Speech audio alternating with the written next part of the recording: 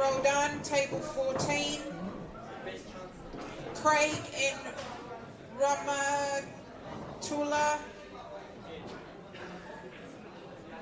table 18. Genesis and Colin, table 10.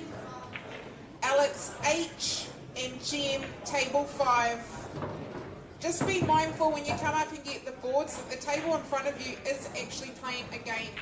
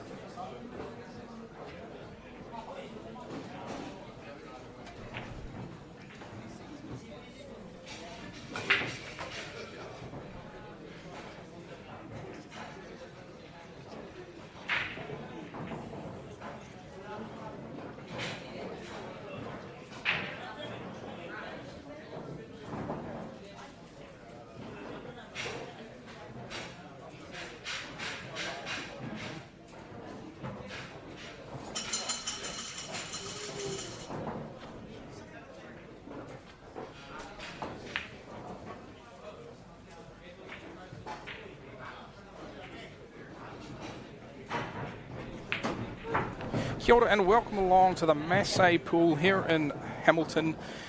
It is the 2022 New Zealand 8 Ball Championships. We are currently awaiting a matchup for the main table.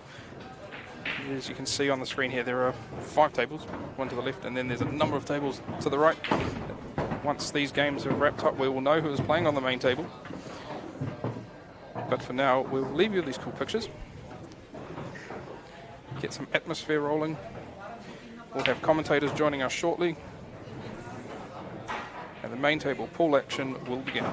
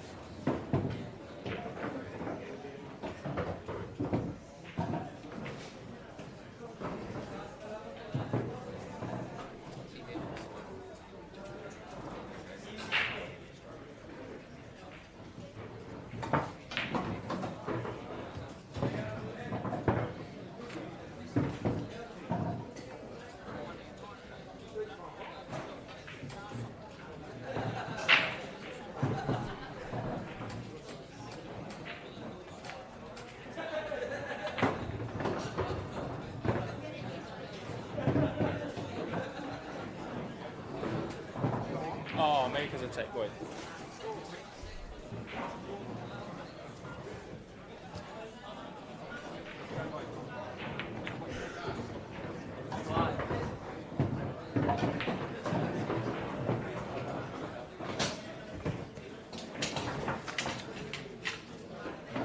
Brian and Rangi, table 17.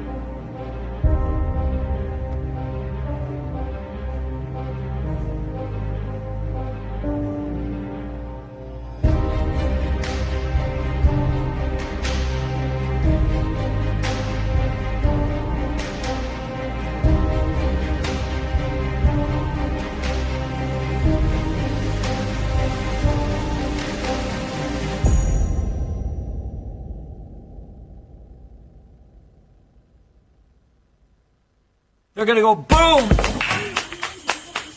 So they're going to go boom, boom, boom. Now, if you make those 70% of the time, you're professional. Give him a hand. Awesome.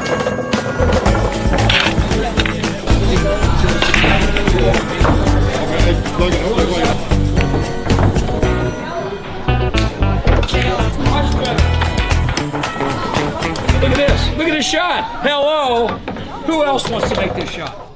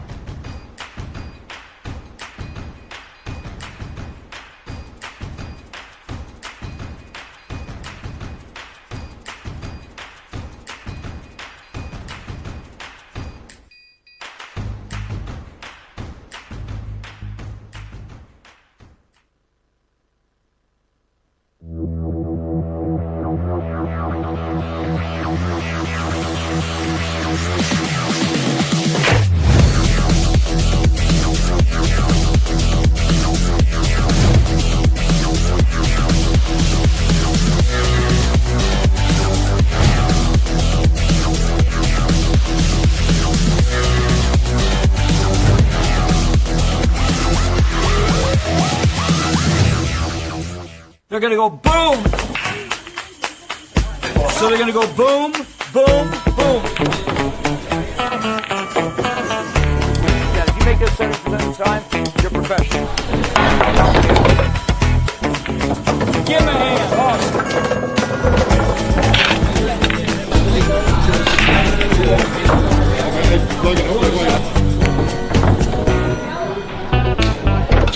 Much better. Look at this. Look at this shot. Hello. Who else wants to make this shot? Make every shot count.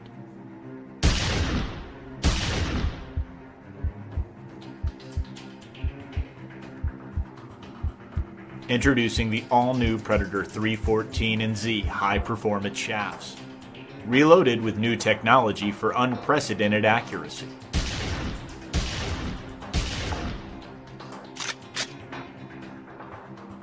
Predator, engineering victory.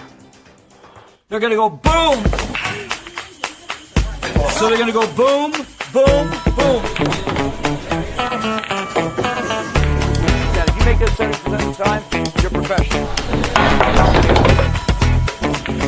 Give him a hand. Awesome.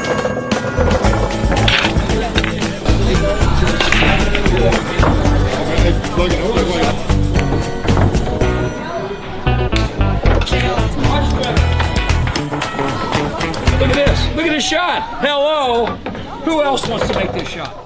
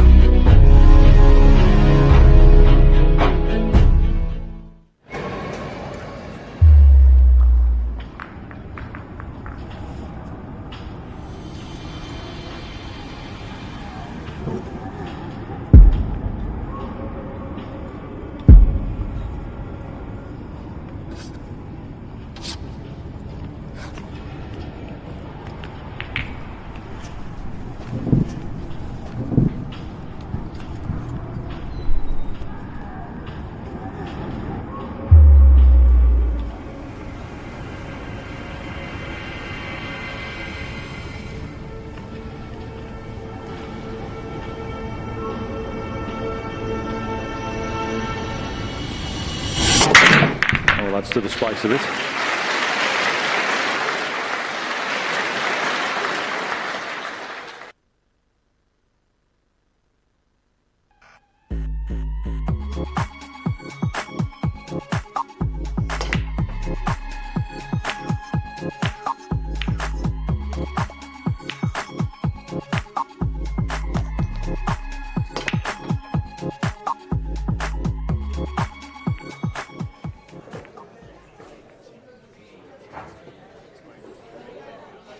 Ali and Dino, table 18. Raymond and Ramon, table 3.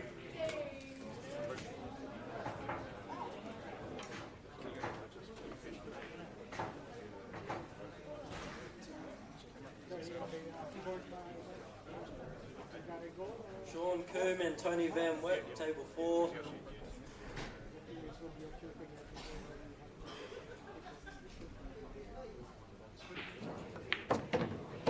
Satil and Victor, table 5. Joseph and Zabi, table 14. Tony Viddle and Sean G, table 6. Bernie and Shiv, table 16.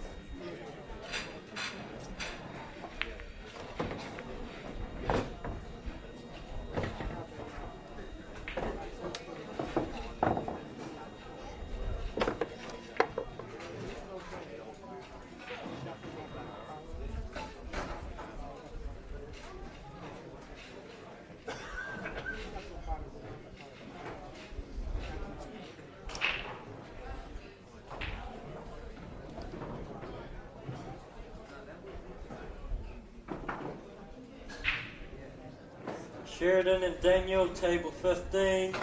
Clayton and Kieran, table 7.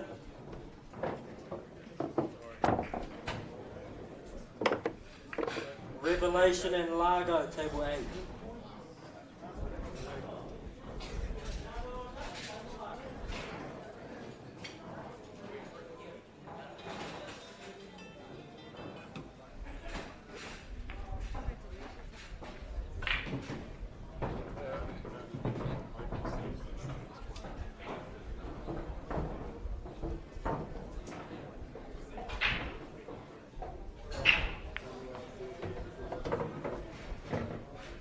Alex Andres and Draquan, table 7.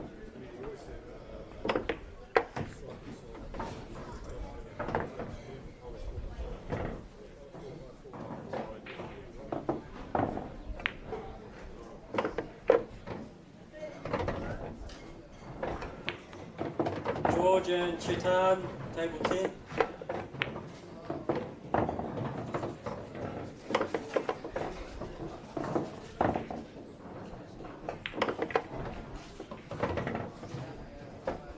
Mark and Sean W, table 9.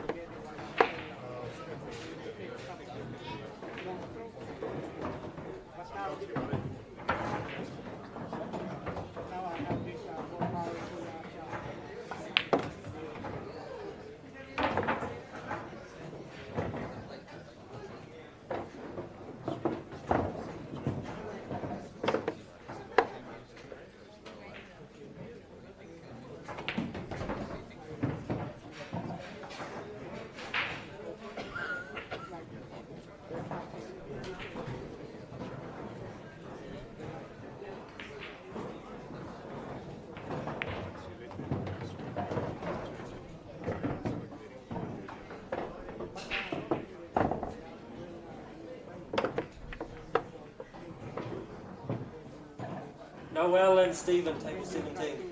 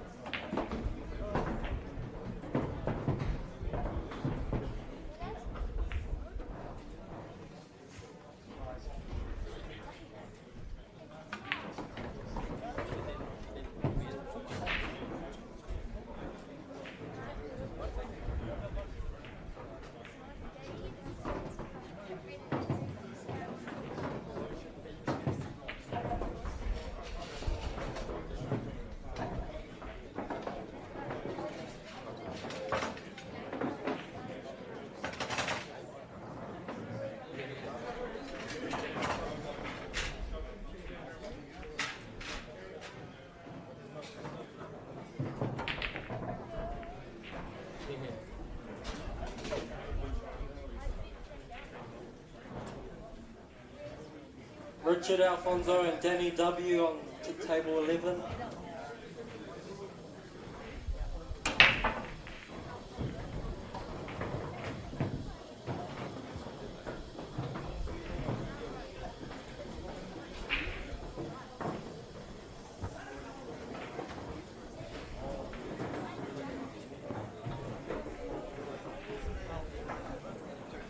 Edgar and Bilal, table 1. Jaden and Kevin, table 18.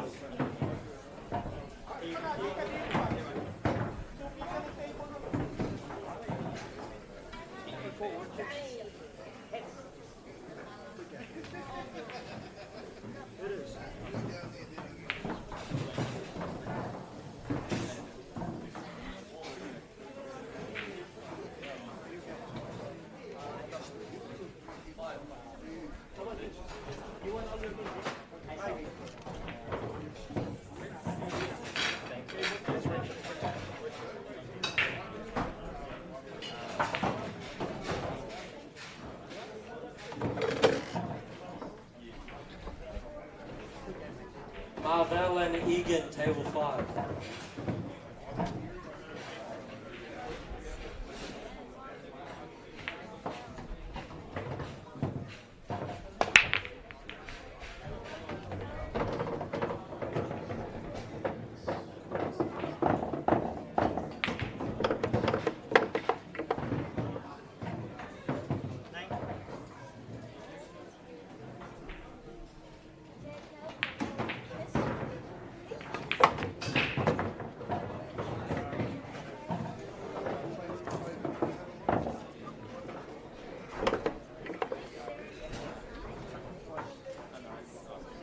Leighton and Kieran, table 3.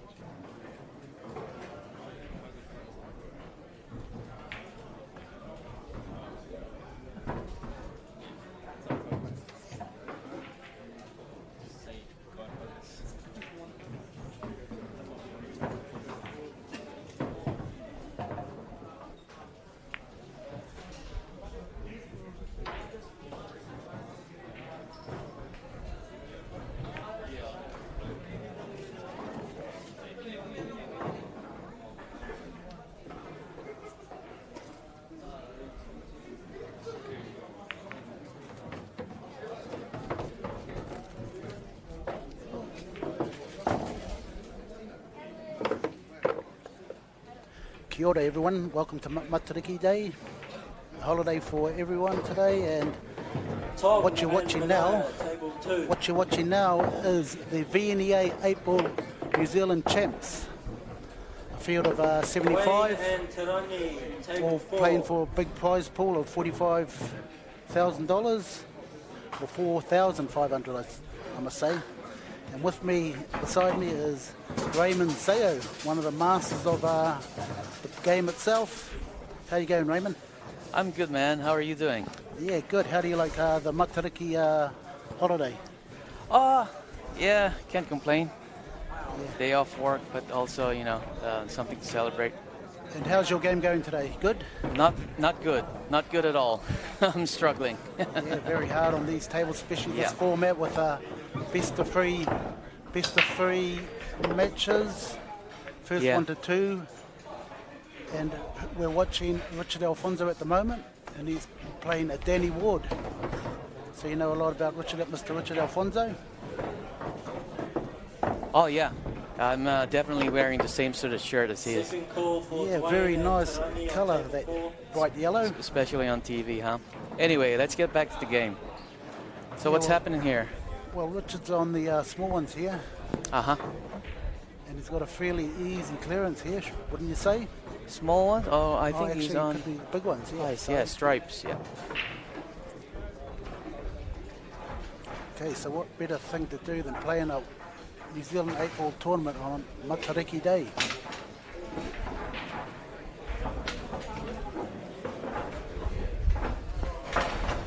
Okay, What's Richard's on stripes here. I think he's looking at maybe potting the 4-ball or in behind the 4. That's a great shot. That's a nice shot. Nice safety shot. Very strategic. Brody and Jack M, table 17. And folks, we had a field of 75 players, so it's been a long day. We're getting near the end, the money end of the day. Mm-hmm. So what's the format like? Can we talk about format? I mean, there's like 8 players in each group. Yes, there's 9 players. Oh, 9 players, yeah, okay. 9 and 10 players in sections of 8. Okay, 8 and sections. The top 4 from each section will Oh, qualify wow. Okay. for the knockout rounds, and that's when all the exciting games happen. Right. How about you? I must ask about your games. Huh? Well, How's your very games going? struggling today. You know, this format of game, short race, and you know, smaller table, anybody can win. That's right. We've got our number 1 seed, Marco Toicha. Where's he at? Has he finished all his matches, or? Yeah, no, he's looking good. He's looking like the one to beat at the moment. Okay. Okay, how's Richard going to get out of this, Raymond? Well, all he needs to do is make contact. That's right. And it's kind of tough from that position. You're on the other side of the table, your body, I mean, and just cueing is hard enough. So I think he's got this frame. Danny Ward, yeah. Oh, okay. Originally from Hamilton, resides in Te Awamutu. Right. Very Nice good shot. player of the game of 8-ball, Danny Ward. Been around for over 15 plus years. And he knows how to pot a ball. Tony Van Wyck and Dino, table 6. And in the background you hear names getting called out. A very strong field. Especially the Philippine contingent. Very big and strong. Nice shot. That's a nice shot. Okay, that's a great shot by Danny. So Nice what's the play. score here now? Is it okay.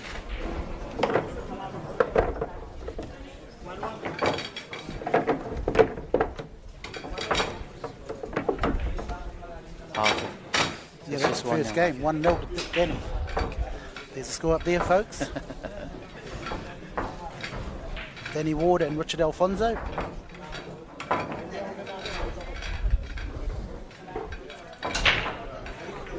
Did Danny just come back from the U.S. as well as Richard? No. I know Richard went there for the Vinaya. Yes, that's right. Richard went Champs. over to America. He's just fresh back from the World Championships on this form of game, on these size tables, 7 foot. Very tough game. Usually when you miss that one ball, you could be in deep trouble here. That's right.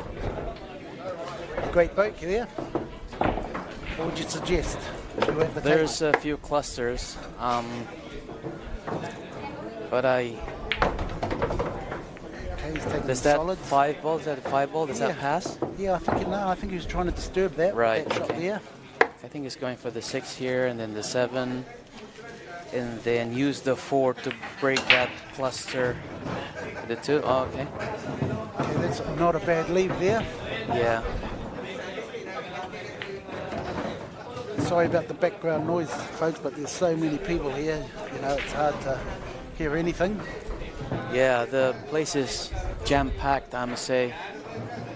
I almost feel like we need a bigger venue. Hey, Jimmy? Oh, definitely, mate. What do you yeah. reckon? Yes, definitely. Okay, Richard Alfonso was trying to pop the 4 ball, take control of the table, Right. give Danny less options to get his 2 ball out, but now Danny's got a worker there, hasn't he? Okay. He's got a worker there to get that 2 out. So So you Danny just- will try and use the 4 ball. Oh, what a great kiss that was. That brings his 5 into play. So when you say Richard was trying to pot the 4 ball, Yes. is that a sort of a strategy Oh, in 8 yeah, ball? I definitely, mean, yeah, you know, it's a I'm not an strategy, yeah. 8 ball player. Yeah, you're a master 9 ball player, aren't you? I don't know about that. I don't know about master, but it's great I kind of to see. appreciate that discipline Yes. more than 8-ball. Yeah, you you're know. a very good Nothing attacking against player. nothing against 8-ball. I mean, it's I just don't like to think, because this 8-ball, the game of 8-ball, actually. Yeah, more strategy, I That's suppose. right. That's right. Okay, so look at that, folks. Nice snooker by Richard Alfonso. Hails from the Philippines. Guy that loves the game. And many of his friends with him. That's right. There's around about 30. I'd say about 30 Filipinos. Close to half of the. Yes, definitely. Yeah, it's great Wow. to see. They got a big following Yeah. in Auckland as well. We're actually live from Hamilton, Masse, Ross Trevor Street. If you want to come and have a look, That's right, folks. we'll be live for most of the day now. Yeah. We'll be here for a while, I think, so feel free to come over and check us out. Yeah. Anyway, Richard here. He's got a problem ball here, and that's the 13. He's trying to move now. Okay. So if you were the one playing this frame, what would you do here in this situation? Yeah, probably just draw back for the 9 ball. Get rid of these ones nearby, or the nearby. 15. Yeah. Okay. Yeah, 15. You know, he's got a lot of balls open. And kiss the 14 maybe. Yeah, Yep, a little bit. nice. Okay. Great call there, Raymond. So these balls look fancy to me. I mean, compared to the Yeah, ones that. Yeah, these are the Predator Oh, okay. Arcos 3 balls. Arcos 3. All right. Just a little bit of product marketing here, guys. Arcos 3. So is it the third generation? Arcos 2. Arcos 2. Second, Okay. yeah, the second generation. Right. Okay. Ooh. Okay, he's got a Look bit at of a touch shot. All right. Beautiful. Oh, And that's even a foul, I think. yes. I Okay, think folks, so he didn't hit a rail after contact. He must hit a rail. Yeah. So he hit a, It stops all the tip tap, you know, where you want to snooker somebody, just tap him Yeah. behind. That's why he Absolutely. must hit a rail. Okay, then he's got a little problem here, and that's the 5 ball. It's going to a pocket. Okay. Yes, it looks like it does.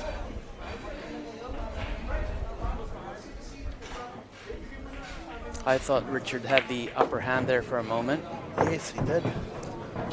but I think he hit that 10 ball a little bit too soft than he would have hoped. So that gave Danny the opportunity to clear. But okay, hang on, what's Yeah. happened here?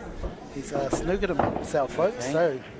So Breaks come up off the a game. rail, make contact, make the hit, or actually pot the ball if you can.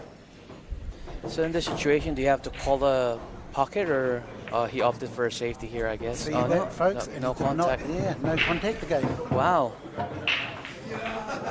So it gives Richard another opportunity to try That's right. and finish his frame off. He's got a couple of problems there, Raymond. He's got Yeah. 11 he's looking at. So if I was him, what I probably would do is get rid of the 13 Draw.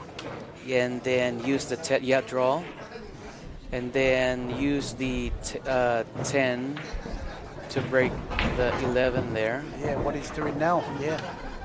Well, get into it early, folks. Okay. So it gives him a chance. He has to move that 6 ball or the 11 away from that pocket. Yeah. Oops. He gets that's absolutely a- free share. Another strategy shot coming up. Yep. He put too much draw on that shot there on the 10.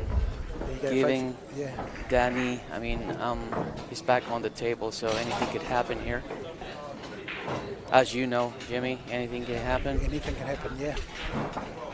Okay, this shot here, he must make the 6 ball. And if he doesn't, Richard gets ball in hand. Okay, so there's, okay, just going over the rules here. There's no three foul rule on 8 ball, no? No, you can foul as many times as you like. Okay, Now Richard's in a winning position. okay, All he has to do here is pot the 11 yep, and the 9 ball in the same pocket, but Yep. where's the black going to go? yeah. Well, that's a tricky one as well, so that is why I wanted that 13 Earlier, yeah. earlier when he had that chance, so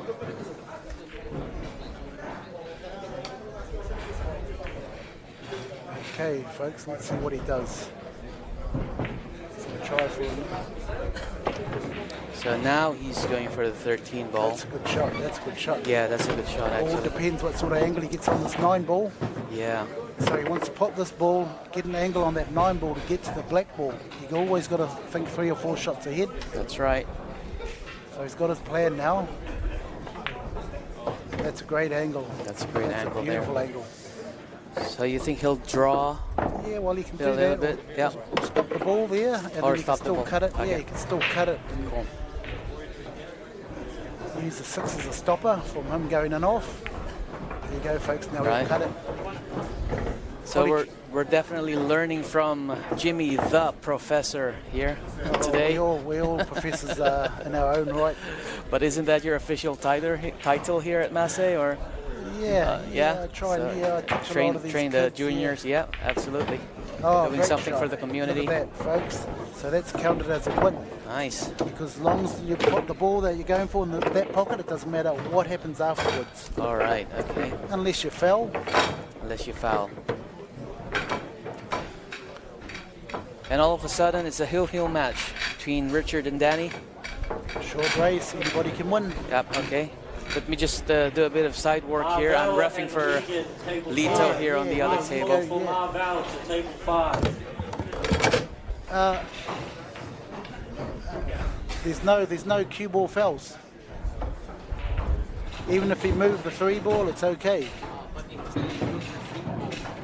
The tee ball hit the white ball before it did. Okay, Richard the break, folks. Last frame here. Quick fire. Exciting match here. We're watching, guys, folks. All quick fire here, folks. Real fast games. Don't blink, otherwise it'll be all over. I think he'll take this one. Is the 5 on? Yeah, the 5 is on. Side pocket. Okay. Oh, he's just created himself a problem, folks. Yeah. Putting that 4 behind the purple ball behind the stripe one. Yeah. So now he's got to work harder to get it out. Jack Biggs, table 3. Richard Glenn Alfonso. and Kyle, table See 9. that face around? Be careful. Fresh back from the United States World Championships. So I would bank the 2 here, Jimmy. What do you reckon? It has to be the shot. That is the shot. If you can get him behind the 2 in a different angle, he might be able to run into the middle. Yeah. Table 6. But, you know, get him a 4 out, yes. Round now, guys. I'd like to play aggressive. That's why I would opt for the 2 ball here, backing the 2 ball. I mean, and that gives me sort of, That's you know, right. Yeah, you're gonna open a that higher 4 ball. chance, you know, to actually just stay on the table. Ooh, that's a nice shot. Yes, but what about after this brown ball? That's pops? right. What's he going to be on, folks? That's the That's key right. to pull. Getting onto your next ball, getting a shot at your next Ronald ball. to table 2, please. He's If gonna he go can forward. place that white ball just there that's a for the great 2, shot. that's a Ronald, perfect 15. shot right there. Is it on? Is it on? I think it is. It is, and then Yeah. he'll probably break that 4, that cluster 4-14. Yes, folks, that's right. He's called it. He's called it. Yep. Oh, no, yes. He's taking that called- shot. yep. And if the 5 is on either in the side pocket or the corner pocket, then he may actually win this frame and Jeez. eventually win the match. Yeah, well, I'll have to get you to pick my lotto tickets tonight, mate. Hey, look at that. You called it right. Okay. So, Now he's out of position here. yeah, but if I was playing this shot, what's going on in my mind is just, okay, this is the last tough shot. I'm going to be, you know, playing. Fully And if- committed. Yep, commit to it. And if I end up breaking that 5-9 cluster also, that would work also. Yeah, should need a bit of luck here. He needs Yep. a bit of luck. Not too much spin. Watch the spin here. Watch the spin. Okay, here you go. Look So at then that. he's How's on. that, Yeah, folks? he's Look winning at right that. now. Wow. See, Great shot. that's a great shot. Still, he's got a bit of work to do. Yeah, Get him behind, dismiss that 15 Yep. ball, which is a brown stripe ball up the top. that's right. Between the 9 and the 8 is what I would sort of try and aim for here. Oh, he went for the. Oh, okay. I didn't know that's an option. Okay, Tough shot. Raymond Batares and It's just on. Wow, Raymond Butt. table 2. Okay, let Well, me thank finish. you, Thank you, Raymond. That's all right. for, I might insight stay into the game. just to watch this shot because this is the winning shot. Yeah, you've got to stay, mate. You can't run off now. Maybe we put you on Ronald, the could you please TV make table. your way to table Oh. 15? I don't know if I will be able to contain the nerves. Oh, wow, that's a nice shot. What a great shot from Richard Alfonso, folks. A nice shot. Beautiful finish. Beautiful What finish. that was one of the greatest finishes I've seen for a while. Okay, folks, we'll be back with another match soon.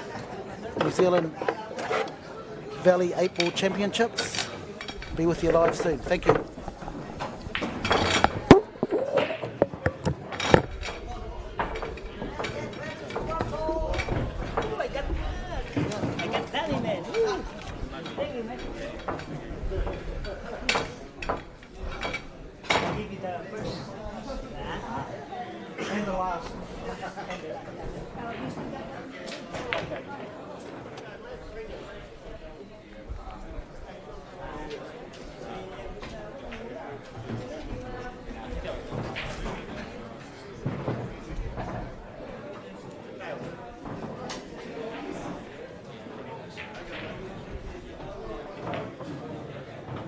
Dion and Roldan to table 11.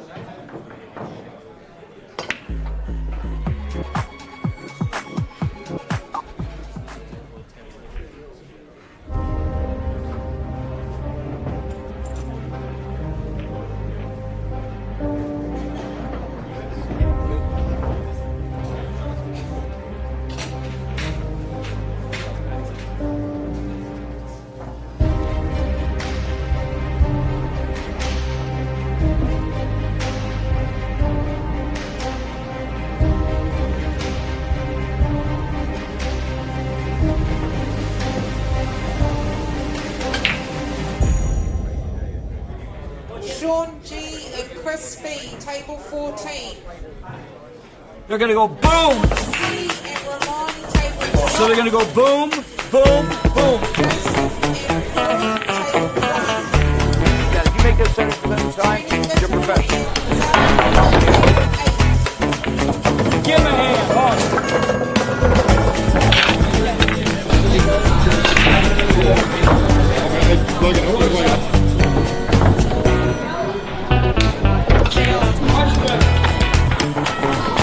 Look at this. Look at this shot. Hello. Who else wants to make this shot?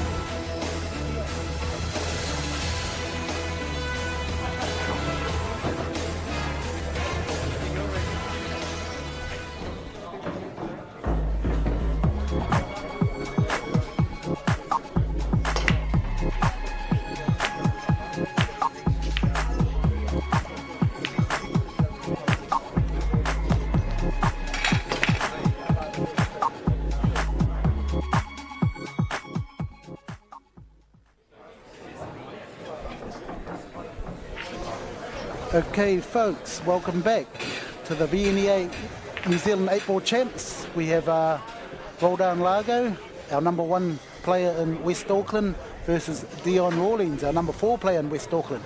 We're here live at the Hamilton Masse Club, Ross Trevor Street, and beside me I've got the young gun, just fresh back from America, teenager, young 17-year-old Sheridan Burmester. Hey How you guys. doing, mate? Hey guys, doing good? Yeah, and how was your trip to America? Yeah, it was great. Got a great experience. Met tons of great players, the pros. Yeah, got to experience everything. Full player's dream. Yes, and now you're looking at one of your teammates for tomorrow. Yeah, Dion Rawlings, just finished playing juniors. Got 1 more year to play overseas. Yeah, he's playing really good right now. Good to see. And yes, and he's been at a world championship. And what's the best Dion's done? I think Dion's won some of the divisions. I'm not sure if he's won the singles, but he's definitely won the pairs with his brother, Jared Rawlings. Nice. Okay, back to the game. We've got Roldan Largo, Filipino, number 1 in West Auckland, Very good player. And you've played against Roldan a few times, young Sheridan? Yeah, I played against Roldan a few times. We call him the Money King. He's got no fear on the table. Oh, definitely. It's great to watch Roldan when he's in form. Grant and Lago. He's one of the best attacking players in this former game. 8 ball. First 1 to 2 frames, quick fire. Don't blink, folks. It'll be all over. Yeah, it looks like Roldan's elected to take the solid balls, or what we said, the small ones. That's right, yep. Yeah, got a bit of work to do here, but you'll watch Roldan. He always attacks the table. Very good play. He's looking for his next shot here. He's got a lot of clusters to try and work out. He's got the 6, 7, and 3 all tied up on the side rail. As we look down the behind him, look at that, folks. A very tough frame to run. Just trying to find a plan to open those balls up. And how's your game been going today, Sheridan? Yeah, it's been going steady. Won a few games. I think I've just got through to the main section. But yeah. That puts me out. Shit. Yeah, playing all right. Got one more game against young Sean Biggs, who's 8-year-old champion, man. He's great. Yeah, he's a great future prospect of the game. Okay, Dion, attacking player. Okay, he needs to move the stripe 12 ball. Just where the green ball is, he wants to move that cluster there. And he does move it, but it goes to nowhere. Yeah. Yeah, still very tough rack here for Dion. Not a lot of options here. Yeah, he's got 2 problems here. He's got the 12 and maybe that 11. So somehow if he can move that purple ball next to the brown ball, he might have a chance here, and he does. Still very tough though. So it's starting to look bleak, folks, if you know the game well. He's got a lot of work to do to get that red stripe and purple stripe away from the green and brown. Okay, so he's thinking of potting this 14 and taking on the 13 and running into that little cluster we talked about earlier. You always think 2 or 3 shots ahead. Yeah. Okay, here we go, folks. This is going to be the key shot. Okay, he's got a plan here. He's going to try and get him behind the striped red and white ball. The 11 ball, that is. Red and striped. He's going to try and run in behind that. And he's pretty good. All he has to do is what bump. A great shot. All he has to do is bump the 12 now. Yeah. Just looking for the right angle so he can bump that 12 and leave himself a finish. Sheridan's picked up the game well over his last few years. He's really put the time in. He deserves what he gets in the future. And he's already going to be going to America in another couple of weeks' time, folks, to the World Championship Juniors.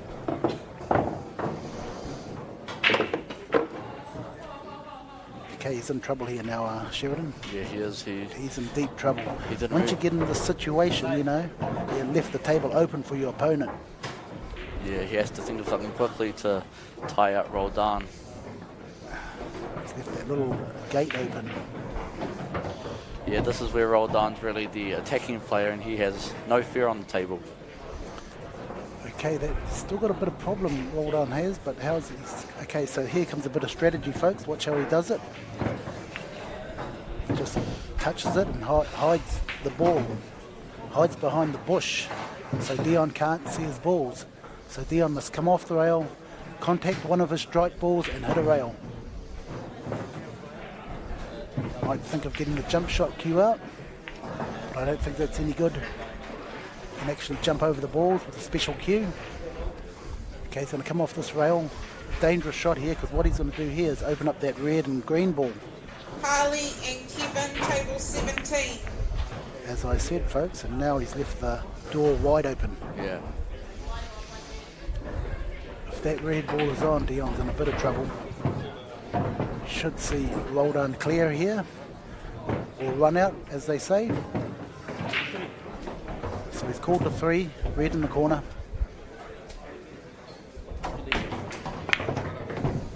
Great shot. Nice shot, Roldan. Yes, that's a good shot. Good start. Okay, so it should be just road map here, guys. Easy finish, straightforward. Watch how he controls the ball. Right back to the middle of the table. funny sort of an angle, but he can touch this blue ball in, still leaving the yellow ball, or maybe the green ball. He's left him the yellow ball. Yeah, this is the key shot, really. Yeah, he just wants to pot this ball, go across the table. Oi. Oh, watch out. Wow. Very unlucky. Too much bottom there, folks, and we ran into the black ball, which is a loss of frame. He should never have done that. Should have just potted that ball and left himself a shot on the 5. That's all he really needed in that situation. That's right, yeah. I think he wanted to go across the table and come back out for the green one again. And Jaden, table 3. Okay, folks, that's 1-0 to Dion Rawlings. Yeah, both these players are looking to go deep in this tournament. They're both very experienced VNA players. So this is a good matchup early on in the tournament.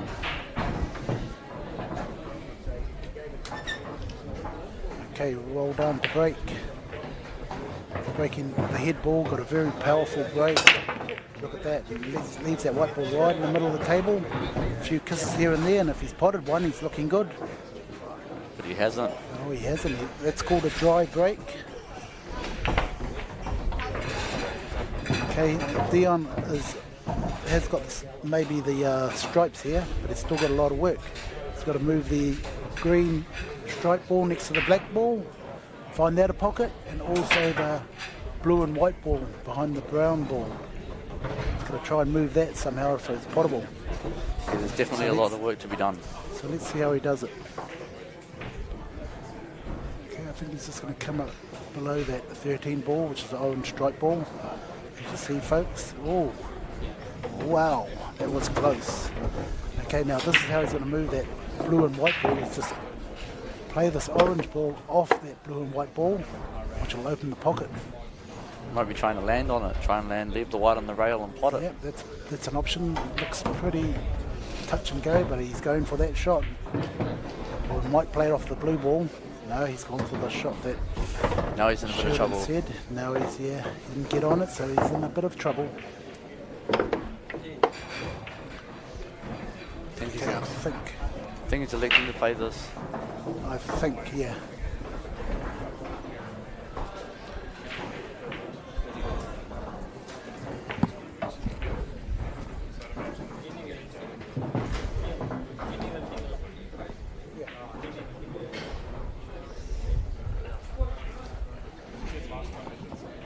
Alright guys, I think he's electing to play this rail first. So that's when you contact the cushion before the ball.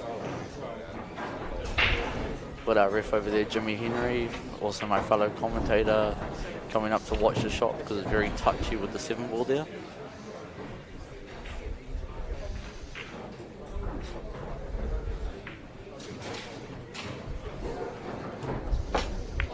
Beautiful shot. But still not finished and still not over. There's still a lot of work to be done. Sorry folks, I had the ref of that shot, and yeah, it was a good shot, but yeah, as I was saying, there's still a lot of work to be done on this frame. Okay, he's going to run the brown strike ball in, try and come up and kick that green and black ball maybe.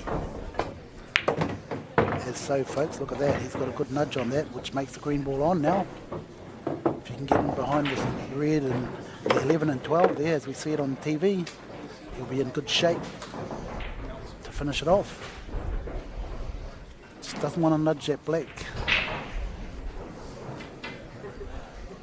Because that black's could be in a better position.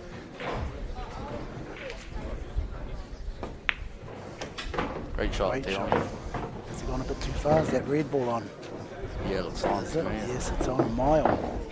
Country mile. A little draw. Okay, a draw is when the white ball comes back a little bit. There you go. Okay, now what puck are you picking him to put that black in? Sheridan? Well, he was looking at it to the bottom left before, and as you can see, he's playing looking for where he wants to be. Yeah, that there looks a little bit too close for comfort here. I'll run down towards the 4 ball if I get to near the 4. Okay, he's saying that it's on, playing that shot. Yeah.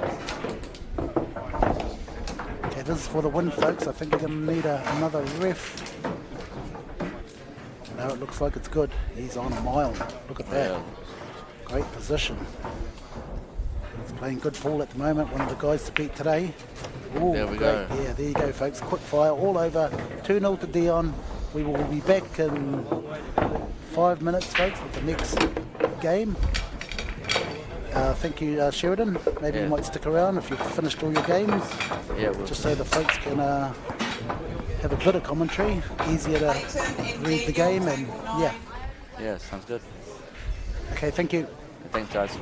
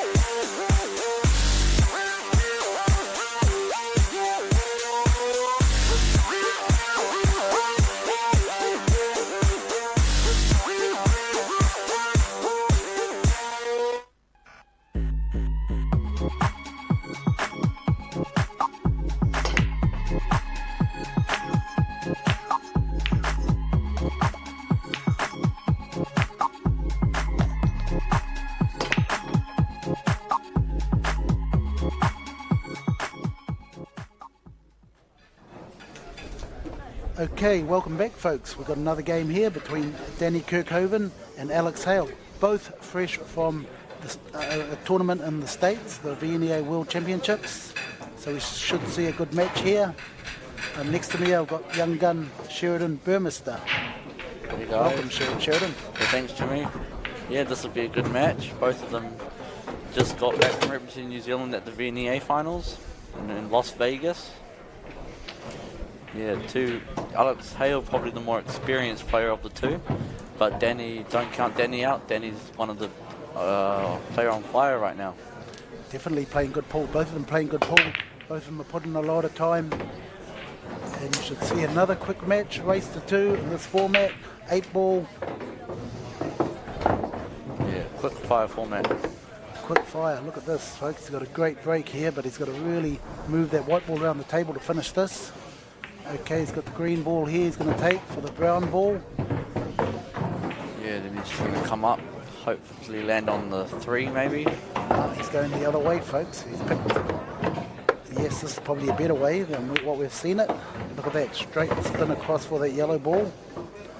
Okay, now he's got a bad angle on this yellow ball. I don't think it's on. Sheridan? No. He's played a little bit quick there. Yeah, rushed himself a bit. Yeah, he didn't have to go that far into the towards that 14 strike ball. So this is the New Zealand Valley 8-ball champs. Real quick game, 7-foot table. Yeah, these are all players that play in the leagues, most of them. Come down and test their skills around against all the players from New Zealand that play these leagues. Look at this, I think he's in a bit of trouble here. Okay, he's going to try and do something with that red ball. Did he call that? And look at the black ball it's in. And it's all over, just like that. Don't blink, folks. It's been just all over really quick. A little bit unlucky there, he went into that cluster. Yeah. That's only because he got on the wrong side of that one ball. He didn't have a shot. Yeah, he rushed himself a bit quick, went a bit quick there in that frame. Should have taken his time, had a look around the table. And in this format, don't have time to make those mistakes. Definitely, especially race 2 later on, folks. We'll come to the knockout stages, and it'll be longer races, and you'll see the better players come through in the longer races. More enjoyable to watch. Table 2. Got a big field of 75 here. Masse, Hamilton live. Okay, Danny's got a nice break. He's got a nice snap break. Watch that white ball just bounce back. Sean B, table 4.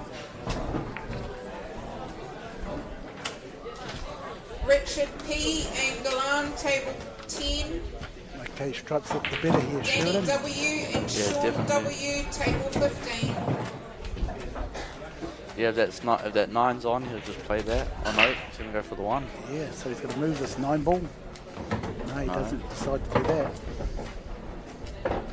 That's a good shot. Sometimes you just have to pot the ball and take your medicine, you know, just take whatever's left there, and he's on the red ball. See how that white ball just nudged the red ball into position or into play? You got a nice kiss there. That's a nice shot there. That's a nice holding that white ball for that purple ball. Yeah, it all looks on now. He looks in good shape. Great shape here, folks. We'll just nudge this 4 ball in, play it slowly.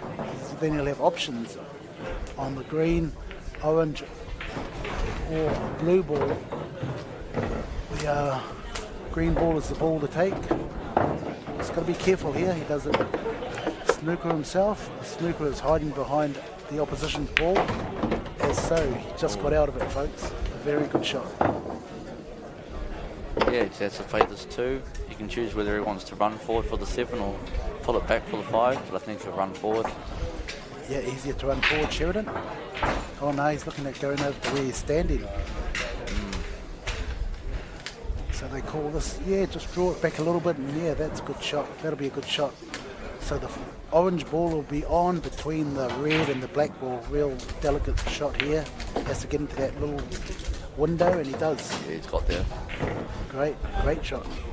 Still a little bit tricky here, folks. He has to play with spin. Watch that white ball go in behind the black. Good shot. He's got to play a little bit more spin and went to the other side of the 7 ball, but he's on a good 7 here. Quite easy to pot. Quick fire pull going on. He's there we go. He's bumped the ball. Wow. I think it's still on, Sheridan. Yeah, I think he has the edge. He's just got to make the ball now. Don't worry about the white. Just focus on the pot. Okay, just runs this 8 ball in. Look at that, folks. Where's the white ball going? Hang on. Wow, look at that. What a great finish that was. Good control of the white ball there to finish it off. And as you see, folks, it's not just about hitting the ball, it's about positioning the white ball.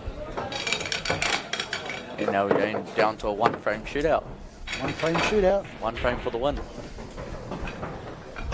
Okay, now if he has a good break here, he could run this break as well.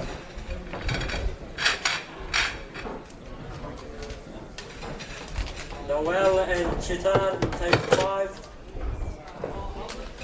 They're playing with the Predator balls, Arcos 2, and the Arcadia cloth, Predator Arcadia cloth, 7-foot table, Valley World Championship specs tables, worth about $6,500 each if you're looking at buying one and becoming a pro bar box player.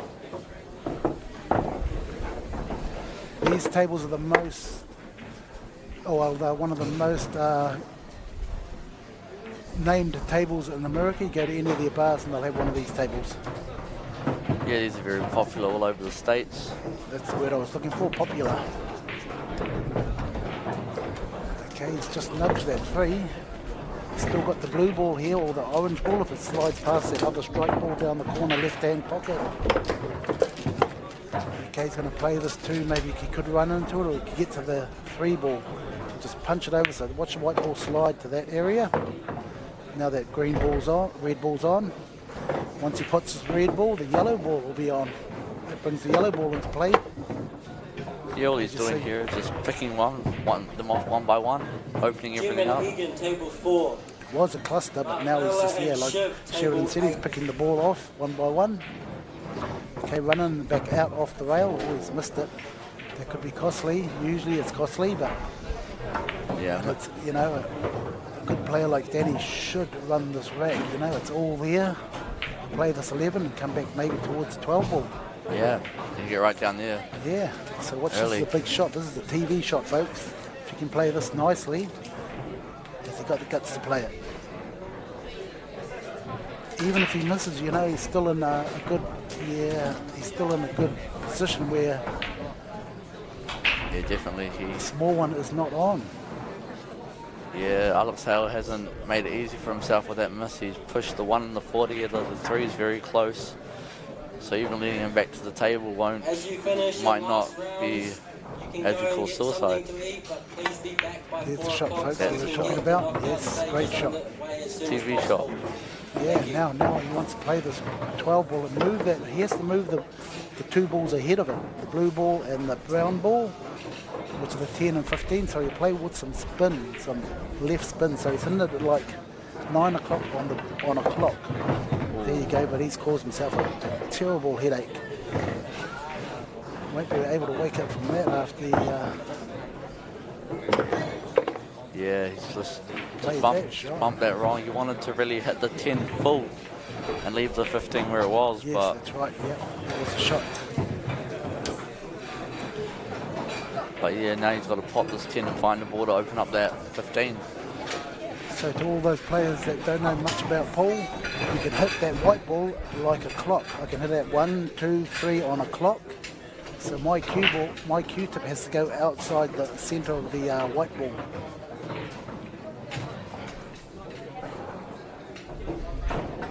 Like that shot there, he hit it at 10 o'clock to make the white ball do that. A very great game once you learn all the ins and outs of how to hit the white ball. Yeah. It's a bit like golf, they say.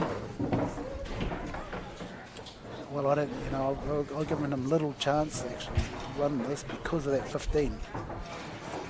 Anyway, how's he going to pot it? I think he's going to leave himself an angle on the 9 and follow into them. Looks like he's coming back a bit. He's hitting it low. Just like that, yeah. Yes, I know, but in saying that, Sheridan, he hasn't got an angle. No. Yeah, he's left himself a bad angle, folks, so can't run into that little cluster. Over 75 people into this tournament on Matariki Day. Hope you're enjoying the viewing. This is the fastest pool you will ever see. He's missed it. He's overspun that ball.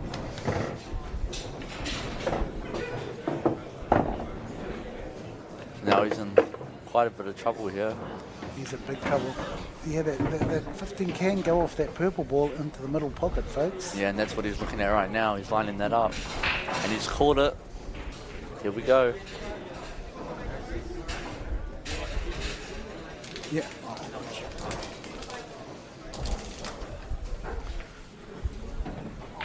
Yeah, this is very touch and go with the 3 and the 15 being so close together. They need a ref. They need a ref.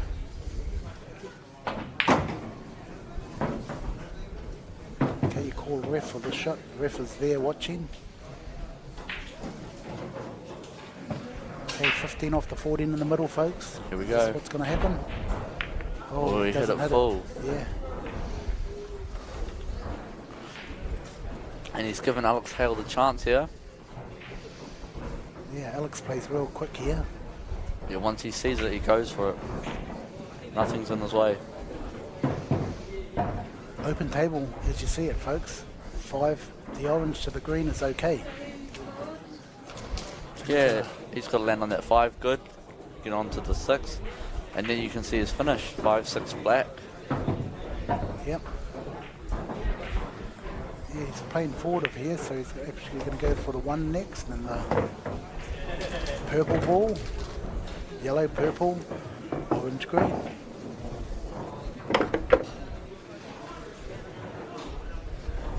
Oh, he's going purple up the top, folks. That's on as well. Keeping the white ball moving from its origin. Okay, just a touch here into line on the green ball. Nice line, pretty good line. A little bit too hard. He's got a little bit of angle here. A little bit quicker, this Arcadia cloth. Yeah, it's very slick when you play with spin or anything like that. You've got to allow for it.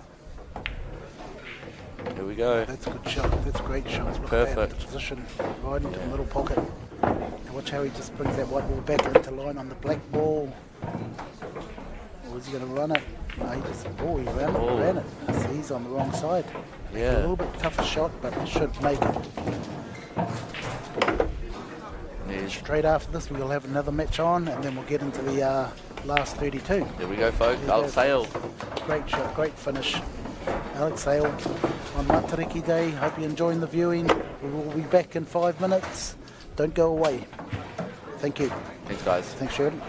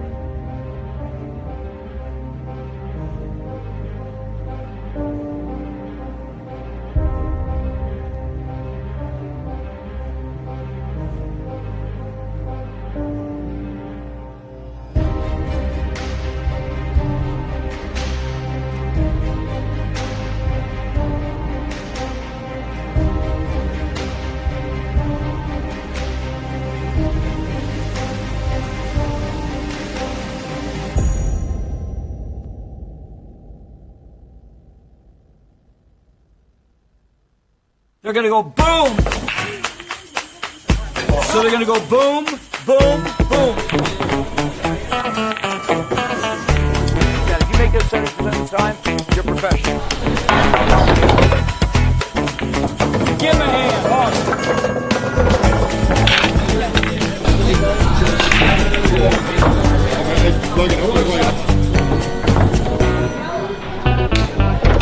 Much better. Look at this. Look at his shot. Hello. Who else wants to make this shot?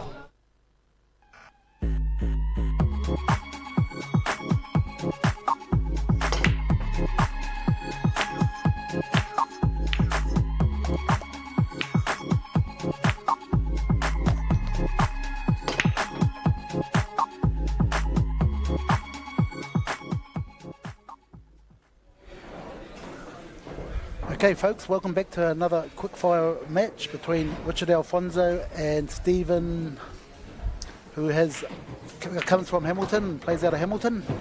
And next to me, I've got Bernie Andres. Hey, Jimmy. Yep, Stephen's been playing in the Hamilton League this year. It's his first year playing in the VNA League. He's done really well. I think he's just around the top 10 in the rankings, which is great. First season in the league. Oh, that's great. You know, this is another guy I haven't seen play before, and it's good to watch a new player. And with Richard Alfonso, fresh back from the United States of America, playing the VNEA World Championships. Well-known player in West Auckland. What a better way to spend Matariki Day, watching pool. And this is just a race to 2, first 1 to 2, really quick. Nice break by Stephen. With over 75 entries in the tournament today, it's great to see so many players, new players, young players. Got a few juniors coming up next. So Stephen finished in 5th place, 5th meter. So that's incredible. First year round. Definitely, yeah. Obviously he's played somewhere else before. Good to see a new face. So Stephen's going to be playing tomorrow with his team. They'll be one of the favourite teams, I think. Wow. Sean Greenfield. Oh, that's a great side, yeah.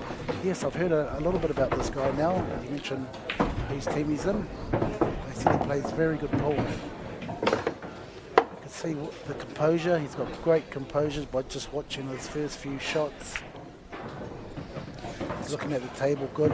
So yeah, Stephen Harris, Sean Greenfield, Alex Hale and Jack Ellis are on the team. That's a great team. Yep. No, they've done really well in the Hamilton League. And if you play the leagues in Masse, you know, you've got an opportunity to go to the World Champs to play this form of sport over there. That's right. That's 4 here. Let's see if he draws back to the right position. That's a great shot. He's got a little bit of trouble with that blue ball and orange ball down by the black there. Let's see how he handles that.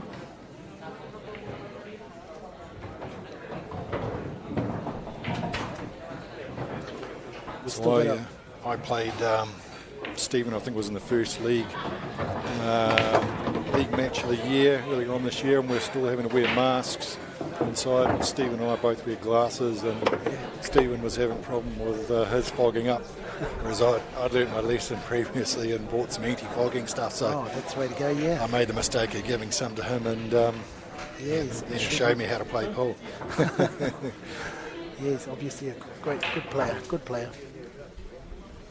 His technique looks good. Nice solid bridge there, as you can see, folks. Trying to kick there, but he's got out of it. Oh, it's looking pretty good for Richard here. Yeah, the table looks really good. Nice and no clusters. That's what we mean by looking good. So who are you picking to win the tournament today, Jimmy? Well, Marco's, you know, obviously the top favourite. You know, it's good to watch on these tables. And, the rest have got a chance. Yeah, I think hard to pick out, you know. Probably a good dozen players that you could easily take it out. Yeah, on this form of table and format, it's quite easy to, you know, be beaten by a lesser liked player. Yes, Marco is our number 1 seed, World Championship status. Okay, he just wants to end up in the middle of the table. He does. He's got the 14, but he needs to get rid of that blue and strike ball behind the black ball. That's the key to this frame, and I think he'll take it after this 14. Well, he should take it. Or he could run into it. Where's he going? Yep, he's going to take it now. How'd you find the cloth on the TV table here, Jimmy? Very good, mate. You know, the Predator Arcadia cloth is excellent. And the balls, the Arcos 2 balls. Just seems to be running so much nicer than the other tables. Oh, definitely, mate. Much quicker, much more smoother. Don't need to force the ball as much as the other tables. So this Arcadia cloth is excellent. Nice to play on. First time I played on it, it's very nice. We've got a shipment coming in, I think, this week, and we're going to be recovering all the Valley 7-foot tables in Pukekohe in the coming month to get those all recovered in time for season 2. A shot from Richard, that was a great shot. Okay, he'll just touch this in at pace. He can either sit behind it or in front of it, whatever he decides to do. Nice touch. One mistake, folks, and you're pretty much gone. You leave somebody an open table, you're pretty much gone. That's why we call this quick fire pool. exciting to watch. Oh, wow. Wow, look at this. But look at this. Look what he left got it. out of it there. How lucky is that? Yes, he's got not very many options here, folks, but to hit the ball and hopefully he could double it, which means rebound off one rail and then go into the opposite side pocket there. That's the only option I can see. Just hit it as hard as you can and hope. Yes, he's called that pocket.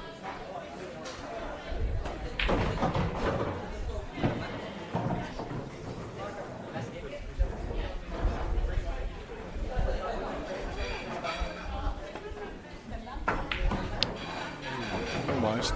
Yeah, he's just trying to sit in behind there. Yeah. So this is a lot of section play happening here. You're going to see a lot of people come and play a quick race to 2, and then later on we will have longer races with the knockout stages where you see much better players, and you're going to see some good fast pull. No mucking around. I think we're just about at the end of section play. I think we might have one more match on the TV table in section play, and then we'll have a little bit of a break and then get back into the last 32 knockout. A little bit of longer races. I think we might be starting off at race to 4. Is that Jimmy? Great. Yeah, that's a lot. Yeah, you're going to see some good point breaks in the next hour or 2. Tell you what, it's not been too bad a day. It's 3:30. We started at 9 this morning with 75 players. Oh, great turnout.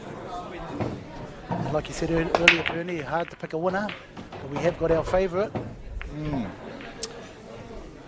But then, I mean, you look at earlier on today, young Sean Beggs. Oh, great. 9 years old, beat Leighton Paloga.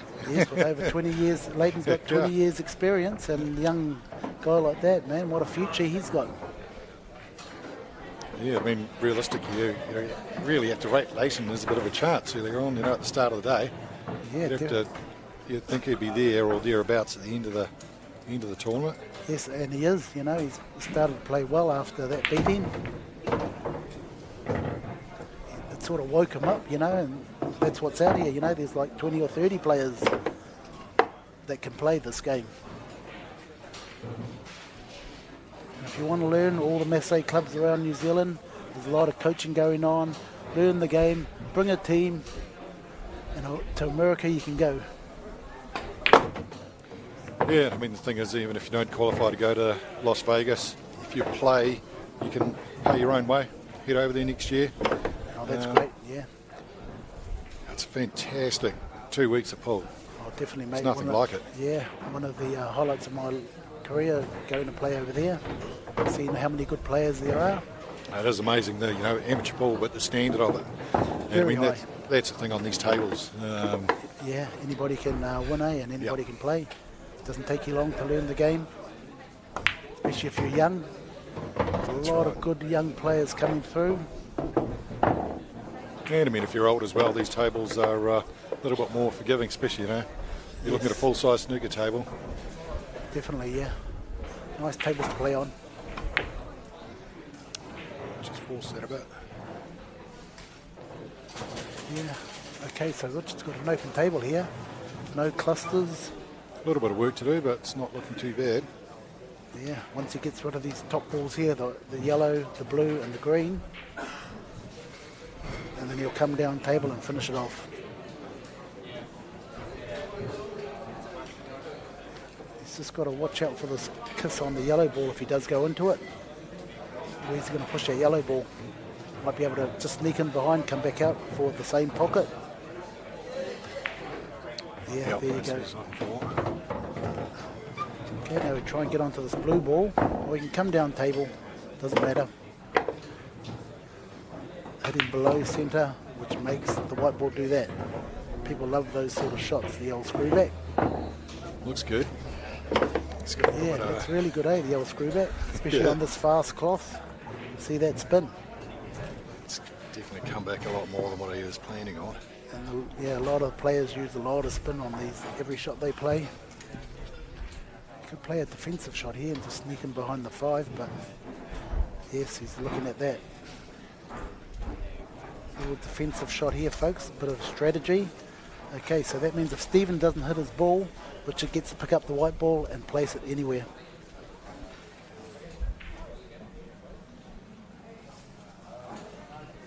gone a bit quiet at the back here, folks, at the tables. I think we've finished section play, and then in about half an hour to an hour, we'll be back with the main games, the knockout stages. You see a little bit longer races, race to 4, and you'll see a lot of good players come through, especially a few young juniors here.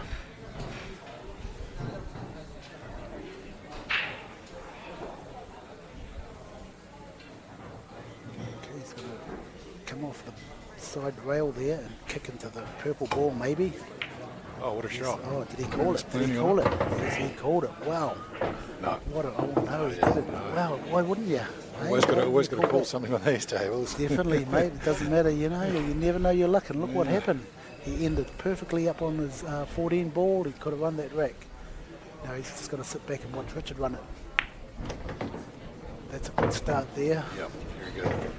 Okay, he's going to pot this brown ball and kick that black ball up towards the 13 ball. You just got a safe. Not. No, yeah, All right. kick that ball. Okay, now he'll try and draw this white ball back, maybe kiss into that black. It's got a little bit of angle, so it's going to go towards the black at 13. See how that angle is? He's going to go towards that 13 ball. Down the table, beautiful position. Nice. Just got to be careful once he plays the shot, he doesn't knock into the orange or the hide behind the orange ball or black ball. There is that 1% chance that could happen. But if he plays it well, like he has, there you go, folks. He knocked into that ball and sat perfectly. Yep, called it, Jimmy. What a great shot. Okay, red ball.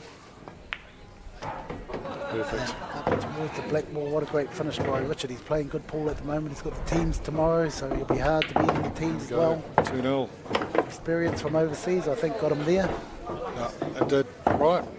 That's that match, and I think we might have one more section play match before we head into our qualifiers, so we'll be back in a couple of minutes. Okay, thank you very much, folks. We'll be back in 5 minutes.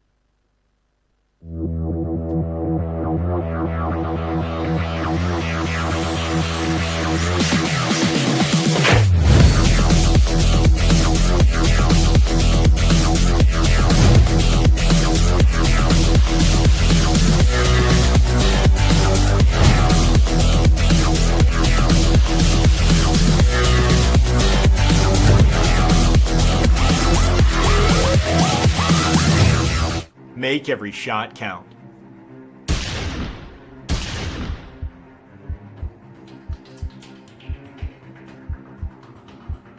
Introducing the all-new Predator 314 and Z high-performance shafts. Reloaded with new technology for unprecedented accuracy.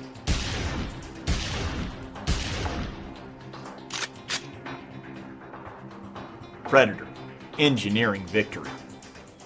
They're going to go boom. So they're going to go boom, boom, boom. Yeah, if you make those 70% of the time, you're professional. Give him a hand, Austin.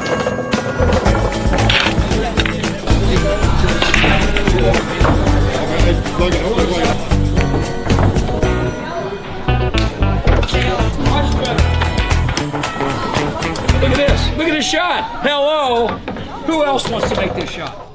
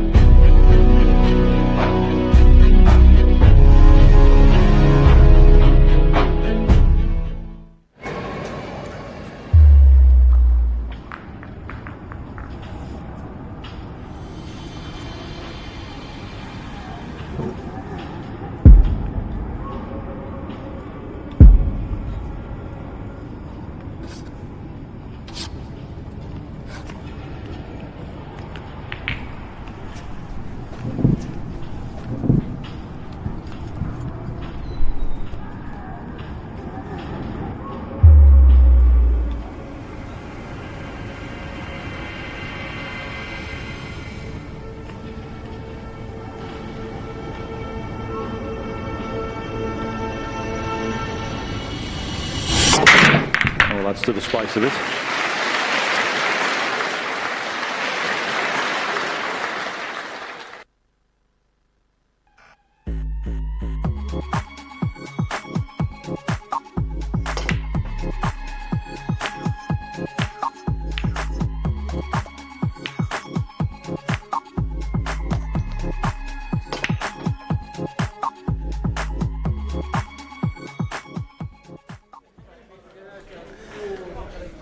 Kia ora, tēnā koutou katoa. Welcome into the Masse Club here in Hamilton. Looking forward to having your company this afternoon. It is the New Zealand 8-Ball Championship, and this is the final of our section play. Just the first two frames featuring the very talented young Alex Andres and a man just simply known as George. Well, they'll have the lag. We'll find out who will break. Joining me in commentary, the man they call the Professor, Jimmy Henry, and they call him the Professor because he'll take you back to school. Thank you there, Mark.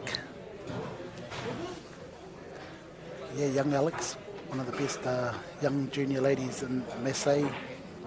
Off to America in a couple of weeks' time. Already been there this year, a couple of months ago. Very good player. One of the best potting juniors we have. at the club. And it will be George who then will break. And how's your Matariki day been going there, Mark? Matariki's been good, thank you. Yeah, no, really good actually. It's a great public holiday. It's a great way just to sort of get united and celebrate something pretty special. So no, I've got to say it's been good. It's been good. But really looking forward to this as well. Yeah, it's good to see you back. Okay, George, a break. In this format of game, 7-foot table, really quick, fast game. Really enjoyable, exciting. First to 2 frames, it's not a lot of room, is it, for error? Oh, definitely no. Yeah, you can't afford to make errors in this form of game on this size table. So George Budo.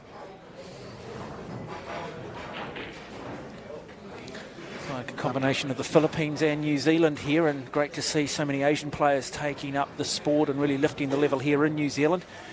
So let's just have a look at that break. And maybe not the start he was hoping for, so a dry break, which will bring Alex Andres immediately to the table.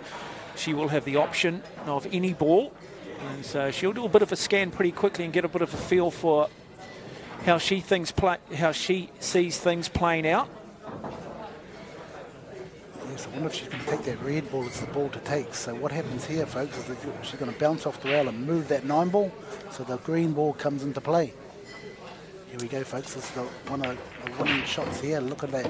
Yeah, nicely done. Good confident start. So it is about confidence. It is all about believing, getting a feel for this table, getting a feel for the lights too. That's one thing a lot of these players have to get used to, the television cameras on them. There are some subtleties, or I should say there are some peripheral things that these players are not always used to. Put a television camera on them and then suddenly they do just get a little bit nervous. So are we looking for the jigger? I love the jigger. The jigger is coming out. Yes, it's out, Mark. Okay, this just helps you reach towards the white ball to play the shot. You need this apparatus, very important in the game of pool. Unless you've got long arms. Yeah, let's just see what she's done with the white there. So won't be particularly happy with that shot. Yeah, she didn't leave George much. I think just the yellow ball here. Yellow strike ball. So maybe the blue ball. Yeah, so George does have that option. He's can pick whether he wants to go overs or unders, if we're going to use that vocabulary that most of us are familiar with that have played on any pool table. So let's see what George Bedeau can do. And does decide that's the best option for him on the table. But has he left himself anything on this second shot? He's got his options, hasn't he? Back up the table. I think he's snookered behind the 4 down the bottom. That's right, Mark. Yep, he's going to go up the table. Ground strike ball, which is a 15. Run forward. The key here to winning this match is that green ball, green stripe next to the blue ball. That's the key. If you can get to that ball early, yeah, you can win this match. Okay, he's missed the position there, I think. Yeah, that table just perhaps rolling just a little bit quicker than he thought. And of course, a lot of these tables have just been relayed with the lake with Predator. Arcadia cloth. Arcadia cloth, and therefore just getting used to the run of the tables. And it can just, no different than sports like lawn bowls too, you know. It can just from green to green just run slightly differently. It's all about weight. So let's see if he can come back from here. Nice shot. Let's just have a look at the position of the white. Wow, a lot of spin, but pretty good shot. He's got to his green ball, the other hard ball. And that's it, gravitate towards the hard ball. Play that ball, get it out of the way, and then look to try and come out and finish it. And for young Alex Andres there in the background, it'll just be a simple case of her just hoping that the unforced error, the mistake does come. Not an easy shot, this one. Still got a bit of work with that red and white ball to get to. It's the only other hard ball. Is he on it? Opportunity now.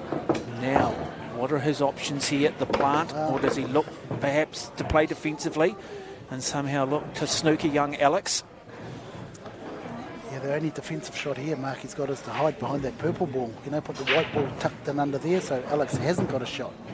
I think he will come up with that option. If he can see it. No, he doesn't see it, folks. It looks like the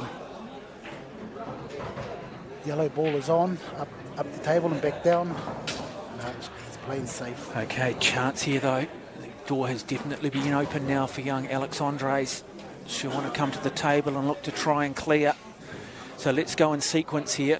What is her first shot, followed by her second shot, Jimmy? Brown ball, maybe the blue ball after this, if she can get to that brown ball. What's the difficult ball here when you look at this? What is the one that's perhaps going to challenge her the most, and when does she bring that one into play? Well, I think it's the black ball. Oh, she's going yellow first, screwing back. That's a good shot for the green ball. We all see things different. All players see run-outs different. What I mean by run-out is putting all the balls in different sequence. Yeah, we watched her in that recent New Zealand Test series where they split the men's team and had this young junior team. She was a member of that. Boy, she was composed. She really was the reason why the juniors won that afternoon against some very good players. Big temperament for 17 years of age. Nicely played too, so fairly sort of percentage type pool at the moment. But it is all about getting feel, isn't it? It's all about just getting a bit of a feel for the tables. She does a lot of running at school and a lot of athletics, and yeah, very good. What about yourself, Jimmy? Still do a bit of running? Oh, just now and then I try to get to the treadmill, yeah. You got to keep, you know... mentally alert? The muscles moving. Now, big shot here, big shot. Nicely played. Enough weight on that white ball, on that cue ball.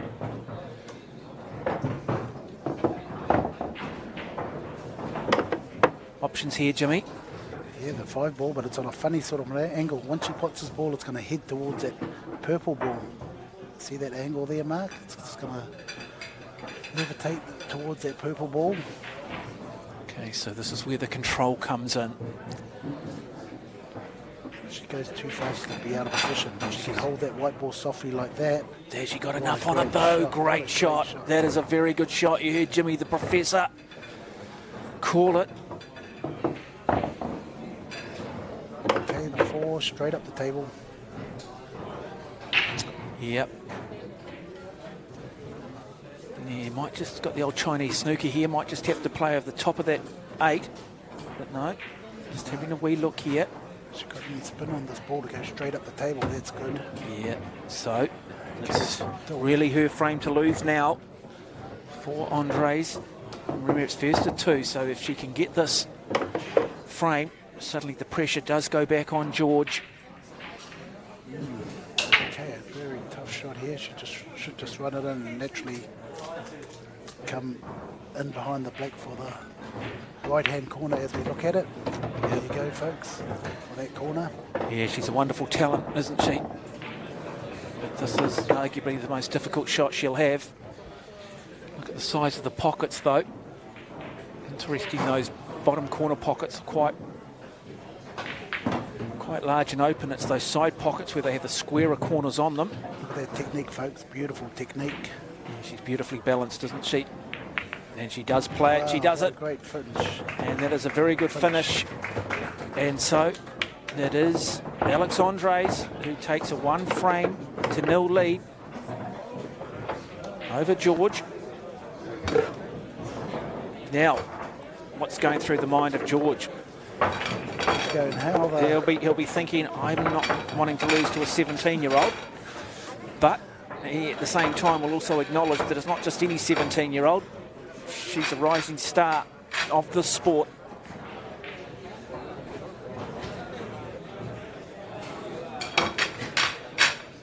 What about yourself, Jimmy? When are we going to see you in action, big guy? Yeah, tomorrow. When are we going to see the professor, mate? Your box office, baby. You are box office.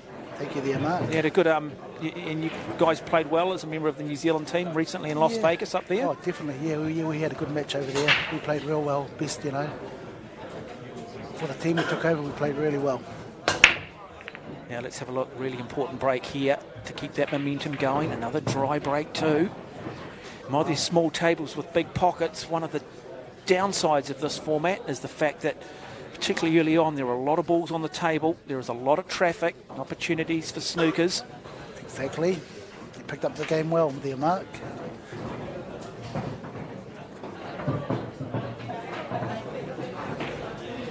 Okay, so the key to winning this frame for George is to not run out of position. No, so he's definitely gone with overs, comes back. Nice. Second shot here. But boy, what does he do with the white ball? What does he do with the cue ball here? Because he's out of position already, isn't he? He is out of position. He might just need to come back up the table, perhaps.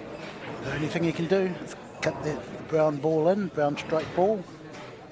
Pot that and just take your own medicine. Yeah, and maybe just put a little bit more weight on it and just hope. So already you can just see, not that difficult just to get the yips, a little bit too much weight, not enough weight. And what looks like a fairly basic shot ends up actually putting you in a bit of difficulty. He's looking pretty good here. Yeah, nicely played, nicely played. So got himself out of a bit of danger, just going to kiss that ball low.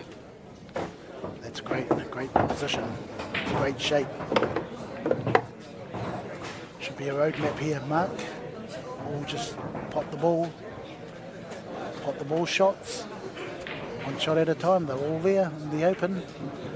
But this is match play, this is pressure. So just having to come in over the top, a little bit of a Chinese snooker. Definitely, yep. So having to play down a little bit more, beautiful. Little Midas touch on that, enough weight.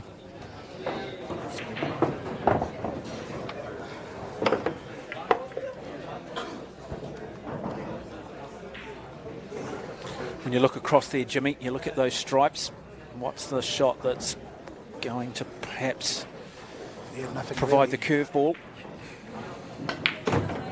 That shot there, if he doesn't kiss that 9, he'll be in trouble. Yeah, that's pretty good. Okay, just explain that ruling. So he drew that ball back here. Kissed into that 9. If he would have potted it, he would have had no shot. So he got lucky there. Just pushed the ball over the pocket. Easier to play position off that ball over the pocket now. Yeah, weight's going to be important on this shot. All about weight. This game is a lot about weight, how hard you hit the ball. Going to get a really quick feel for the tables as well, how quickly they are running. That's a good touch. Still got a bit of work to do now. Take that red ball and you're going to see him draw the ball back towards his last purple strike ball. Yeah, so play this with a bit of backspin. Go low on that cue ball, below the centre point.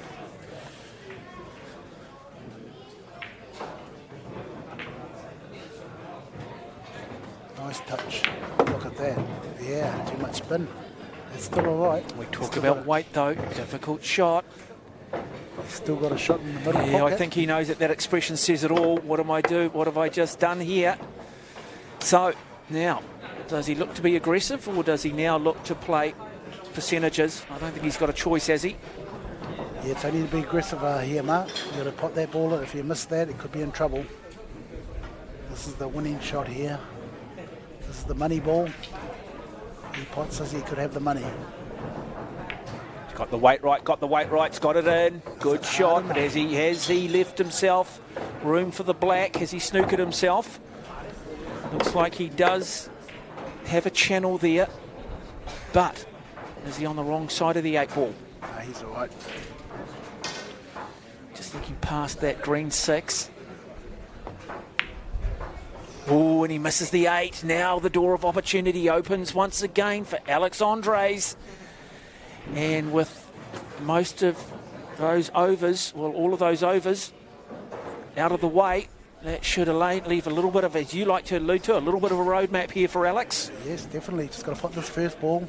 You've had a bit to do with her coaching over the years? Oh, definitely. Yeah. I've been with Alex for the last 3 years. Yep. And now it's all coming, it's coming. Well, you know how back to sport bite works, me in though, the eh, back. Jimmy? If she wins, it's all her, and if she loses, you sack the coach. That's right. Yep. That's how it works these days. Yeah. Okay, so big shot. I'd hate to work for the Warriors. For the back, that's a nice control. There's one. Where does she go now, Jimmy? Yeah, she takes the red or the red she's got 3. So many options. It's just depending on her skill set, what she knows. She's got some stronger shots than the others.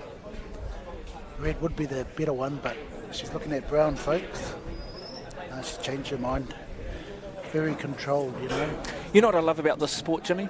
You can have the number 23 player in the world and Marco Teuscher bring you a cup of coffee. Oh, that's great, mate. Yeah, that's great. Marco should be doing his You job. taking a few notes, Jimmy? Yeah, I don't know how he'd do it, but he doesn't seem to do that for me. No, alongside of me, Mark Watson. We've got the Professor, Jimmy Henry as well. Hope you are enjoying coverage. This is the final match in pool play before we then go into post-section play, and it gets into the top 32, and it is a straight knockout format. And looking forward to bringing you all the action across Māori TV, courtesy of Masse, Predator.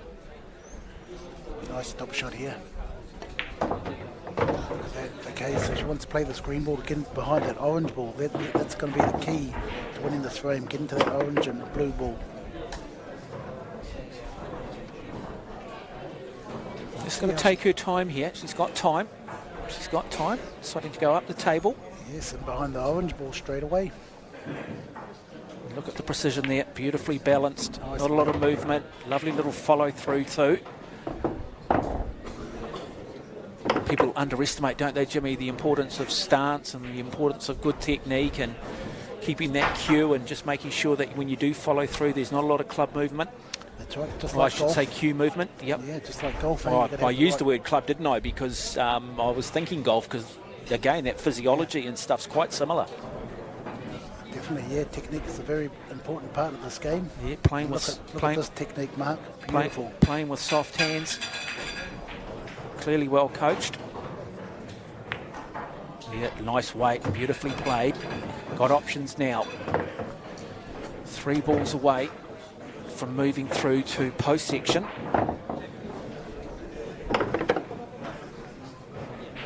Just got to make sure here she just doesn't get the yips. Yeah, she's left herself a little bit of a difficult angle on both balls.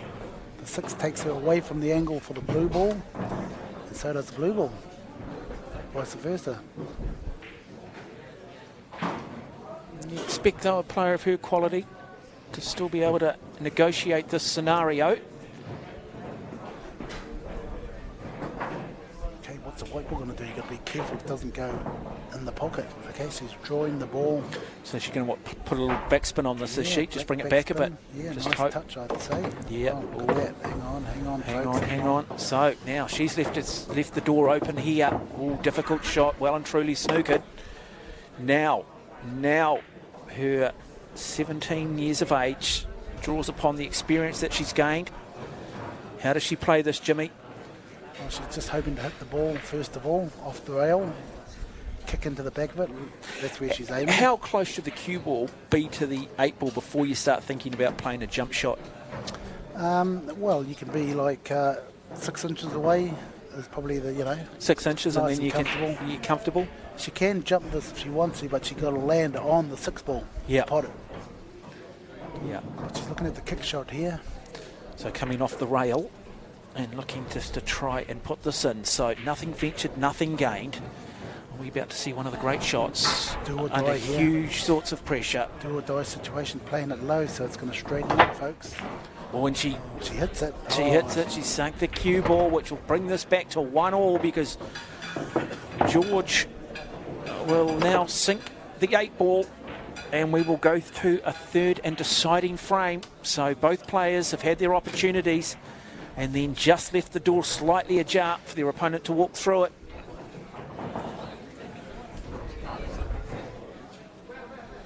Just had somebody text us in, just wanting to know why they call you the Professor, Jimmy. Because I take people back to school there, Mark. Back to school for them. It's a beautiful thing, mate. It's a beautiful thing. And there it is. So George Budo gets the job done, and it is 1 frame each. Who will win the third and deciding frame and go through to post section? In half an hour, post section. Yep, Alexandre should be somewhat disappointed that she didn't close that out. But as we talk about, there's one thing practicing when there's no jeopardy. There's another thing playing when there's a lot on the line.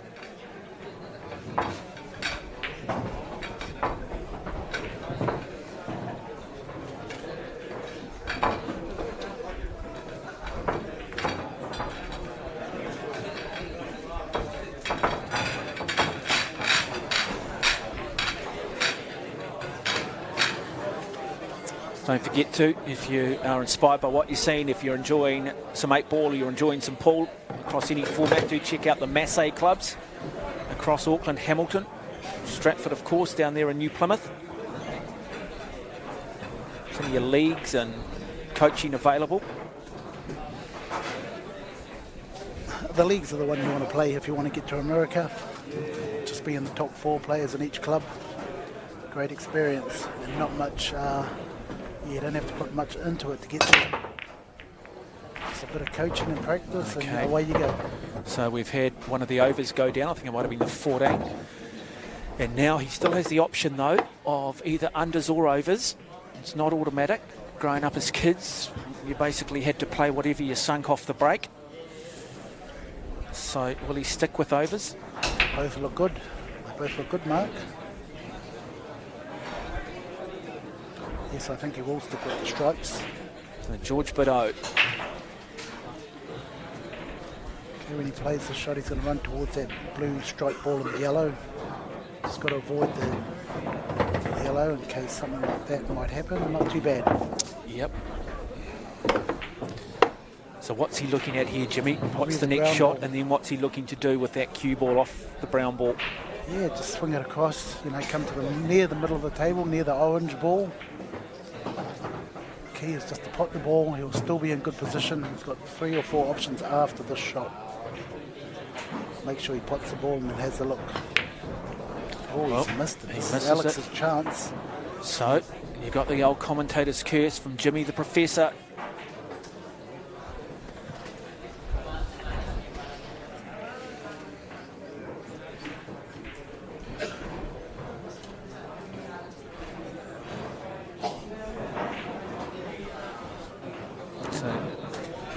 Some insight here, Jimmy. So what is Alex looking at?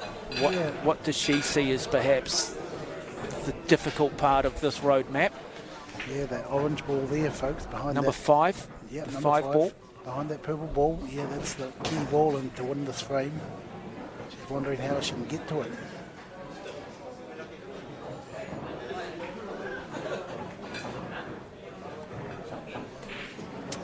Yeah, not really a safety option at all, is there? There's just too many balls on the table, too many opportunities for George Bardo. They're all there to pot their mark. There's one. Like I said, the orange ball is the key to winning this frame. Yeah.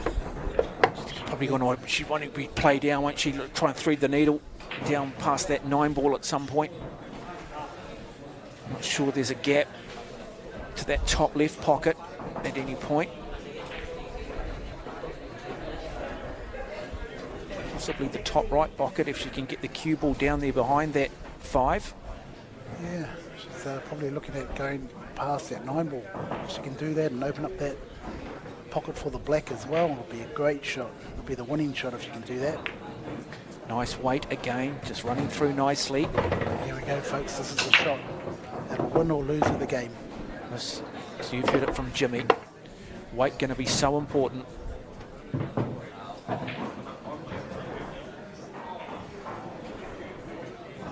Yeah, look at the form there. Stays nice and close, plays right down on the cue. Got the weight, lovely shot. Past the 9 ball without even touching it. But what about the black ball? What's she going to do with that black ball? At 4, looking difficult.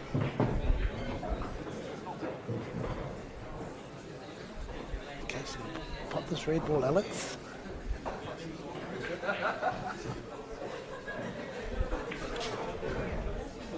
So let's work through order. What's she looking at? Go through order and numbers here, Jimmy. Yeah, definitely red, yellow, red, purple, yellow, green, black. Red, purple, yellow, green, black. Depends on how far she comes off the rail here.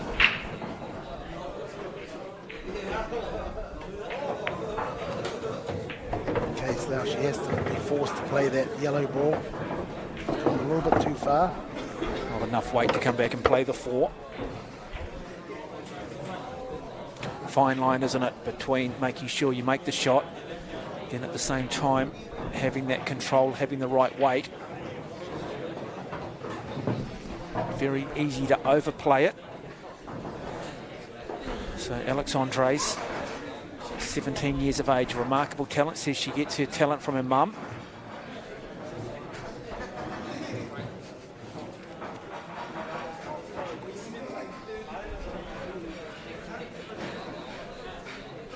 It's got a bit of bottom on this, Mark. So Yeah, playing very low on that cue board, isn't it? Slightly to that right-hand side. So that is to get the screw. Does it nicely too. Now, that green 6. What does she do with the cue ball here, Jimmy? Oh, she's looking at taking it from there. Look where she's lining up, Mark. Okay, so she's going to come down the other end of the table, is she? Going to play the 4 ball, bottom right. Yeah. Yeah, just be careful not to snooker herself behind the brown strike ball there. So for her to bring that white ball back out, Mark, she needs some right-hand spin. So you hit the ball around 1 o'clock on a clock, if you imagine a clock. Yep, so top right-hand corner. Yep, she's, look at that. Oh, has she got enough on it? She's got enough on it. Now she's going to have to thread the needle here, isn't she, Jimmy? That is a difficult shot. But the good thing about this shot, Mark, hopefully it plays off that 9 and opens the pocket up for the black. She needs to nudge that 9 out so that black is on. Yeah, it's an amazing sport, isn't it? Just the fact that you bring that up there, Jimmy. You know, most people watching this are not even really thinking about the 9 and opening up the door for the black. They're just thinking about, hey, I just want to pot this purple. But there's so many different components that she needs to factor in here. She play it. Oh, she missed it now. Now opportunity opens for George Bardo. It's like a sort of road map here. Well, in the dots. You just talk about small percentages. That's a great example of it, isn't it? Just slightly off, and suddenly you sort of sense you might just snatch defeat from the jaws of victory. Here's one.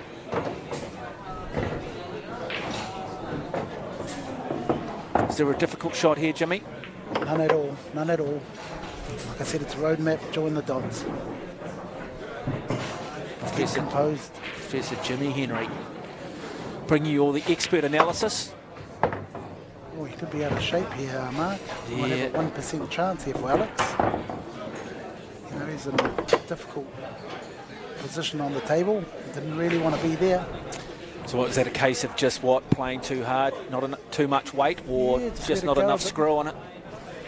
Yeah, just let it go a bit more. You know, didn't control the white ball. But he should make this shot. Even if he doesn't, he's going to leave Alex a difficult purple ball, the last ball. It's going to be difficult even if he doesn't make this shot. Does make it. So, advantage goes to George Bardo.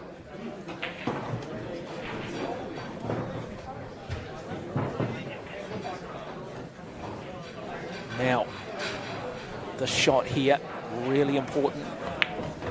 Regards to that white ball. Nicely done. As the black go past that purple, he's having a look now.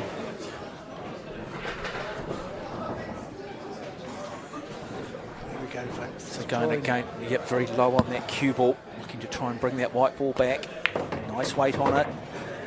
Played it nicely. It's very, very good. Shouldn't have any problem really just sneaking it in past that purple 4 ball.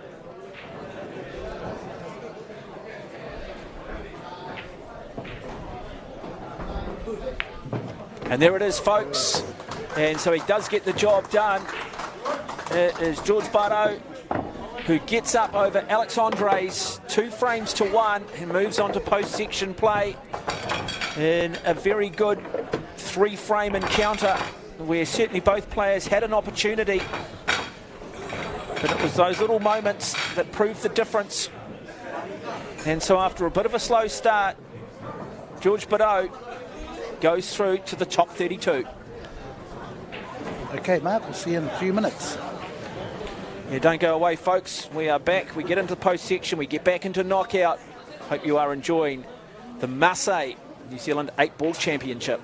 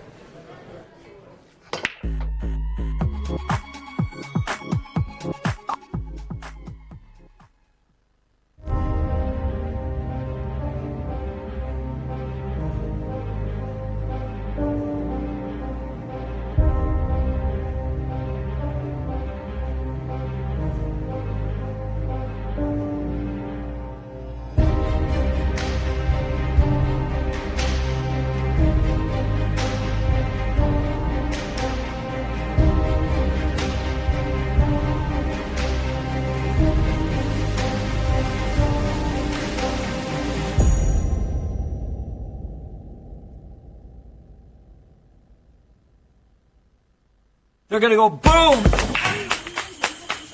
So they're going to go boom, boom, boom. Yeah, if you make those 70% of the time, you're professional. Give him a hand. Awesome.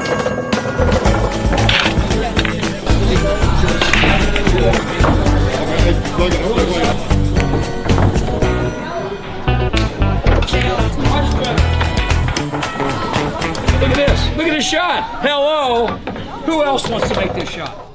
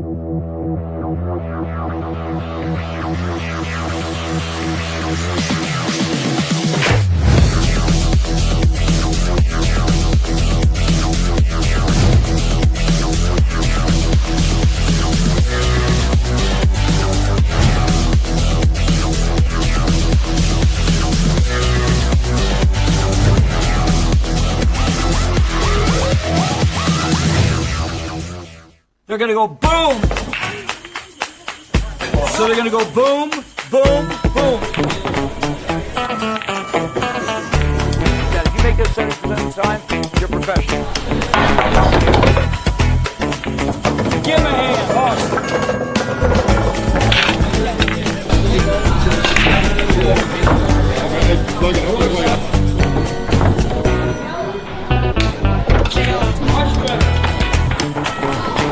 Look at this. Look at his shot. Hello.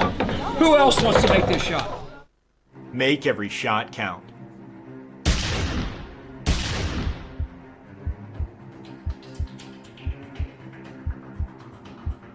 Introducing the all-new Predator 314 and Z high-performance shafts. Reloaded with new technology for unprecedented accuracy.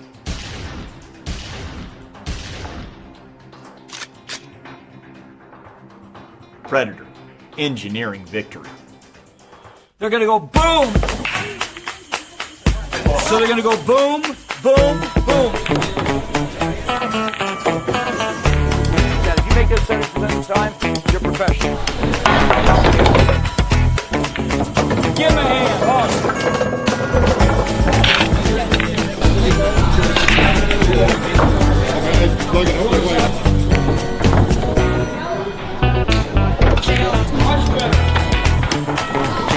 Look at this. Look at his shot. Hello. Who else wants to make this shot?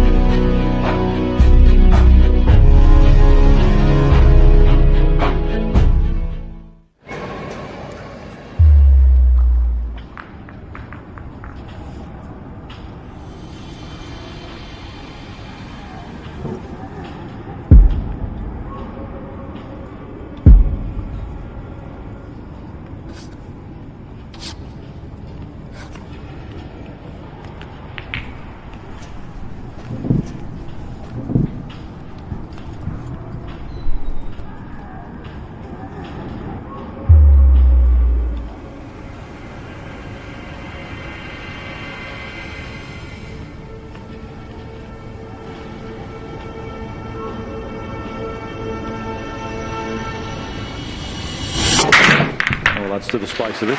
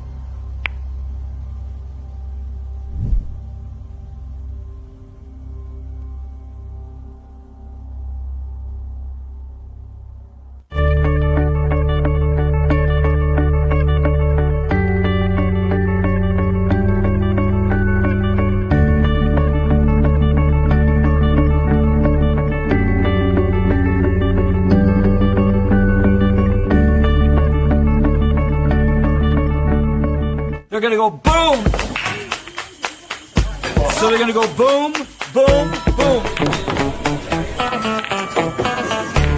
Yeah, if you make this 70% of the time, you're professional. Give him a hand.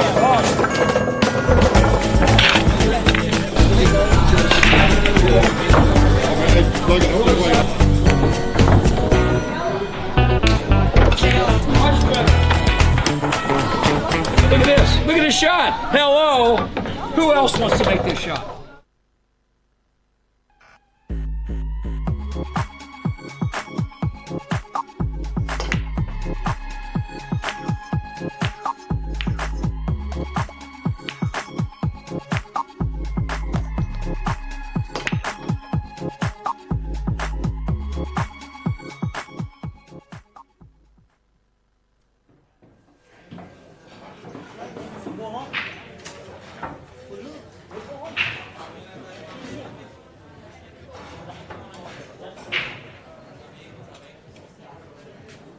Okay, on standby, Richard Parada and Greg.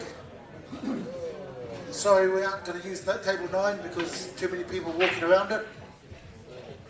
So you're on standby, Richard and Alec.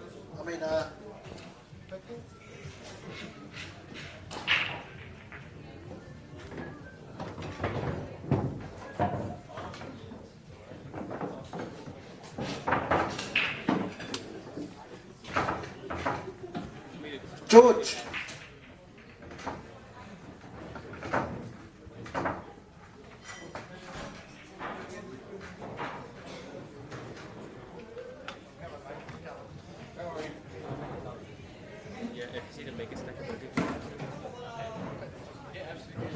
Okay, guys, give the players plenty of room to play around. Keep out of the way if you can.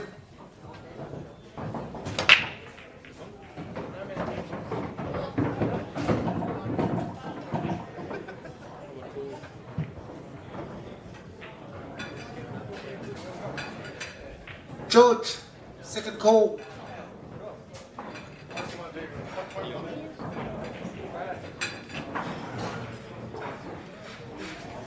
Okay, we've got the TV table, Alex Hale and Jack Ellis.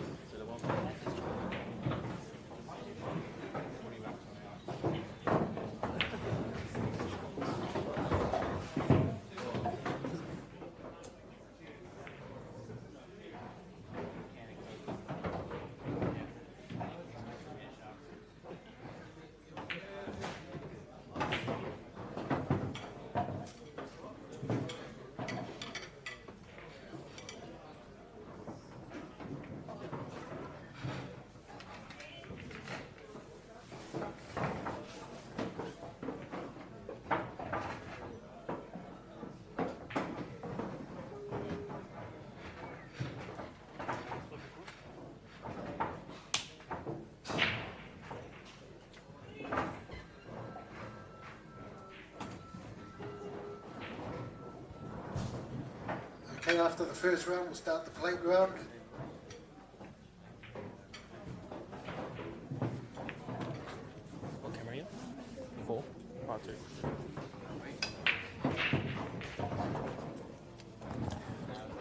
Well, we're at the Masse Club in Hamilton. It is the New Zealand 8-Ball Championship. We are now into post-section play. This is knockout. 32 players remain. It is the first of 4 frames, and up first on the television table it will be Alex Hale, the man on screen, taking on Jack Ellis. Alex Hale having recently just come back from representing New Zealand in Las Vegas. In the 8-ball format alongside of me, the man they call the Professor, Jimmy Henry. Just remind everyone, Jimmy, why you called the Professor. Because I take him back to school. Okay, so we have Alex Hale. Yeah, good break by Alex. Dry break though, and what Jack Ellis now coming to the table. First time I've seen Jack in action. Oh mate, don't blink mate, he's a good player. I rate him really highly. Yep, I like the whole look going on with the cap backwards, and he looks pretty relaxed. And so we saw in section play just first to 2 frames, now it steps up to 4 frames. So if you find yourself maybe just struggling a little bit with the run of the cloth, you do have more time, and it is immediately Ellis. I sort of sense he's a player that likes to play relatively quickly, Jimmy. Yeah, he's a very quick player. Like I say, it's good to watch. He's got good control. He's only, just over 20 years now. He's still under 21, I think. Good player. Yeah, looking to just go up. Well, the pressure isn't it? The pressure's on Alex Hale. Anytime you're a more experienced player, you come up against an emerging talent, you always feel that weight of expectation. How often do you see it in tennis when the number 1 seeds often get up by those qualifiers? So far, so good for Jack Ellis. He's just got to get back to this orange ball down the back here. So he's going to use the purple or the blue to get onto it. Another player that's got very good form, nice and low on the cue. Got enough weight on that. Wow, that was close. Let's just have a look at the body language too, because that often says a lot. It's going to be tricky here, folks. He's not out of the blue yet. That's what I mean, folks. He was worried about that orange ball. Okay, now looking at the overs that sit on the table, you'll see Alex Hale come to the table for the first time since the break. He'll be looking at the road map in front of him. Yep, round one to open up this little cluster here, the purple and the blue stripes. Yep, try and break that up a little bit with the cue ball. Yeah, nice touch. We had it a little bit too hard. Look, made another cluster. Yeah, just sits now on that cushion too. So, boy, he's got some work to do. Has opportunity though, but it's going to need to be very, very precise here, and that use of the cue ball becomes even more important. You're going to see it. Oh, he's going for safety, so he's going to sneak in behind the green ball here and play a snooker. And I talk about sometimes coming up against a young rising talent, and you're in 2 minds, and you think normally I'd play with some freedom, but I'm going to play percentages here. And is that just part of the psychology already? Just seeing Jack Ellis here. When we look at Alex Hale, is he a defensive player, or does he tend to take chances? No, well, like you said, he plays the percentages, and that was the right percentage shot, Yeah. Only because he made that cluster. Okay.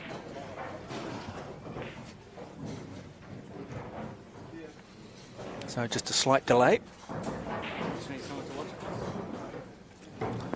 So just asking for the referee just to come in here and just watch, make sure that. So the concern there that he would touch an over on the way through to the unders, and therefore would potentially have been snookered, but he thread the needle nicely. Yeah, it was a fair shot.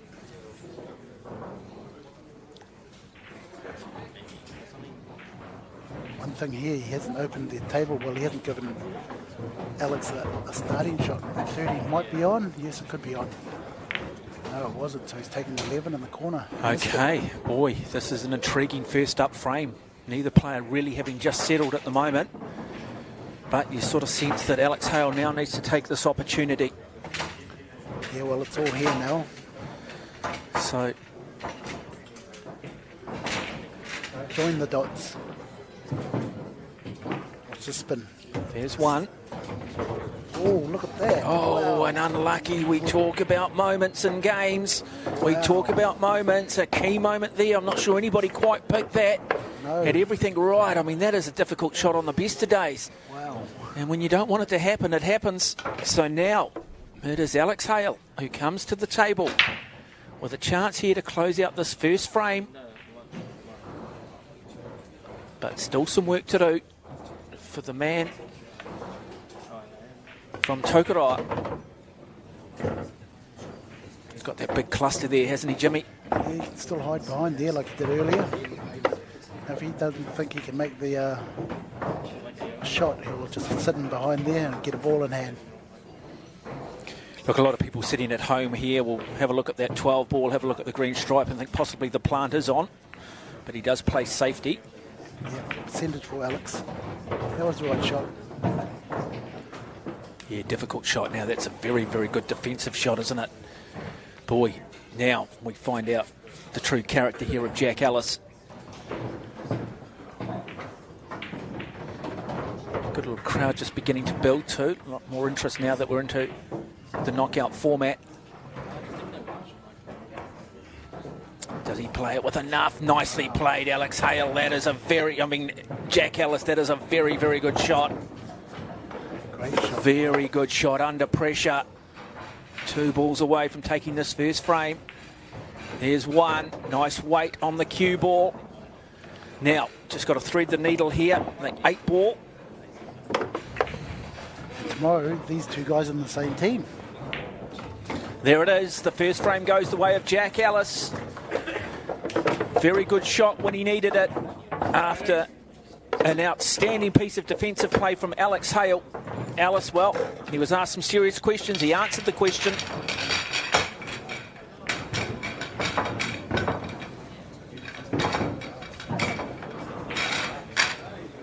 So what's going through the mind now of Alex Hale? Plenty of experience. Will he be too panicked? No, he's just relaxed, sitting back there, you know. He knows he's done wrong there. Well, he's played the right shot, so he can't really, you know. He's probably thinking to himself, I wonder if I went for it, I would have probably made it. Well, we talk about that, isn't it? It's that decision you have to make, whether you're offensive or defensive, and the way you do play it. So it will be Ellis. He'll be looking to try and put something down. We've automatically seen one of the overs or the strike balls go down. In fact, possibly 2 going down here. I think that'll probably make his decision a little bit easier in terms of whether he goes with the unders or the overs. Definitely stay on the solids here, Mark. They're all in the open, they're all in their pockets. The only hard shot is the 2 ball. So he's going to go solids? Definitely. Even though we've seen 2 strikes go down? That's right, yep. The solids look better. That's a good thing about this game. You can still choose after the break. Yeah, absolutely. And the thing is too, I guess the benefit of having put 2 overs down is it does just leave a little bit more room on the table to, as you say, join the dots. Yeah, he's still got trouble on that 2 ball, you know. I'm just wondering if he's going to take it now. It has to. Be aggressive here. Yes, it's quite close. Like you say, the body language is telling the story. Be aggressive. Back yourself. Not a lot of room for error. He's probably thinking of a double here, but the cut might be on. So when you say double, he's looking what to play the top left corner, is he? Yeah, but I think the cut's on, Mark. Cut it into that top right corner. He does cut it. Didn't overcut it. Didn't get quite enough weight on it. And now going from a good position, still low. When you look at the cue ball, still in a good position here. Probably does he look to play up the table perhaps here? Has to. Alex Hale and go for the stripe blue. Yeah, he has to. But he's got trouble. He's got trouble there, Mark, on that ball behind the red ball, which is his ball, the 15 ball. You know how he's going to get that out. Well, he might just have to play his shots with just a little bit more weight and hope.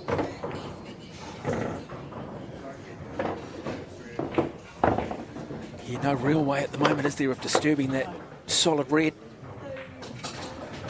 Get inside the red. No, no way. No. Yeah, you might have to double it. Can you double it to that top left pocket? Yeah, definitely can. That's the only shot I can see. So what does he do? Just he brings it back a little bit. Oh, nice piece of score on that. Look, just amazing what they can do with that cue ball. But what now is he looking at? What is he looking at doing here? Yeah, he's going to hit hard and hope. Oh, nicely played, but he's opened the door now. He has opened the door for Jack Ellis. Now Ellis needs to come and walk through it. Looking at the spread on the table of the solids, it looks good. The purple ball, probably the ball that will provide the greatest challenge for him.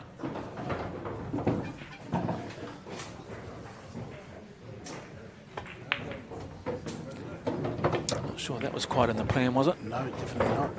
That's a pretty good kiss. Still got options. Orange ball probably the best to take. Or the purple. Yeah, purple ball looks like the shot that really is. You should just slot that. Look at that technique. Yeah. Snooker technique. He's a gutsy shot though. Lovely play. That's good. Looking very good, Jack Ellis at the moment. But what are his options now here, Jimmy? Because the brown ball is the one to take. Cut it across the table. Yeah, you just can't make that 5 ball or blue ball. Just the orange, you can't make the orange or blue, so he's going to take the brown, go up table. In the middle of the table he wants to end up. You mentioned technically snooker background, snooker player type technique. Yes, very much. Yeah. What just for people at home watching this maybe for the first time, what's the difference between the pure pool player and the snooker stance? Well, this guy's got his chin, glued to the cue as he's cueing the ball. His chin right on the cue. Look at that. Yep. Whereas the pool players are much more open and a little bit higher off the cue. Oh, has he got enough on that? I'm not sure he has. Oh, now, basic error here. He'll be disappointed with that because you would think that from this position, a player of Alex Hale's quality should get the job done. Still got to make a good shot. Got to avoid the 5 ball. Oh, and he does do it though. Great weight. Look at this. Great weight. Has he done enough? Ooh. You picked it, Jimmy. You picked it. That's why they call you the professor.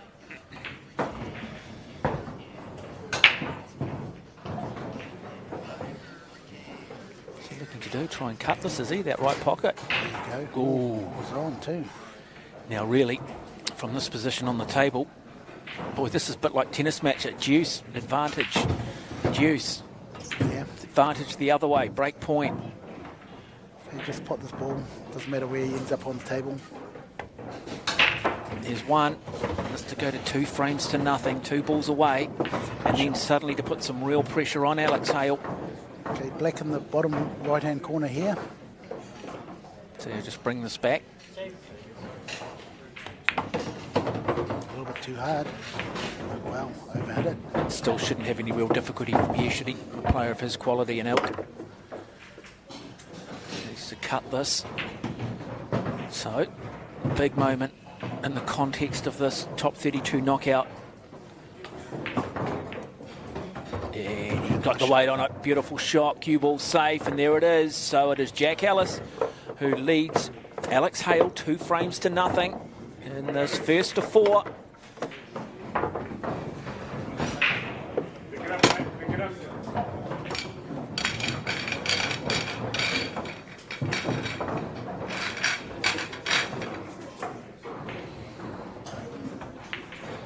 Just give us a little bit of background on Jack Ellis there, Jimmy. He's been around for a number of years. He started here like 5 years ago, maybe a little bit more, as a young 14-year-old, I'd say. He's been here ever since, 5 or 6 years. Okay, dry break. Maybe not the start that he was hoping for. Mind you, a lot of clusters too. So your immediate thoughts, Jimmy? Do we go solids? Do we go overs here? What does Jack Ellis do? Well, I'd say you take the strikes. Only because of that 13 ball. Well, the 4 behind the 13. That's not on for any pocket, so he's going to come back down here and play that 13. Yep. Bottom left pocket. The orange stripes. And Lovely cut, brings it back nicely here. So that's a great angle. Setting himself up with a number of options. Yeah, just bump into the blue and brown ball stripes. Once just, nudge it. Just break it up a little bit. Yeah, break it up so both balls are available to pockets. No, not yet. Stop shot. Oh, wow. Oh, and he missed it. Corner. Yeah, he's missed that corner pocket quite a few times. It's the third time, I'd say. He just needs to make that little shift, doesn't he? That little mental adjustment. And you go back through it in your head, do a bit of visualising. Just maybe make those subtle little corrections in your head. Go through it. How would I have played it next time? Such psychology. A lot of theatre involved. Hope you are enjoying coverage. New Zealand 8-Ball Championship brought to you by Predator, brought to you by Masse. Here at the Masse Club in Hamilton. This is a top 32 knockout between two of the very best in Alex Hale and Jack Ellis. It is Hale at the table.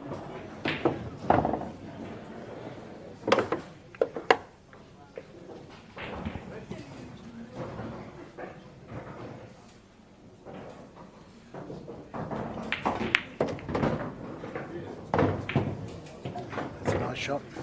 Okay, the key here is to get to the brown and the blue and green ball. He has to get to those two balls to win the match. I do not know how he's going to get there, and it's not like that. No, both players just almost just a little bit nervy, aren't they? And I keep saying this, they're suddenly on a television table, there's a few people watching them. You just sort of feel like there's just a little bit more pressure than perhaps what you get from the outside tables. Of course, I'd be intimidated if I had Jimmy the Professor Henry talking about me too, critiquing my game. Okay, just nudge into that brown and blue ball, open it up. There we go. Yeah, nicely played too. You picked it, Jimmy. It's almost like you're telepathic, or they're telepathic. Oh yeah, mate, I can pick the lot of numbers for you if you want. That's the reason why you're the professor. That's the reason why you're the professor. See, I just didn't stay in school long enough, Jimmy. Okay, let's see what he does here. Gets behind these balls. Yeah, screws that. Maybe just a little bit too much weight. The nice shot now, I think. Can he get through there? Can he get past that two ball? He's got options. He can play the forward and then come down further past the two ball. You really want to close this out. If you go 3 frames up, I'm thinking Alex Hale's in a world of difficulty, world of trouble. Well, not on these tables, Mark. Anything's easy to come back. See, he comes down the table for the 9 now. Better angle. Yeah, but you can't tell me there's no psychology here. 3 love down. You've got to start questioning yourself. You know that any single mistake could be the difference. Okay, both these balls in the same pocket. Got a little bit of work to do. Still that 8 ball. We're still at the middle of the table here, and you're playing in the opposite direction. Okay, this white ball's going to come. Always going around the world off 3 rails. I know, he just touches it in, keeps it basic, straight down the corner there. Okay, well, he'll just follow through with the cue ball here into the middle of the table, and then just look to pocket the 8 ball. Yeah, he's going to run into the 6 ball here, Mark. No, the 6 ball, my apologies. Still that 1 ball left on the table. Yeah, he has got the 10 ball, like you said. He's going to run forward, but he's going to kiss into that 6 ball. Yep.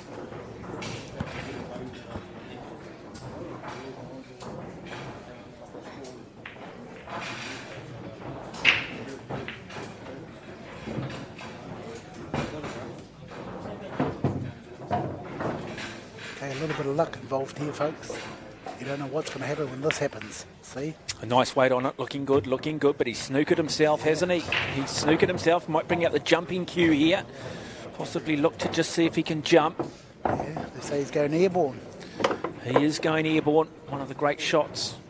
It's what people enjoy. This is like sort of multiple 6s in T20 cricket, isn't it? We like the theatre. Right, let's see. So he's going to play down on this and look to just jump that 2 ball. Tell you what, if he sinks this out, it'll be one of the great shots. And I think he has officially been snookered, hasn't he? I'm not sure that he got over that. No, he didn't. So he didn't execute that at all well. Just have a look here at the replay, Jimmy. Yeah, he just pushed into it. It was pretty close. Like I say, you need a little bit more distance between the 2 and the black to actually hop over it. But it's created a little bit of a little cluster down here, but it should be okay. Brown ball next. he's going to run into this. I'd imagine scenarios like this, they practice a lot, wouldn't they? Yeah, definitely, yeah. So it's just really a case of shooting ducks now. Bring it back each time.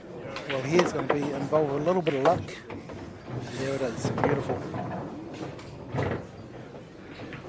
You can put the blue ball in the same pocket or just play it in the opposite pocket. You can go behind it, looks like. Yep, beautiful. Perfectly behind it. Yeah, missed opportunity there for Jack. Yeah, well, suddenly bring it to 2 frames to 1, and then it is well and truly game on. Beautifully played here by Alex Hale, and how much of a confidence booster. Just allow him to settle a little bit. Then gets the job done. So suddenly 2 frames to 1, but it is Jack Ellis beating Alex Hale in this first of 4 top 30 knockout, top 32 knockout. New Zealand 8-Ball Championships. Mark Watson alongside of me. The great man, Jimmy the Professor Henry. Keep forgetting why they call you the Professor, Jimmy. Back to school for you.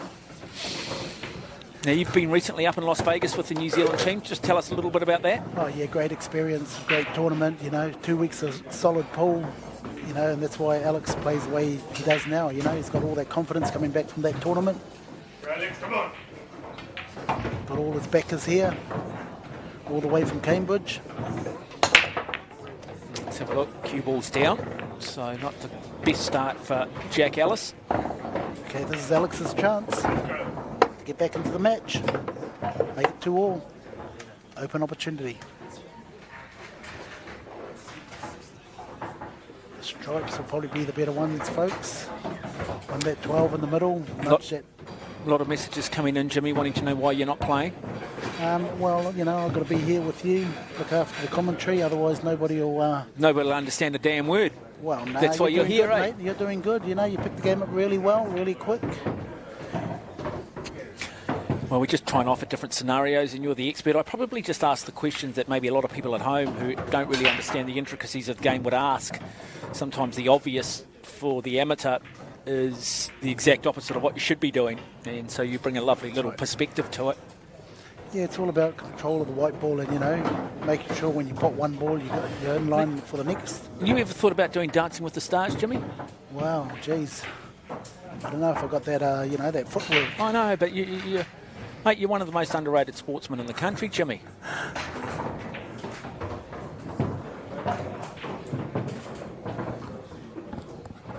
What's he thinking? It's got to be stripes. Yeah. Taking the 9. Still love to see the 30-second shot clock come in for these sorts of things. It just put a little bit more pressure. Yeah, make it faster.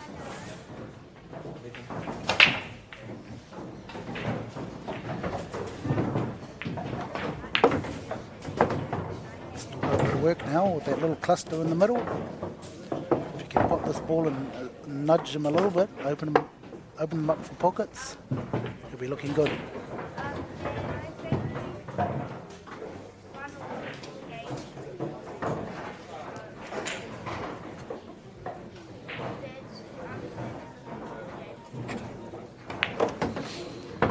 Folks, he nudges that one out of the way, which is good. He's played that well. He's opened all those balls up for pockets now. The purple, the brown and the green, they're all in those corner pockets. The thing is, though, 3 frames have both seen players at times make sort of some fundamental errors. And so you'd like to think that, as you talked about the experience that Alex has recently had in Las Vegas, that he's now really starting to get into his work and start seeing things like he's hitting a beach ball. Definitely, yeah. It's a little bit hard on that, but he's still okay. Still got the orange ball. Richard E. Greg, table 7. We talk a lot about Greg, table 7. Competition play. The tables in the United States in terms of the cloth over there, does it run the same as the cloth here? Well, they're exactly the same dimensional table, exactly the same. Like I say, over in America you get all these tables in every bar. They're called bar box tables. So in every bar in America you'll find one of these tables. So one good shot here can win them the match here.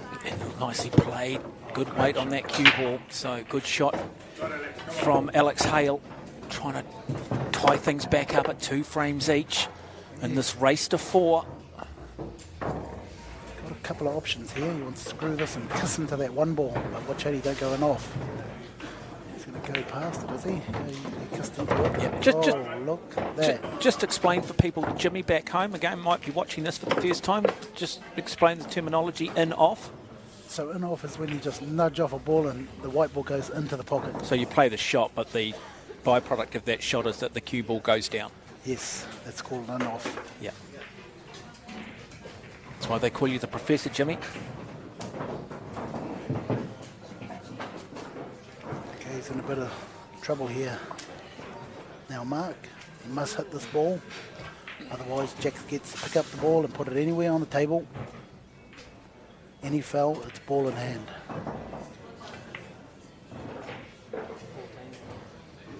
And so he's nominated that pocket. He's looking to play a very good just Chinese snooker. Hits it. Is it enough? Not quite. Love the intent, though. Love the intent. But it does leave a little bit of a roadmap here now for Jack Ellis. Can he just simply join the dots now, Jimmy? Yeah, definitely. You could probably bet your house he'll finish this. Then go to 3-1, have a 2-game buffer. On the first to 4. 5, 6. Orange, green, yellow, purple, brown. Now, I stayed in school long enough to know that after 5 and 6 is the number 7. Definitely, it could be the number 7, but I'd say it's the number 1 after this ball here. Just clean up the top of the table and come down and finish these last 3. Middle of the table. We're going to get started on the plate. Kyle and Draquan, table 8. It's a Beautiful race shot. 2. Yellow, purple, brown. He could go brown, Yellow, purple, brown is the call from Jimmy. Just got to make sure that he doesn't get too far ahead of himself. Slow it down. Beautiful angle. And he'll just stop that cue ball. Maybe just bring it back a little bit here. That's all he needs. Come back a few inches. Stop it on a dime. Either way, he should be able to make that shot. Mark and Daniel, table 17, race to 2. Goes. A bit too far there. Revelation a little bit. and Sean, table 9. Now a difficult shot, isn't it? Suddenly he's on that wrong side. Tom and Glenn, table He's going to need 5. to cut this and make sure that in the process he doesn't sink that 8 ball. Egan, table 15.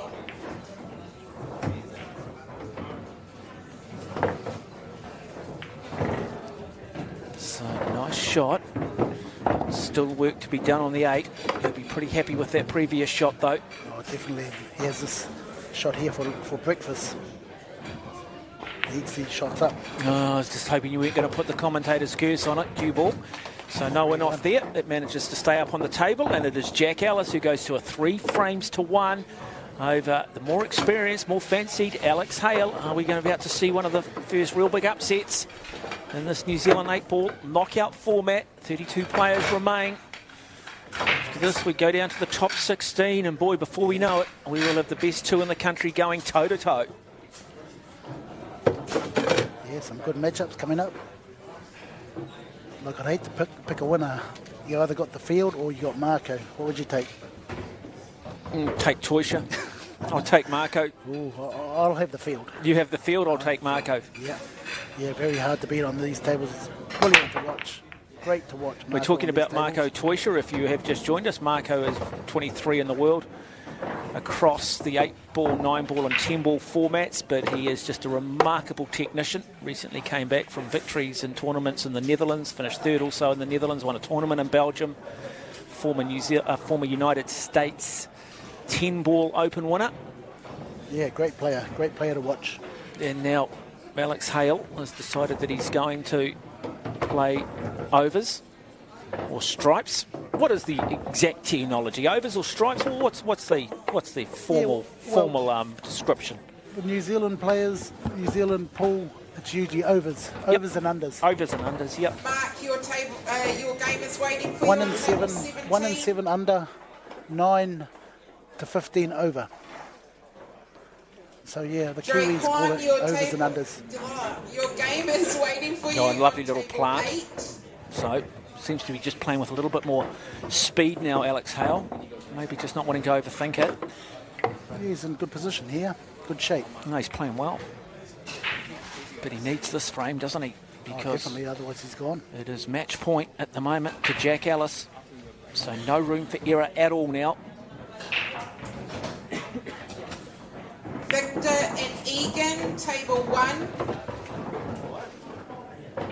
So 3 balls remain. And then the black.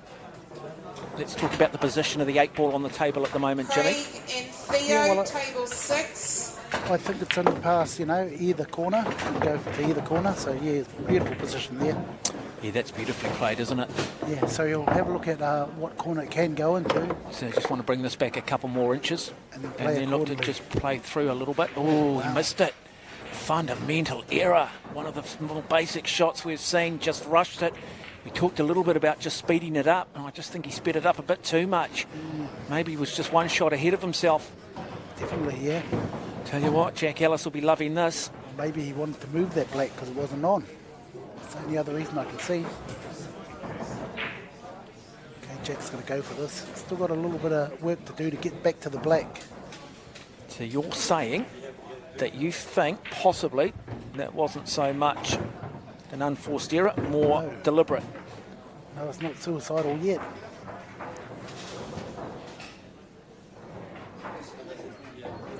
Still got a little chance, even though he's spotted 2 balls in 1 shot. Victor and Kevin, table 1. So if we're going to join the dots here, let's talk us through sequence here, Jimmy. What's the difficult ball on the table? Is it that green 6? No, it's the black there. He'll get all of these balls with his eyes closed.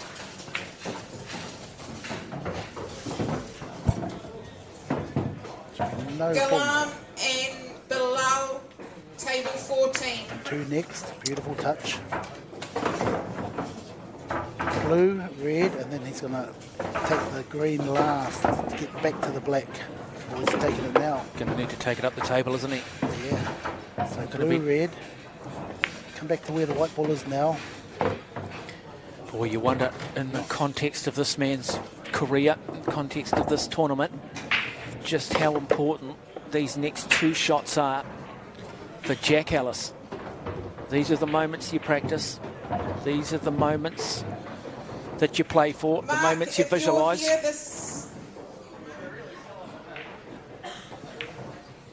So that leaves him a great angle to get up table. So that natural. The key is whether it's on past that 14. He's going to go down past the orange and green ball. So what's he going to come off this bottom rail, is he? Yes, down towards the orange ball. Get in behind it. Look at this weight. Let's have a look at the weight. Let's have a look at the weight. Is he too short? Perfect. Can he thread the needle? I think he can. Unfortunately, he can't go above the table, but this for the match. This for the match into the top 16, and there it is. It is Jack Ellis who upsets Alex Hale 4 frames to 1 and takes out this top 32 clash in a very good dominant display, but you'd have to say Alex Hale certainly had his opportunities. Definitely. Great Well, if you're here, your game is waiting for you. Nice finish. On table 14. This is your last call. There's the winning of the match, the shot here. Easy. But don't go away, folks, because we'll bring you a top 16 knockout match up next. And then we'll move into the quarterfinals. Hope you are enjoying coverage here from the Masse Club in Hamilton. It is the New Zealand 8-Ball Championships. Mark Watson alongside of me, the man they call the Professor, because he'll take you back to school. Jimmy Henry. You like it? You like that, mate? You like that? Yeah, It's got a bit more hype to it, eh? Great. Yeah. Okay, we'll leave it there. We'll come back shortly. Okay, mate. See you soon, guys.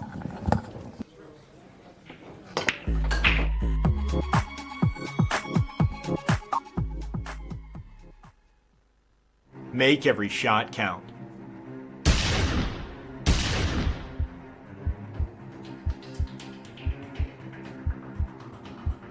Introducing the all-new Predator 314 and Z high-performance shafts. Reloaded with new technology for unprecedented accuracy.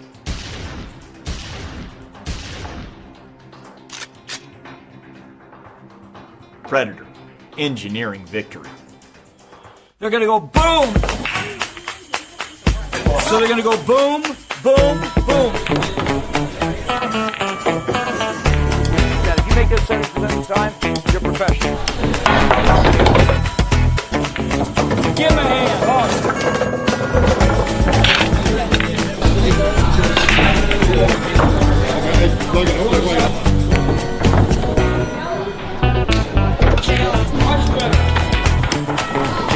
Look at this. Look at this shot. Hello. Who else wants to make this shot?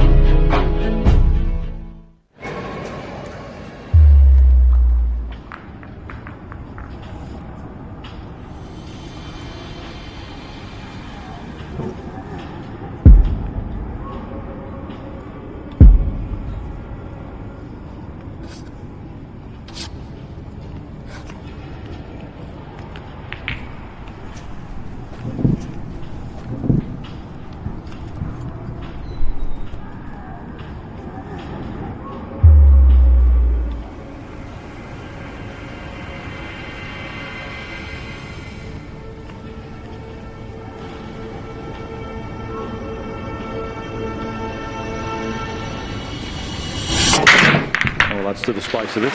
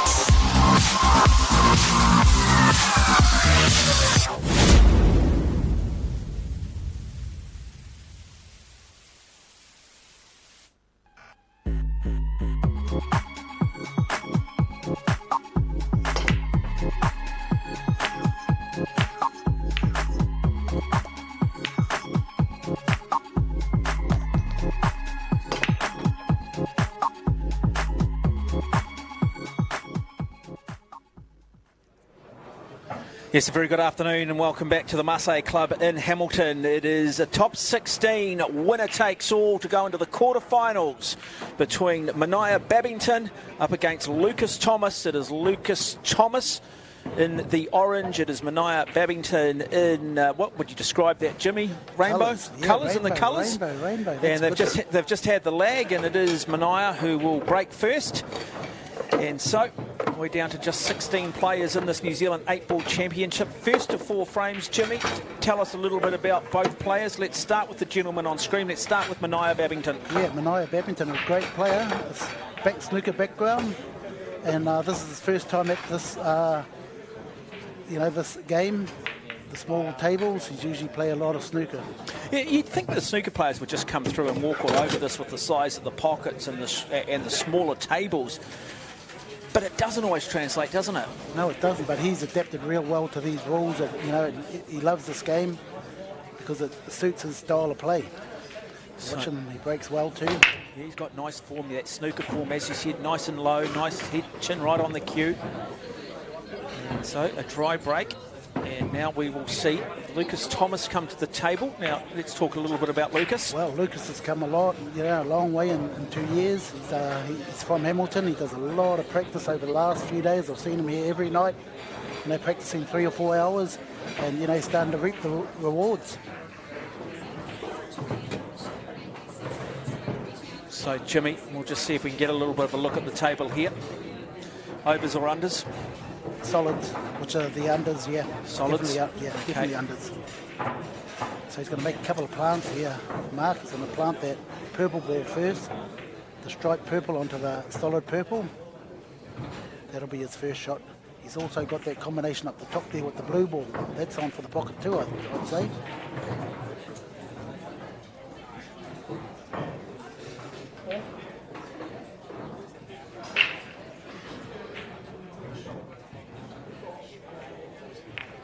Talk about the plant. And of course, he can, because no ball's down, he can play that striped onto the under, put the under down, and still be on unders without having been technically snookered or playing a foul. That's right, yeah. Open table means you can do anything, put any ball onto any ball and nominate the set. Okay, he's got a good set here, but he's still got a bit of trouble, and he's trying to get it to it now, which is that brown ball. That's what's going to give him the trouble, folks. Yeah, what's the opportunity here of cutting this, or is it just I didn't stay in school with geometry and physics, so I'm asking you, Professor. Well, mate, he's got a low percentage on potting that brown ball, so he's going for the safety option. He plays the safety well too, doesn't he? That is a very, very good defensive shot, ladies and gentlemen. So you can look at this game and just look at how many balls they can put down and admire that, but really the artistry is that ability to play defensively. So now Mania Babington. Yeah, he's just going to hit his own ball out and get into the open. Oh, that's a foul, I think. And what do they call? They do call that.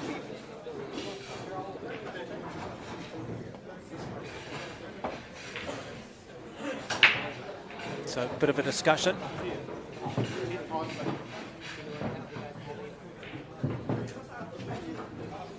So yeah, they look like he hit the 2 first.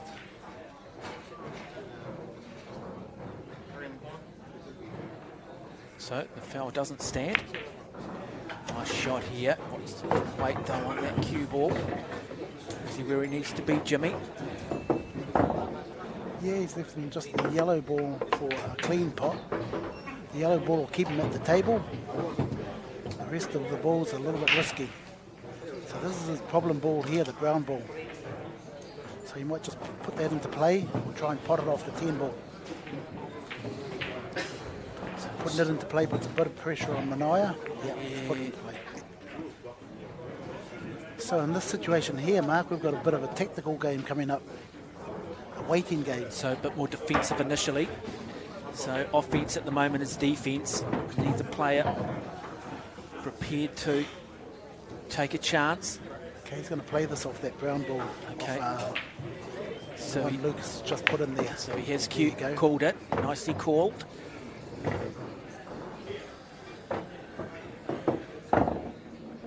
Okay, He's going to move this orange ball now next to that blue ball. There you go, folks.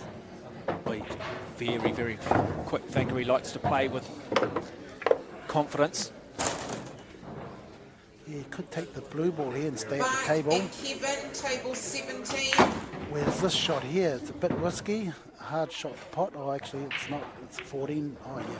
Oh, There he you go. misses it too. Yeah. And now he just leaves that door slightly ajar here. So Lucas Thomas still has that brown 7 ball down the far end of the table, which is causing him all sorts of problems at the moment. He has to be very, very strategic here in his thinking. And what does he look to do? So he stays at the table, just runs the cue ball through, enough weight on it. No. So that's going to be his last ball now. Wayne and Marbell, table 18. Just look at that bridge. Just got to stay relaxed. A little bit of movement there in the queue. Plays with plenty of power though. Probably didn't have a lot of choice here. He's in a bit of trouble here, Mark, because he's only, he's left himself straight with no angle to get out. He might try and make some angle. Yeah, he makes a good angle. See how he cheated the pocket there, they call it. But he's going to snooker himself, is he? Yes, he has. He snookered himself. So he's going to need to somehow play up the table and hope for a miracle. I'm not sure he believes he can see it. He might play the deliberate foul here. Can't say it too loud, he might hear me. And then he might play it. So, what is the benefit here of him playing the deliberate foul, Jimmy? He might buy him some more time here. See, the deliberate foul is on. Yeah, that ain't going to do that much. No, he'll just come in with ball in hand. And then he'll move that 7. Move that brown ball. Victor and Bernie, table 16. Okay, if he moves the 7, it opens up the pocket for all the other balls. He's got plenty of time to do it because that 10 ball is there. Get rid of his hardest ball first. That's the hardest one on the table because it's away from the pack. Okay, here's the moment of truth. Has he got angle to move the 7 ball? Compelling. Boy, I tell you what, here. very, very tactical game. That's what I mean by careful. Yeah, I tell you what is the chance here of the finest of cuts on the blue? Yeah, and then he's going to play some inside English to move that 13 out the way. There you go. Does cut it, so he plays it beautifully too. You talk about the word inside English, just explain that terminology. Yes, so he played that ball like on a 9 on a clock. He hit it at the 9 on a clock. Think of a clock and just hit it where the 9 is, number 9. There you go. Okay, nicely played. Back up the table too. Enough weight on that. Looking very, very good here. That 8 ball low. It's in a precarious position. Need to bring that cue ball right back up, as we say. Draw it back into the middle. Nicely played. That is just a snooker master at play here, showing his bringing that snooker across to Paul, making it look quite simple. Beautiful finish. And that is a very, very good start for Mania Babington. He goes to a 1-frame-to-nothing lead in this race to 4. Top 16 knockout. You are watching the Masse New Zealand 8-ball championships. Will be Lucas Thomas that does come to the table. Race to 2. Brian and Grant, table 14. So I seen this guy Naya like maybe a year ago, and I knew straight away, he's got the goods for this style of game. So I actually, headhunted him down and put him in my team for tomorrow. Oh, have you? Yes. Oh, yeah, the team. What's up for grabs tomorrow? Quite a bit of money, isn't there, Jimmy? Yeah, there's probably 15 grand worth of prize money. Yeah. Yeah. So you're shouting lunch? Oh, definitely, mate. Dinner? Yeah, I like a good dinner, mate. If you hang around, mate, yeah. Yeah, I really do quite like Mania Babington. I'll just get the, get the boss's card. Have you got a team uniform and everything? Oh, no. I mean, you're an attractive man at the best of times, but, enhance you in a nice polo or something? Yeah, I wish we did have time to get that, but it happened so fast, we're already into season 1, and so no uniform yet, but they will be coming. Have you got a team name? What is our name? The Professors and his students. As we see the break here from Lucas Thomas. Oh, wow. Look at that. I mean, you're known as the Professors. Surely you could have Beakers? The Beakers? No, we're the Fantastic Four. The Fantastic Four, okay. Yeah, 4 in a team. Superman, Spider-Man. You got a Wonder Woman? Oh, no, we need one of those, yeah. Definitely a Wonder Woman in the team. You are watching the Masse New Zealand 8-ball championship. This is a top 16 showdown between Lucas Thomas and Mania Babington, and it is Babington at the table. He leads 1 frame to nothing in this race to 4.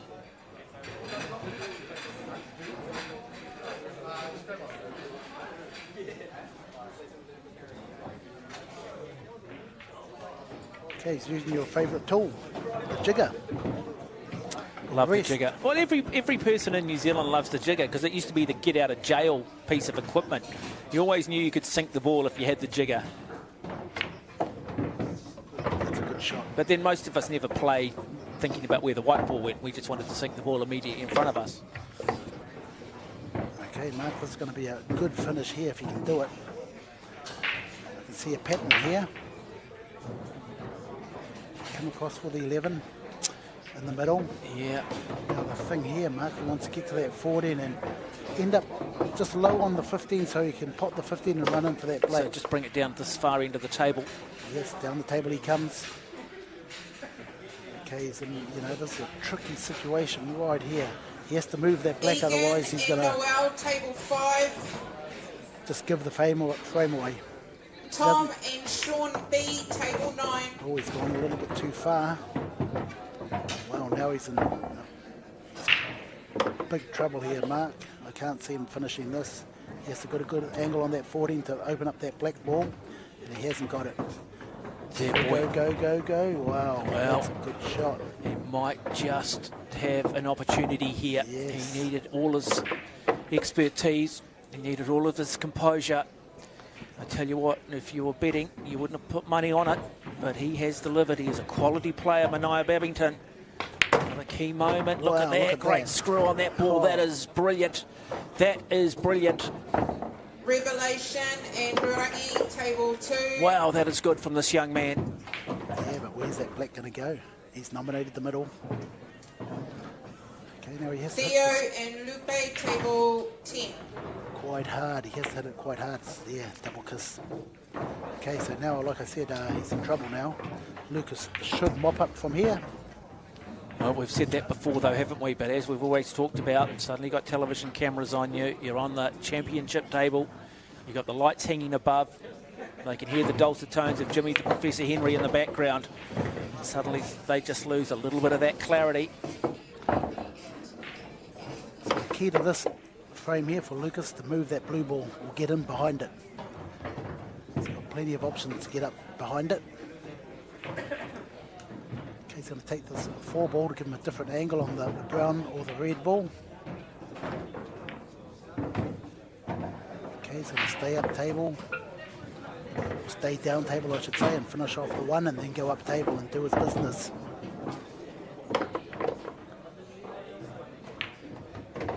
You're doing a nice job, Jimmy, at the moment. This could be it here. This could be the situation here we've been waiting for. 5 in the corner, move the black. Just got to watch out he doesn't go in off the black or pot the black. If it's too risky, he's going to take a different option, but this is the time to get it out. Lucas Thomas, how big a shot is this in the context of this match? There you go. Cuts it folks. nicely Beautiful. and plays it absolutely beautiful. You talked about the fact in the build-up to this, you'd seen him down here practicing at night. He hasn't left a stone unturned. He knows the quality of his opponent here. If the door is slightly ajar, he needs to walk through it. He needs to take that opportunity. So Jimmy. Yes, he's still got trouble on that blue ball. He either takes it now, and if he misses, he sells up. If he gets it, he wins. Still got to get back to this blue ball after this shot. Does he have the ability to do it? Okay, that's the best he's going to get. He's going to take it now. So is he playing the middle pocket here, or is he playing down the far end of the table? Corner pocket. Corner pocket, bottom left. Bottom left. There you go. Nicely played. Now, still got a bit of an angle here. Not an easy shot, but a player of this ilk, a player of this quality, should play it. Just bring that cue ball back into the middle of the table. That's right. Natural angle here. Spot it, and there you go. And he does bring it back. Beautifully done. Wow. And so Mania Babington, he was in control. Opened the door and Lucas Thomas has walked through, and suddenly we tied up at 1 frame each. An intriguing, contrasting style in this quarterfinal.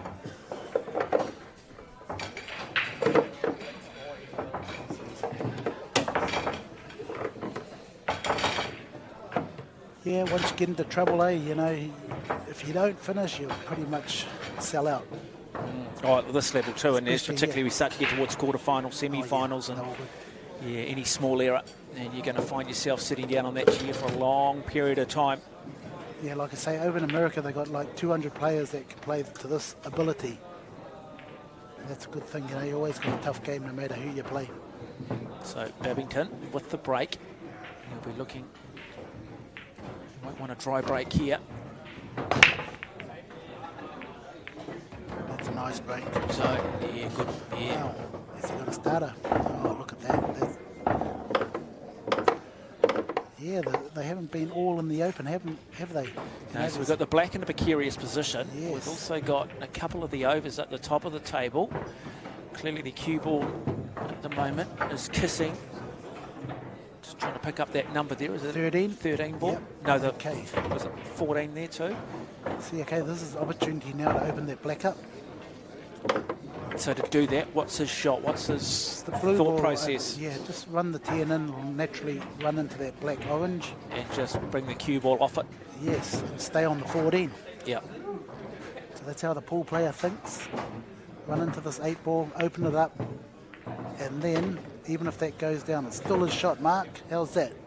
Now you put one of the opponents, still your shot. There's a bit of trouble here. He's left him nothing. What about this shot here, Mark? He's going to play that ball there and put the purple ball. Oh, I'm not sure that he can get through the gap there, can he? I just don't think he can get through the gap here. Make sure he nominates the shot. Yeah. I keep saying, I've said it twice in both two frames, but how important is this shot in the context of this match as well? Wow, oh, lovely play. Look at the screw he put on that. That is a very, very good shot from Mania Babington.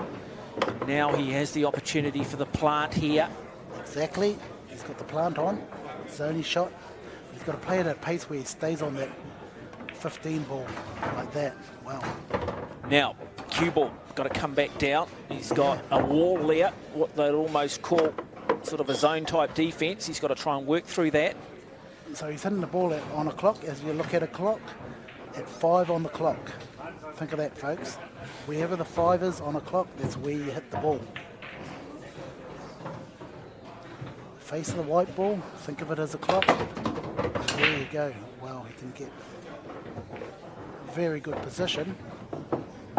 Tony Benwick and Alex. He really probably just wants to try and somehow bring that cue ball in closer to the 8 ball. Yeah, it's going to double the 14 back into the top left corner as we see it. Kiss, kiss, kiss. Boy, oh, lovely. That is just a wonderful shot in the context of this match.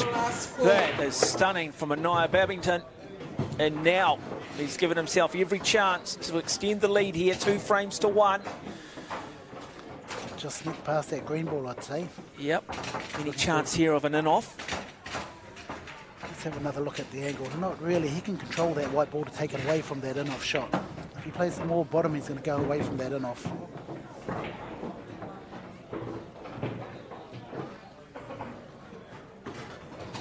See how he's playing with bottom? It doesn't follow. So, like right there. Yeah, and there it is. So 2 frames to 1. It is Mania Babington leading Lucas Thomas. I just sort of sense Babington really now just starting to get into it. You feel like he's just sort of getting into the zone. Yeah, like I said, some very good shots. There's some very difficult shots. Yeah, like I said, you know, I seen this guy a year ago and I poached him. Paid him big money to come and play for the professor.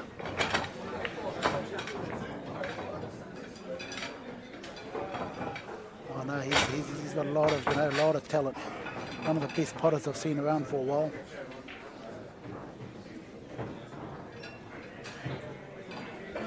From my hometown in Tier 2 North, What's famous in Te Atu North? I do a bit of a work on a radio station. They were referring to Wellington, talking about the bucket fountain. And I thought, yeah, the bucket fountain in Wellington, that's up there with the pyramids of Giza and the Roman Colosseum and the Leaning Tower of Pisa and the Eiffel Tower. What have they got on North Te Atu North? They've got a lot of good rugby league players. That's where. I mean, if you're a tourist and you want to get a photo, what are you going to have a photo with? Yeah, well, nothing much there, but maybe knock on your door and have a photo with Jimmy the Professor. Yeah, they were certainly welcome to do that. There we go. Okay, so dry break there from Lucas Thomas. But we've got a big cluster of balls, haven't we? Big cluster of solids up the far end and right here in the middle of the table. So one out of the way. So chance here to sink, but as we've talked about, Jimmy, with that cue ball to maybe just break it up a little bit. Yeah, he wants to nudge a few balls here. If he wants to take that plant on. No, the red ball's on. Red ball's on, yeah. He's going to open up that little cluster. The blue ball must be on why he played that shot. So we can't go above the table, unfortunately, and give you just a proper look at those angles. But just assume that there is a channel for that blue solid to the top right pocket, and there it is. So quite comfortable in the finish, but as Jimmy says, maybe just overplayed that. He's put himself in a bit of difficulty here now with the cue ball.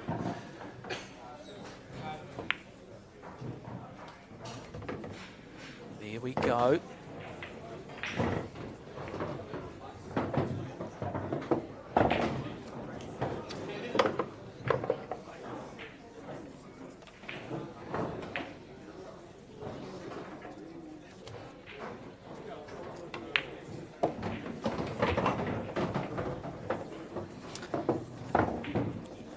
So Mania Babington.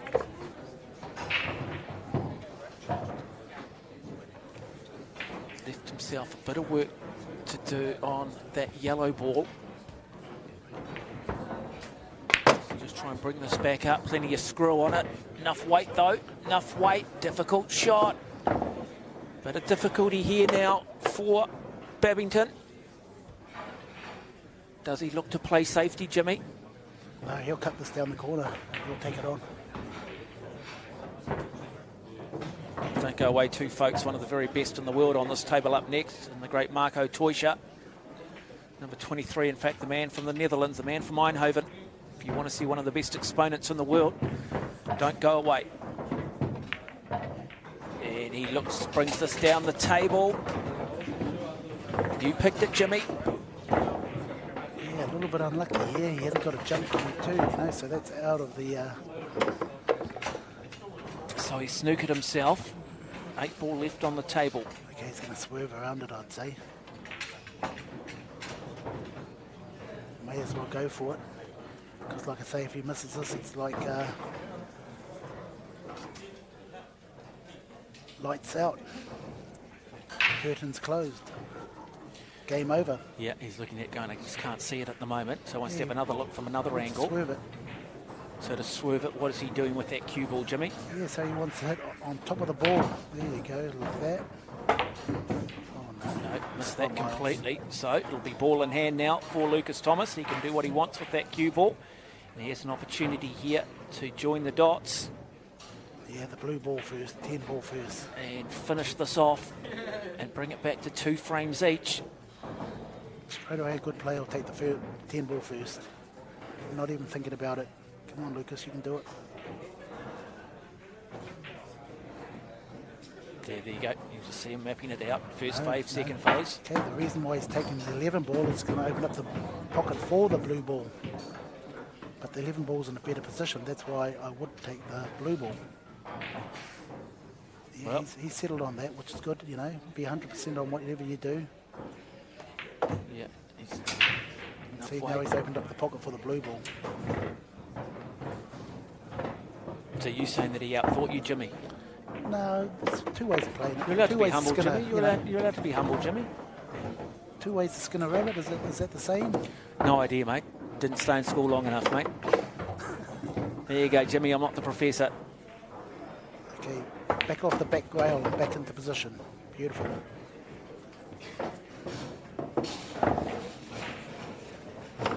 Have a look at this purple ball now.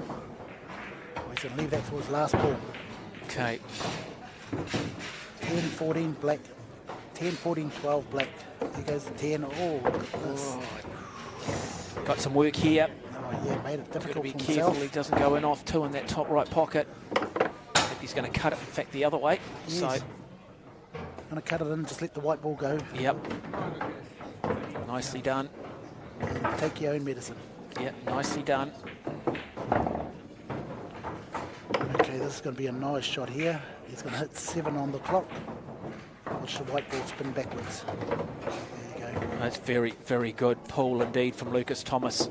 So this to take it to 2 frames each. Yeah, he looks quite comfortable at the table. He's looking very comfortable. Yeah, very, very well played frame indeed. So it is Lucas Thomas, Mania Babington tied up at 2 frames each. Tell Brody.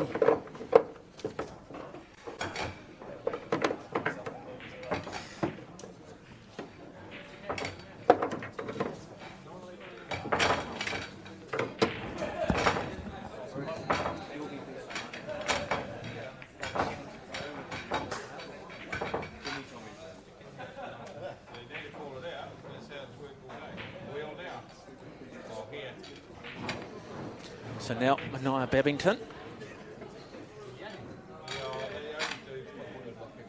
Really, really important who wins this frame. Definitely, yeah, you want that little cushion. Not a lot between these two, and you would just want that cushion. You can probably afford at times to play maybe just a little bit more conservatively when we do get into that 6th frame.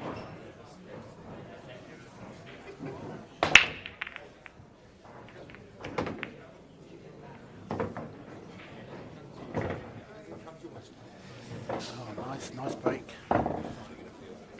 So looking at the table here, Jimmy, over's the option, or is he going to go solid stripes? Yeah. Only because of the 4 ball. Kissing that cue ball at the moment. Okay, you can put a lot of these. Revelation and Leto, table 9. Bernie and Grant, table 8. He's right in there. Theo and Stephen, table 16. So tomorrow's the big day for the teams event. 4 players in a team. And the best of, the best of North Island.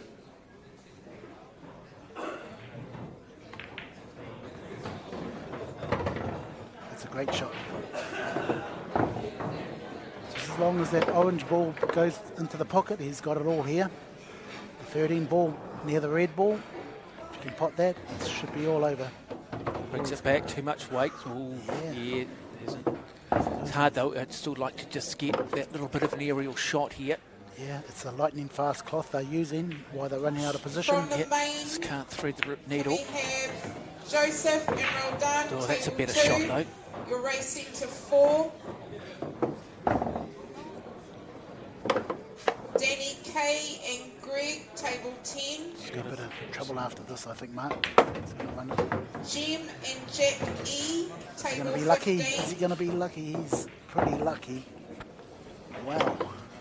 Yeah, look at How's that. for a He's bit got of that luck? top right pocket. He's got and this Sean middle G, right-hand side. Table 14. And he just comes back for that cue ball, back for Leighton that 8 and ball. Sheridan, table 4. Yeah, he's a confidence player. He's not afraid to take his Kieran chance. That's what and I like Richard about him. A, table 3. He's very much the glass is half full. Yes, he goes for it all the time, you know, no holding him back.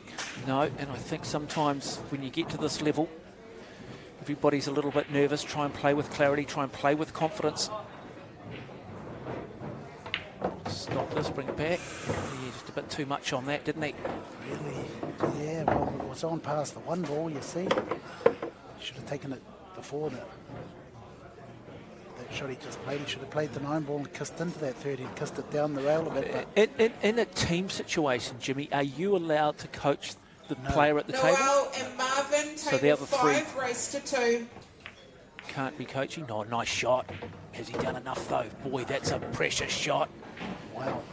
So now, this to take a 3 frame to 2 lead and really, really put the pressure now on Lucas Thomas. A big shot, but you would imagine somebody who has spent so much time on a snooker table wow, he's looking down the table. would back himself. He's looking at the fine cut. He's going to fine cut it. You heard it from Jimmy. Here we go. Lovely TV angle. Oh, and he misses it. He misses it. And now, like we've seen previously, the door is open. Can Thomas walk through? Walk into the living room of Mania Babington, steal the television, steal the couches.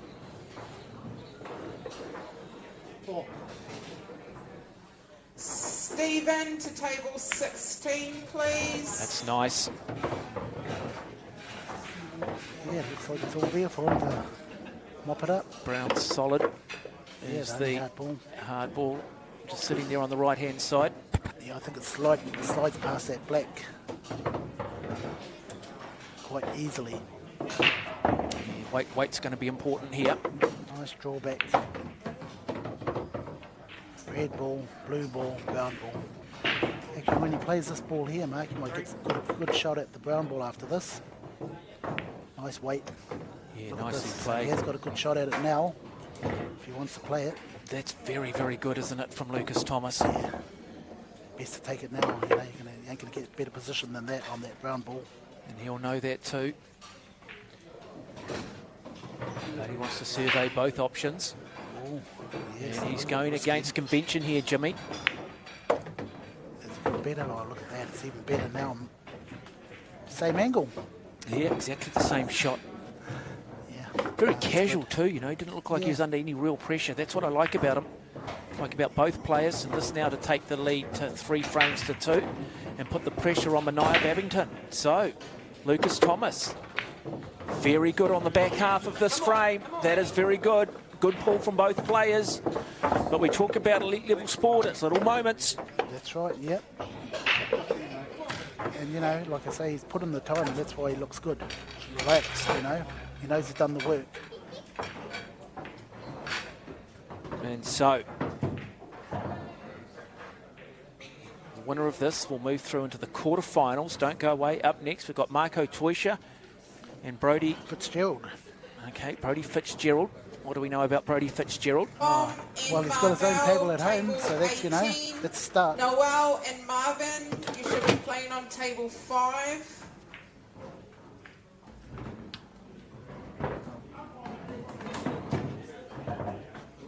So they will have 3 cues. They'll have a breaking cue, a cue which they will use for the majority of the frame, and then a jumping cue if required.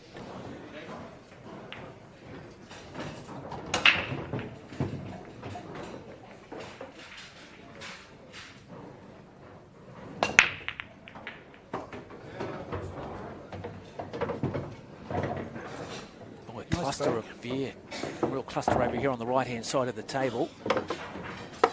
So go solids here, okay, so you can use that 6 ball to open that cluster on the side of the table there, Mark. Yeah, when we talk about a good break, is it a good break for the fact that the 8 ball is in the middle of the table, it's not surrounded, or what defines a good break? Well, you know, the break comes down to a little bit of luck, so if you pot a ball, it's a good break. Okay, now, you know, depending on how many clusters you get, you know, that also determines a good break.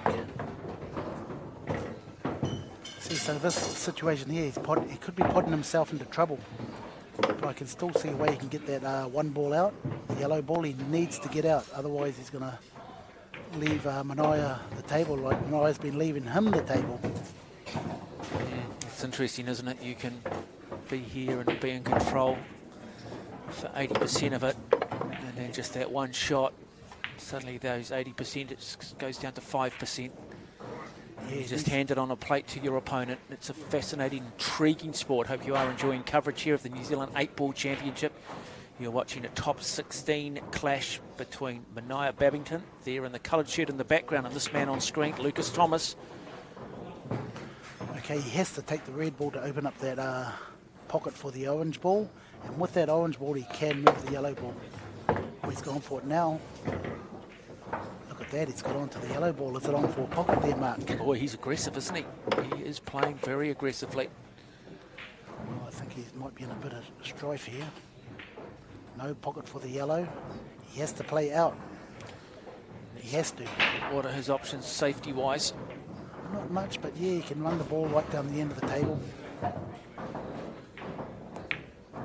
Like so. Oh, He's left the orange. Okay, here's Manaya's chance. You ain't going to get a better chance than this. So what is the object pool now for Madaya when he comes to the table? Yeah, he's going to put that orange ball here and then just see where he lands. And then we can tell whether, you know, those other balls are on. I think the 14's on. I think they're all on. Okay, 14, draw back and behind the purple ball towards the red ball. Well, really, it is do or die now for Manaya Babington. He needs to stay at the table. He trails by a frame, but it's first to 4. He needs to play through here. Like I said, this is a golden opportunity now. That 12 don't look on. Maybe on, may not be. He's played a stop shot. Why? Why has he played that? 10 and run into it. That could be his plan. So we're talking the stripe blue. Yep, the stripe blue running. Oh, he's going behind it. Oh no, that 14 was on. What a shot. Yeah, we just sometimes don't quite get the angle. We don't have that overhead camera angle for you, so sometimes we don't quite get the perspective the player gets. You can't always necessarily rationalise initially why they're playing a certain shot. Nice touch. Nice touch. He's in control at the moment. A nice touch here again for the 10 and then the black and opposite corners. Touch it in. Nice touch. Okay, he's gone a little bit far, so the black in the same corner. See that little slight angle? Takes him back to the black in the same corner. Just watch out, don't sneak yourself behind the 5, the Manaya. He kisses into it, which is great. So this to bring it back to 3 frames each. Manaya Babington up against Lucas Thomas. And just like that, we are back to 3 frames each in this race to 4. And Manaya Babington taking out the 6th frame. Don't go away, because the next frame it is do or die for both of these players.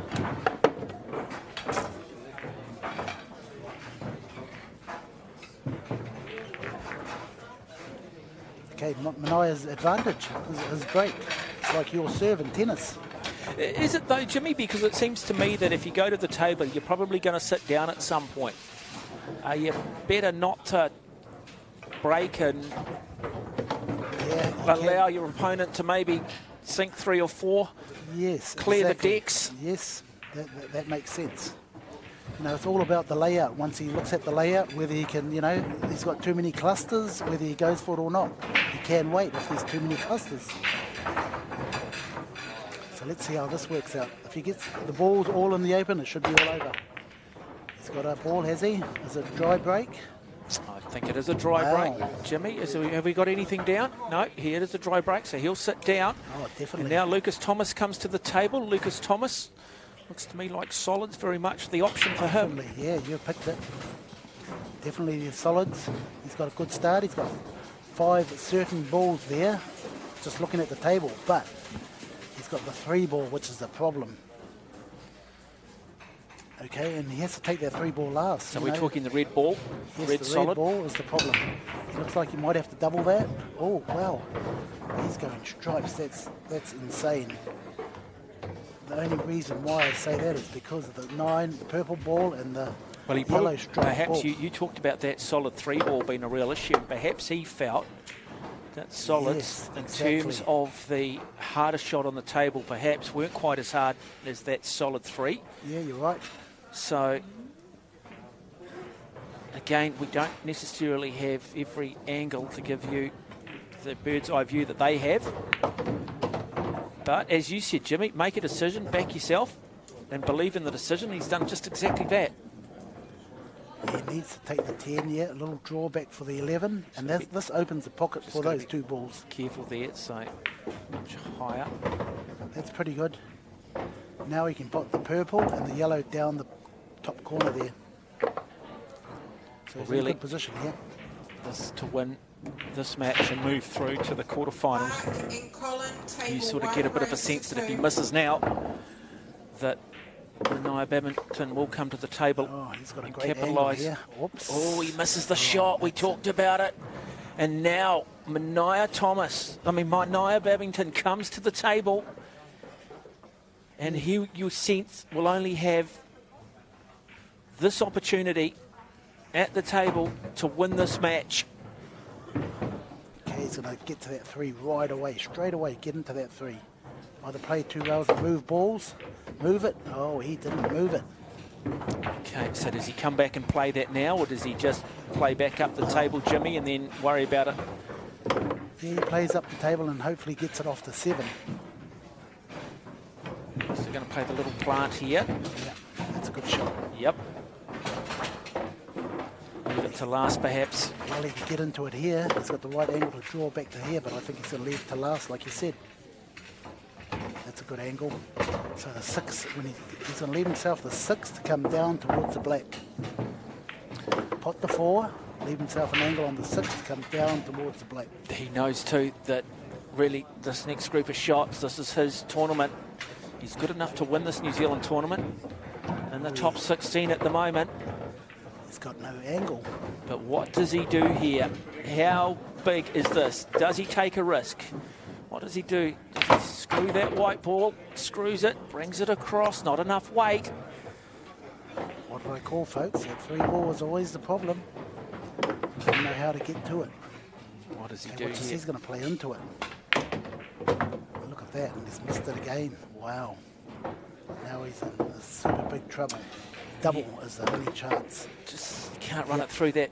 No, he's going to double it. The rail and the black, can he? Stop shot double. There you go, is it going in? Oh, great shot, great shot. One of the great shots. And there you go, just like that. Cometh the hour, cometh the man. And now it is Mania Babington who will win this match and move through to the top 8. One of the great matches with one of the great shots. You've got to feel for Lucas Thomas because he's well and truly in this contest.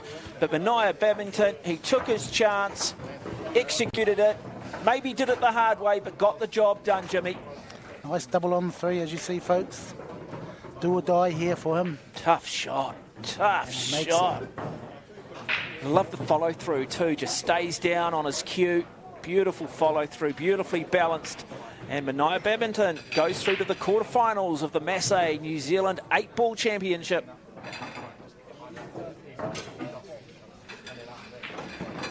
Thanks for that, Mark. We'll be back in a couple of minutes. We'll just get Marco and Brodie Fitzgerald. Don't go away, folks, because one of the very best in the world, Marco Toisha, up next on the television table, comes up against Brodie Fitzgerald. It is David versus Goliath up next.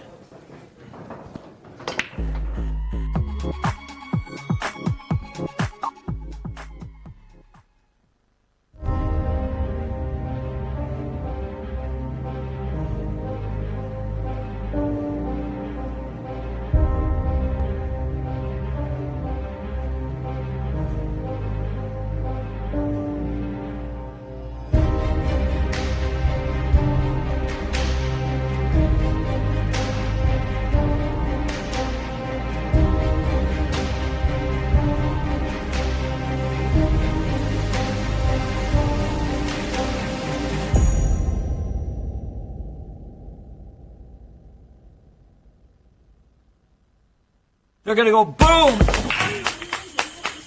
So they're going to go boom, boom, boom. Yeah, if you make those 70% of the time, you're professional. Give him a hand. Awesome.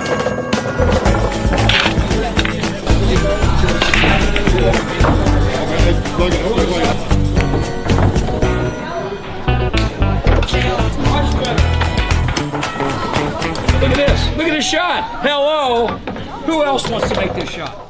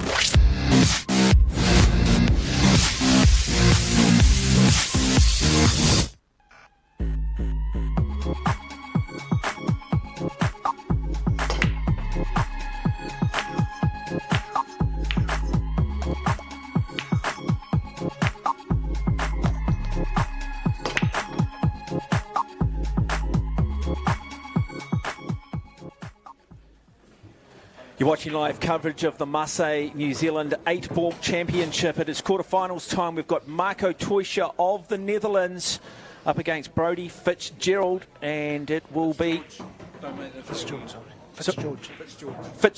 There you go, Fitzgeorge. I apologise, Brodie Fitzgeorge. There you go, Jimmy. You might be the professor, mate, but your pronunciation's appalling. Can I blame you? Yeah, of course. Yeah. There you go. I'll take that one on the chin, mate. Well, so this is very much David versus Goliath. It is Brodie Fitzgeorge up against this man here on screen, number 23 in the world, one of the great players, Marco Teuscher of the Netherlands, who still, to be fair, is 49% New Zealand. He's just come back from a very good road trip overseas where he won a tournament in Belgium, a tournament in the Netherlands, finished third in the Dutch Open, and then went and competed in the British Open as well. And it is the race to 4. And the winner of this will go through to the semi-finals.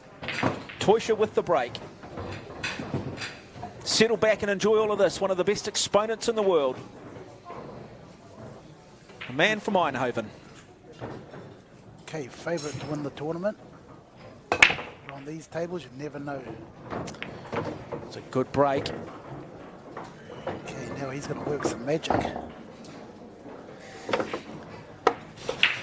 The great thing with this game, isn't it, that every time you break, you're never ever going to replicate any previous break from any game you've ever played.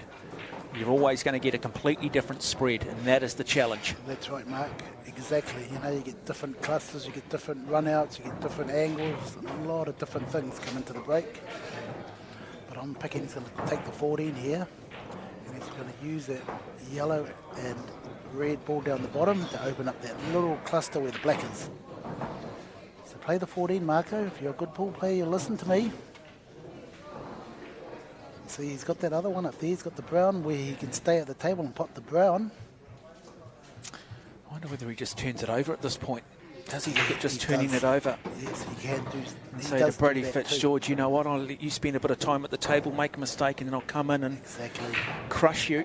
And that is part of the psychology. That is tactics. But you've got to have, maybe you've got to believe that your opponent has a few flaws. Okay, this is just like being at the World Champs again. You know, the guys over there, they took so long to play their shots, and you know, you could have. There's no time limit on how long you play the shot. It was terrible, but in saying that, let's see what he does. So Marco Teuscher, 9-ball exponent, 10-ball exponent. Okay, like I said, he'll come down table and use the yellow and red ball to open up this little cluster if he can. Yeah, he's going to go for it, folks. So a man who won the United States 10-ball championship back in 2019. Watch the artist at work. He is a modern-day Rembrandt. You know who Rembrandt is, Jimmy? Yeah, he's one of the famous painters, wasn't he? That's right, Jimmy. Is that why they call you the professor? Why do they call you the professor, Jimmy? Because I take people back to school. Here you go. Professor Jimmy Henry alongside of me, bringing you the coverage. So Teuscher, such an experienced campaigner. He'll know exactly what he needs to do. Just a bit of a Chinese snooker here, having to play over the top of the 3-ball and the 8-ball. Yeah, he's going to go into that cluster. There you go, but he doesn't break open his hard balls. Wow, he could be in a bit of trouble here. If he can get behind where the 3-ball is with the white ball, and he'll try and do that too, knowing Marco. He'll pot this 12-ball, play the 10-ball, and get behind the 15 and 13. So he'll try and get the white ball to where it is, the red ball is. That's his goal. Get the white ball to where the red ball is in the end.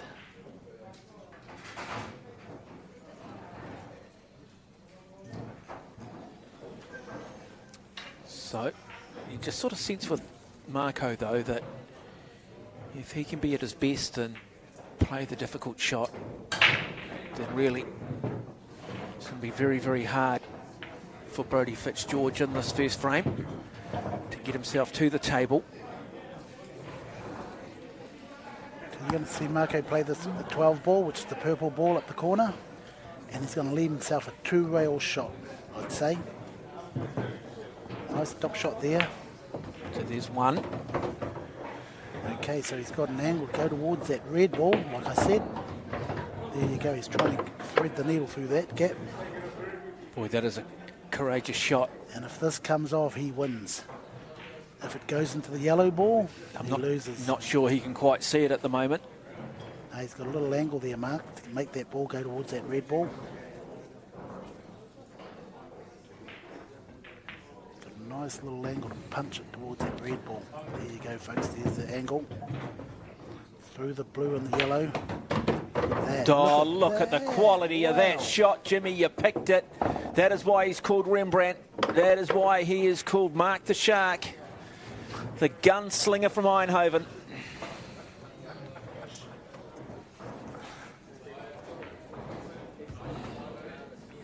Okay, he's got a problem here now. God, he's got 3 nicknames. Rembrandt the Shark and the Gunslinger. He's also called Marco the Shark. Doesn't quite rhyme with Mark. Marco Sharko. Wow. Okay, so getting back to the game here, if he plays this 15, he's going to nudge that 13 towards the purple and orange ball. That's why he doesn't like it. Yeah, we just better, just because of the lights there on the ball, just give us the exact colours, because they're not always showing up, are they? There we go, that's better. Folks. Orange and brown. Yeah, so playing this brown ball, he's going to nudge his orange ball towards the other orange and purple solid ball. Okay. Oh, see, so he has to go for the double, and you know he's good at bank ball. Little screwback to be perfect on the 13. Watch this, watch the master, watch the master. There you go. Oh, I tell you what, I talked about Rembrandt. Oh, I think we've got a Van Gogh as well. He is an absolute technician. He just picks you apart piece by piece. That is simply superb. That is why he's inside the top 25 in the world. And just like that, Marco Teuscher takes the first frame in the race to 4 and makes a statement in doing it. What a great shot to get onto those last 2 balls. I think he'd be pleased with the way he played. He knows just how difficult that frame was. Look at this shot here. This is the shot that made him the game. Yeah, a few people in the world could play that, I would imagine. Look how he doubles the next ball and stays on the 15 and finish the game off from there. Okay, now Brody from Prince George. A guy with plenty of experience, 10 plus years of experience. Yeah, He's got his own table at home. He looks, you know. He knows he's got his work cut out, so he is going to need to not have a dry break, because you sense if it's a good break, but it's a dry break. Teuscher. Wow. Yeah, that cue ball in a precarious position, isn't it? Yeah, well, Brody's got a good run out here. If you can pot this one ball, concentrate on just potting the ball. All your energy into potting this one ball. Could win you the game.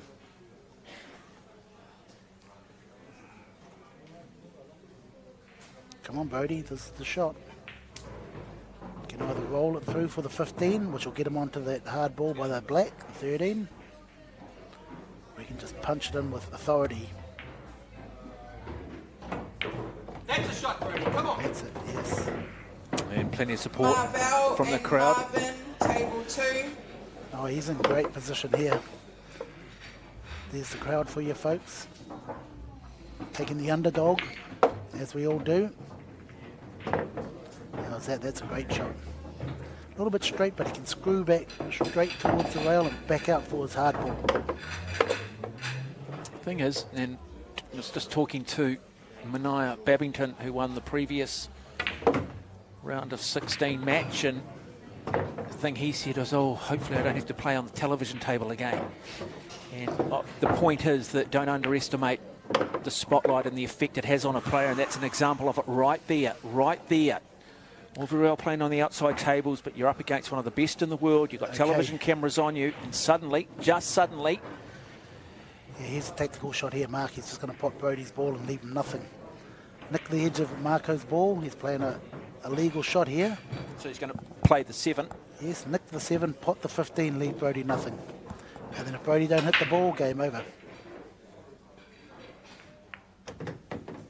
And that is just a beautiful example of it. But Has he got, can he screw that white ball at all? Can he curve that ball?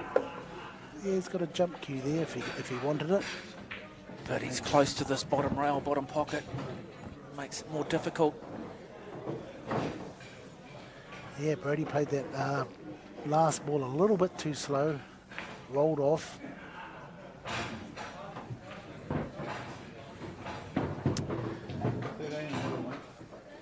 Wow.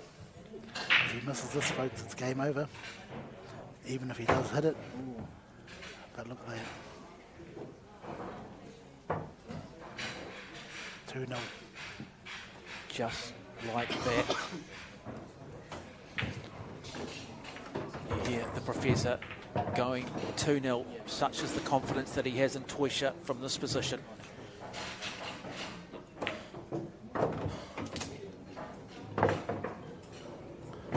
Six, 7, 1. Brown, yellow, red, orange. We could go brown, red, yellow, orange. Heaps of options. Middle of the table gives them 3 options. You are watching an absolute masterclass. Okay, you could play 2 rails going forward or just come straight back off the 1 rail. Just got to watch out for the side pocket and off. So Toysha, just really it's exhibition at the moment. It is an exhibition at the moment. A lot of noise from the outside tables too. Just got to get used to that. Watch how he holds this ball. Wouldn't move nowhere. Perfect angle. To get in line on the black in the bottom left-hand corner here. Punches it in, goes straight behind that black, directly in line. And there it is. Folks, directly in line. And just like that, Marco Toysha will go to a 2-frame-0 lead over Brodie Fitzgeorge. And yet again, just another dominant display. Really, when you watch Toysha play, you just cannot make a mistake, can you? You just cannot open the door for him. Difference between good and great is errors, and Toysha just doesn't make them. Exactly. Brodie made that 1 error. That cost him the frame.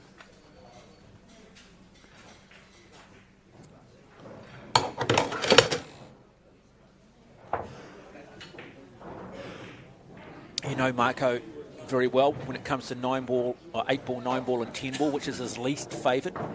8-ball. So this format. Yeah, definitely. He likes the rotation game. Okay, a dry break. Wow. So when you're talking the rotation game, that's just a game where you can just run through 1 through 9, 1 through 10. In order. In rotation, order. Yep. He loves that game. Loves those games.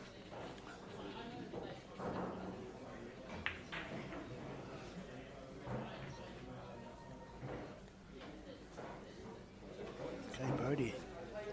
Take the 11, Brodie, let's say. 11 past the middle. There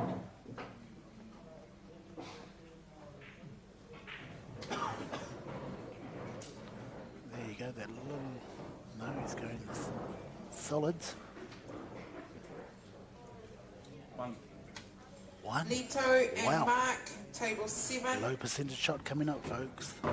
Well, there you go. yeah, I think Marco Toysha is already living rent-free inside his head, and automatically we can just see that reputation putting pressure, forcing maybe Brodie Fitzgeorge to make some decisions that he probably normally wouldn't make against other players, lesser players perhaps. Clearly a quality player, Fitzgeorge, but he comes up against one of the very best.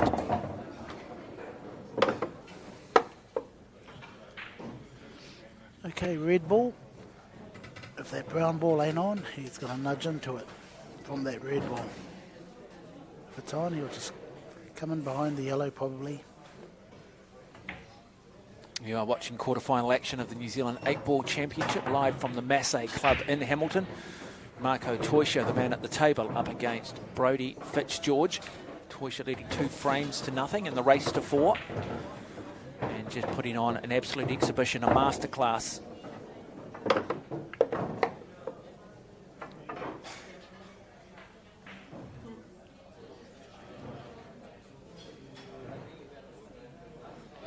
Okay, position for the blue ball.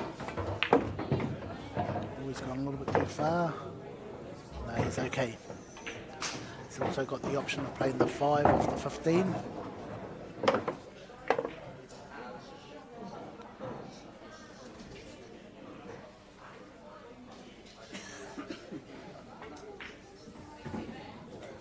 A little bit of work to do here from Toisha.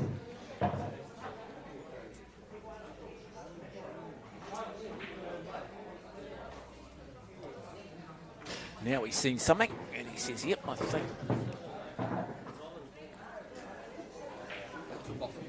What's the issue here, Jimmy? Well, he hasn't got really much issues here. He's got any issues. But there seems some hesitation. He's just making sure, you know, this guy, you know, he makes sure that he's playing the right shot and does not miss. Yeah, the great players just have that ability to slow time down, don't they? Let's just have a look at this shot. Look at that. Wow. Okay, hang on, folks, look at this. He's in no man's land. So he'll just touch this and sit right on the yellow again. Yep, so he's going to play safety now for Toisha, and this is another real strength of his game. That's a legal shot. And so, now the pressure goes straight back on Brodie Fitzgeorge. What are the options for Brodie? Well, he's just got to make sure he hits the ball and gets a little bit lucky. Leaves Marco nothing.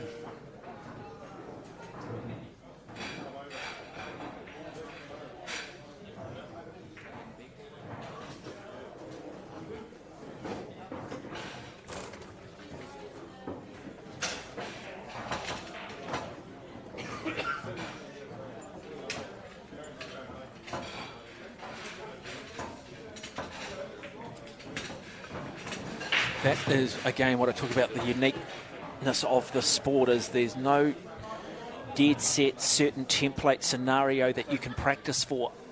You can practice in similar situations, but you never get the exact situation. That's a great shot. That is a very, very good shot indeed.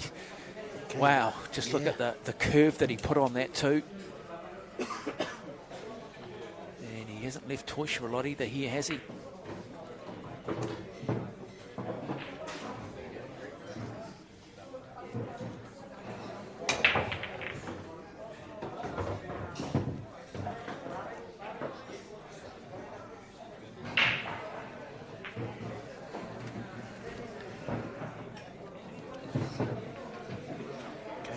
Potting ability of Marco. Blink, hey, look at that. Wow, that is remarkable, remarkable. He just makes it look easy, but the greats do. 2 rails into position, 1, 2 into position. Now, you asked me earlier whether it was Marco Toisha versus the rest of the field. I went with Toisha, you went with the rest of the field. Your money still on the rest of the field? Yes, and I'll have to take the rest of the field, you know. They have to play their best to beat Marco. Marco ain't going to just give it to you. No, he's not. Got to play your best. But I'm running out of options beating Marco. And there we go. It is 3 frames to nothing to Marco Toisha, leading Brodie Fitzgeorge in the race to 4 for a place in the semi-finals. What would hopefully happen is the outsider will put him under a bit of pressure there, Mark. That's my only chance. Well, he's got nothing to lose now, has he? He's going to have to take some risks. He's going to have to play positively. He's going to have to play aggressively. And he's probably going to need just a little bit of luck as well. But you sort of sense that if he finds himself sitting back down, that it's going to be a tough ask. He's going to need to stay at the table. He can maybe afford to turn it over once to Toisha, but very early on in this frame. Races out to a 3-0 lead. As he potted the ball, it's dry, folks. Wow, I don't like his... chances now, that's what we talked about. Yeah, Yeah. So Marco's coming to the table. What's he seen here, Jimmy? Is he Well, solids or small is he seen overs? Yeah, solids. All he has to do is move this one ball and he should be open table. Open slather, is that what they call it? Yep, to move into the semi-finals of this New Zealand 8-ball championship. Prize money up for grabs. Oh, it's $4,000 in prize money, so yeah, he'll get a good chunk of that. Plenty of prize money too. If he gets it. Tomorrow in the teams championship, looking That's forward to that. Yeah, that's 15K there. Jimmy buying lunch. Definitely. They got mince and cheese pies and steak and cheese. And I don't know if you've seen me without my shirt on, Jimmy, but I think it's fair to say that you don't put two-stroke in a Ferrari, mate. Okay, you don't put two-stroke in a Ferrari, Jimmy. Exactly, yeah. Okay, mate. My wife describes me as a Ferrari. Okay, so I was sort of thinking topping plate of sushi, maybe, perhaps. Anyway, Marco Toisha. Let's get back to the serious stuff. So Marco Toisha looking to try and close this quarter-final out. Nice control. 12 ball. Nothing really presenting too much difficulty for him. But yeah, he just wants the right angle to open that 14 up. So that's his main goal, is to open that 14. Which is what, just kissing the number one ball at the moment? Yeah, he could do that. He could do that. Just looking at the edge of it. Looking at the 9 ball, so he can pop this ball and get onto the 9 ball, but he'll know that if it's not off this ball, that there is opportunity. Yes, he'll use another ball. Okay, so what he's going to do here, folks, is play a little bit like top left spin, run into that 1 ball, 14 ball. Doesn't like it.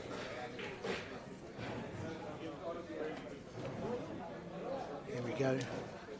Does he move it now or wait? No, he missed it.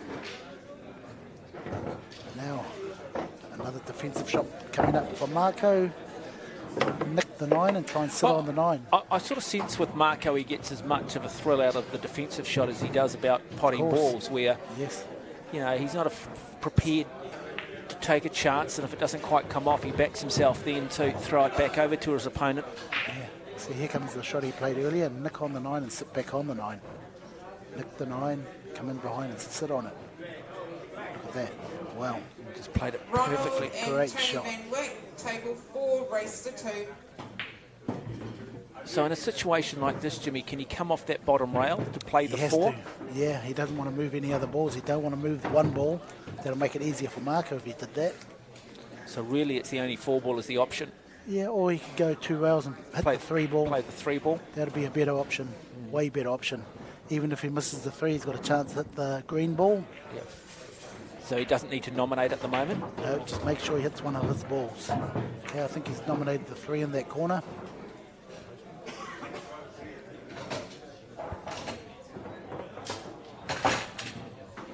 Intriguing. So, big moment in this game for Brodie Fitzgeorge. Oh, he got the 4 ball. He played it well too, but yeah, no, that's a nice shot. He is. It's just the opportunity now, though, for that 14 ball to be moved. The 1 ball that probably, as Jimmy's mentioned, is probably the ball that will provide Toisha the greatest challenge. He's going for a back double here, reverse double. Oh, yeah, that's on by a mile. He'll hit it hard. And there we go. So he gets rid of the troublesome ball with that reverse double. And again, a wonderful display. But what has he left himself with the cue ball? Let's just have a look if it's on in the bottom left here. So he'll just put a lot of backspin on this, will he, Jimmy? Yeah, just bring it back. Nice touch. Nice. Just screws that a little bit, doesn't he? Okay, a nice touch in for the blue ball in the middle. Or maybe in the corner. Look at that, 2 rails. He had a good angle to avoid the 5 ball. Now it's all over, folks. So 2 balls away from moving into the semi-finals for Marco Toisha over Brodie Fitzgeorge. Black ball in the same pocket. Yeah, just screws that back. Give himself a little bit of work to do, but nothing that Marco Toisha will be too stressed about. Almost a little bit of a Chinese snooker, but has room to play here, just around the corner. And just like that, folks, it is Marco Toisha who moves through to the semi-finals. A comfortable winner, 4 frames to nothing over Brodie Fitzgeorge in a dominating display. And this is why, ladies and gentlemen, he's in the top 25 in the world. The gunslinger from Eindhoven moves into the final 4.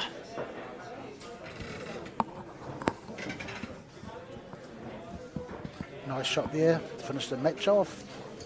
And into the last 4. Good game, guys.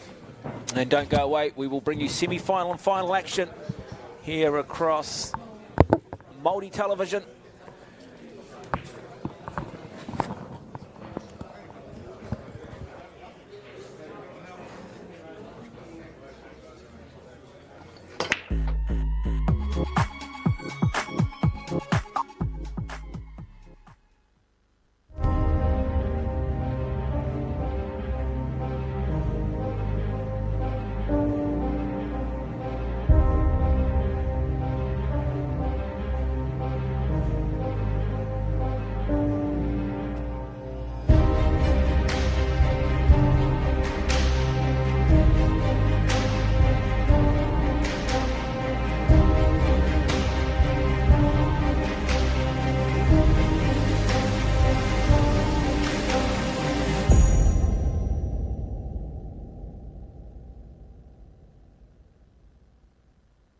They're going to go boom.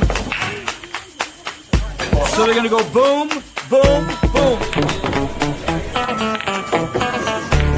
Yeah, if you make those 70% of the time, you're professional. Give him a hand, Austin.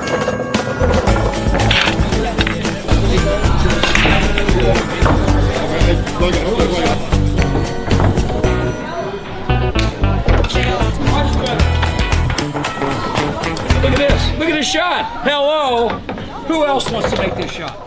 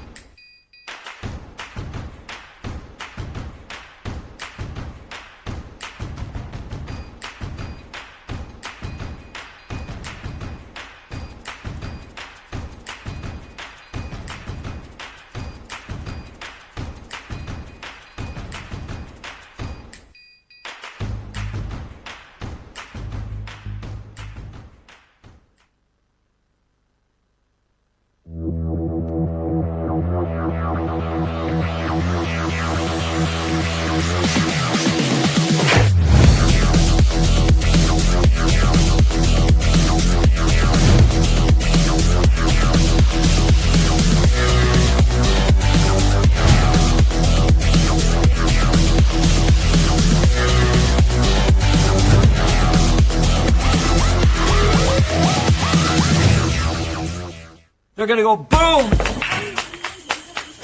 So they're going to go boom, boom, boom. Yeah, if you make those 70% of the time, you're professional. Give him a hand, Austin.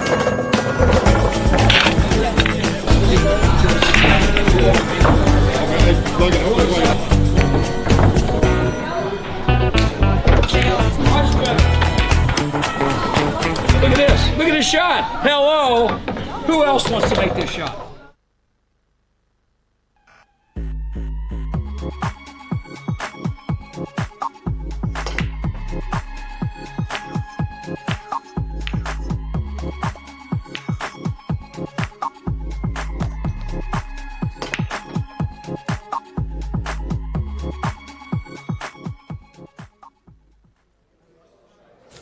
Welcome into live coverage of the New Zealand 8-Ball Championship. It is a quarter-final game between Nathan Paloga and this man on screen, the young up-and-comer by the name of Kieran Dempsey. It is first to four.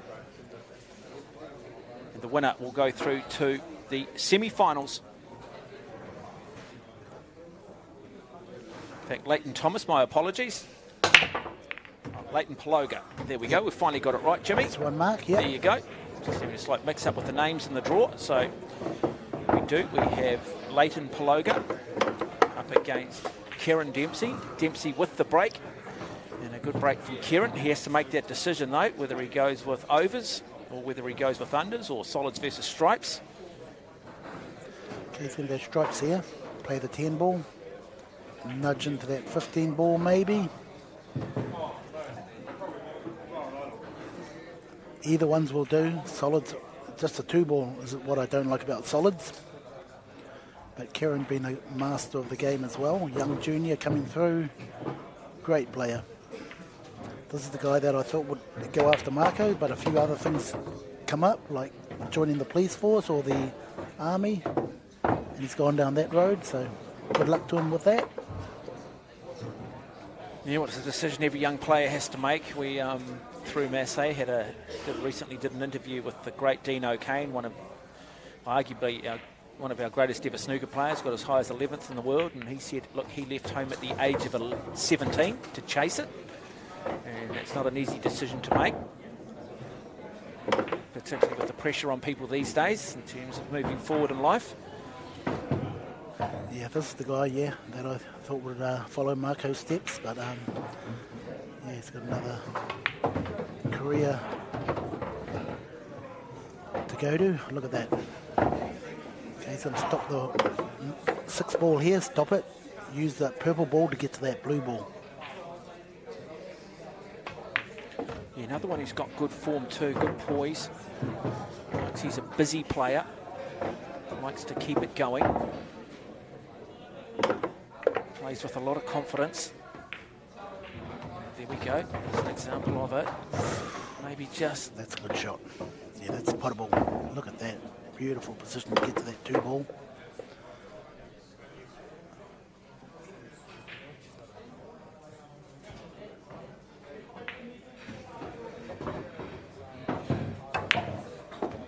Oh. Could be airborne here. Yeah, just went through that a little bit, that cue ball, and now finds himself in a bit of difficulty.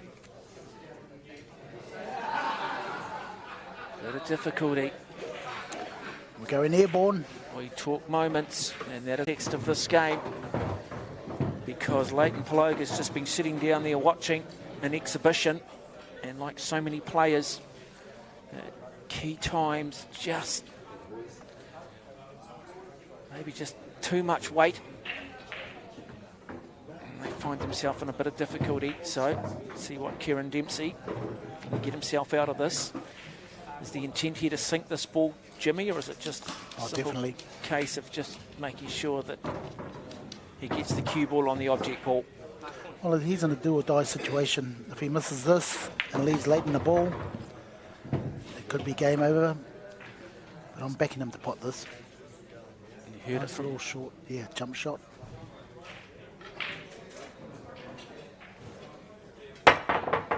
Oh, missed it. Now it will be Nathan Paloga who will come to the table. Leighton Paloga.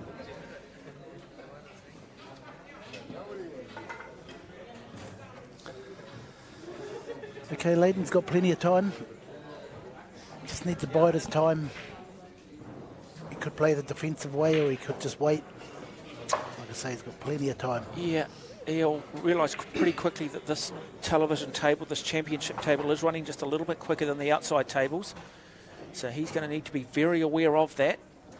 Hopefully he's taken some time and spoken to those players that have gone before him. Try to get a little bit of an environmental scan, try and gain some understanding.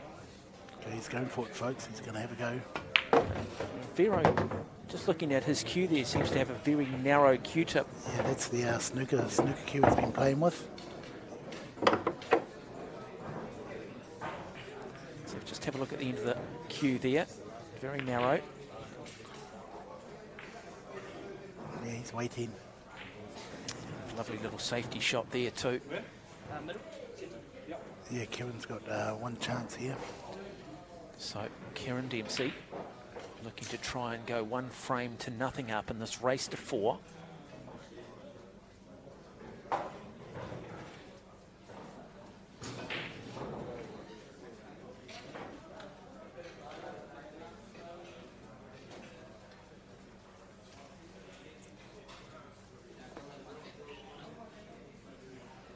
Yeah, his best bet here would be kick it into the top right corner there, Mark. Playing this shot's going to open up Clayton, yeah. Playing this other option would have opened Leighton's problem balls. Okay, I think he can pot this. You know, you usually give a guy a shot, one shot at this, and they usually get him. So, big moment. Look at him, he's a lot more open in his stance. Certainly plays a lot away from the cue. So, Kieran Dempsey. How important is this shot in the context of this match? Well, got plenty on it. Didn't quite get the angle right. However, there's still left some work to do for Leighton Paloga.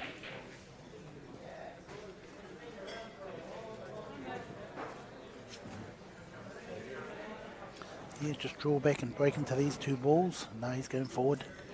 Opportunity of possibly, look, does he have the ability here to often even play a little bit of safety? Yeah, he could do that. Like, yeah, you called it. Look what he's doing. Must have heard you. You've got to be quiet around here, Mark. You know, they can hear you and they play the shot you tell them. Well, I mean, you know, they So call close. you the professor, but I'm, what am I, the academic? Not. You know, you picked it up well. So now he's nominating his pocket. How's he going to get down there? Okay, Well, so if it was me, I'd just simply label it as hit and hope. But I've got a sneaking feeling a player of this quality will be a little bit more deliberate in whatever he is doing.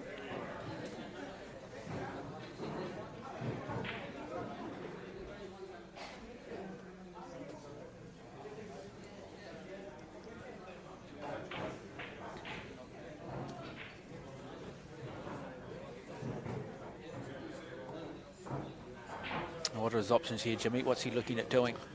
well, the first thing you should be look at doing is just hitting the ball. So you want to give Leighton the ball in hand here. Is he looking to play off 2 rails, or is he looking to play off 3? Yeah, he's just going to screw that, isn't he? Look at this, he's hit it. Come off. Wow. Oh, he just misses it too. And that cue ball goes down, and you'd think from here now that Leighton Paloga, it is all over in this first frame. Boy, nothing ventured, nothing gained. We talk about percentages. That was a great example of it. Okay, 12, 15, 11, 14. You know, that ability to play that safety shot, which at times, yeah, that is a great example of the benefits of the safety shot. Definitely, yeah. Okay, draw the ball a little bit. Jimmy, I'll ask you this. What is it about his style that's making him play with more of a snooker-based Q-tip? Well, you know, he feels more comfortable with the smaller tip. With that little bit more precision? Yes, more precision, and, you know, he plays a lot of, like, small ball pull. And small balls. And just like that, it is Leighton Paloga who takes a 1-frame-to-nothing lead in the race to 4. Oh, Kieran Dempsey had his opportunities.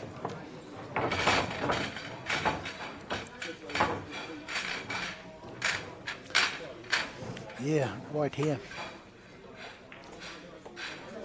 chance, just misses it. Hits it too full. Goes into the close jaw. Yep. A little bit more angle would have been good.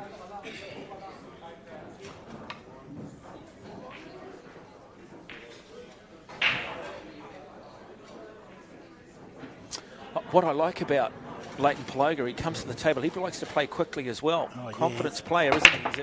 You sort of sense with him he's very much a feel player. Oh yeah, he's got all the artillery to be a very great player. So we've just seen the break. Okay, Kieran gets another chance at having a run at this rack. A lot of trouble there, but so this is where Kieran's got to make a decision whether he goes forward or gives it to Leighton early in the frame. It's no good potting 5 or 6 balls and leaving your last ball the ball you can't pot.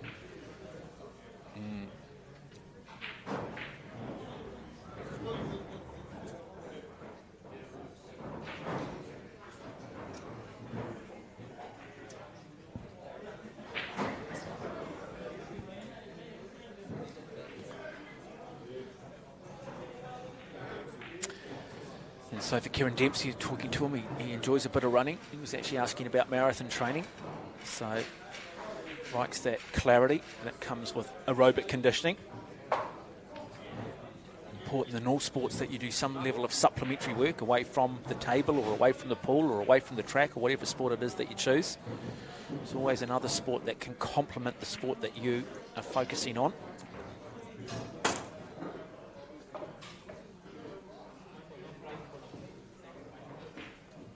So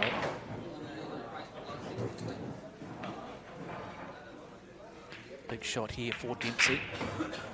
Nice shot, very nice. So the table was open.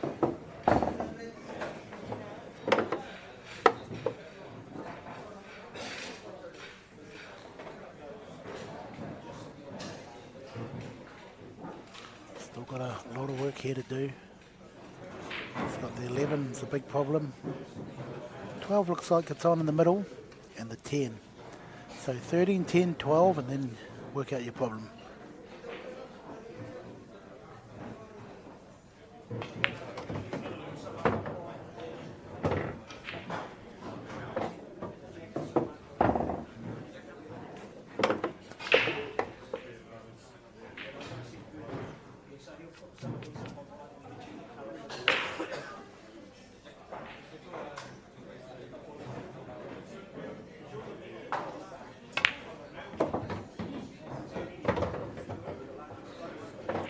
So very tense second frame.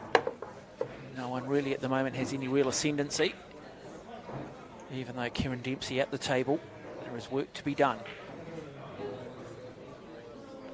Trying to break it down piece by piece. Now we'll come back across the table. That 3 solid, sitting precariously there in that top right-hand pocket. Okay, he can run into his 11 ball here, the red one, which is the trouble ball. Punch it hard and kick into it and hope for a little bit of luck. Oh, he can get behind it too. Wow, nice shot. That's a winning shot there.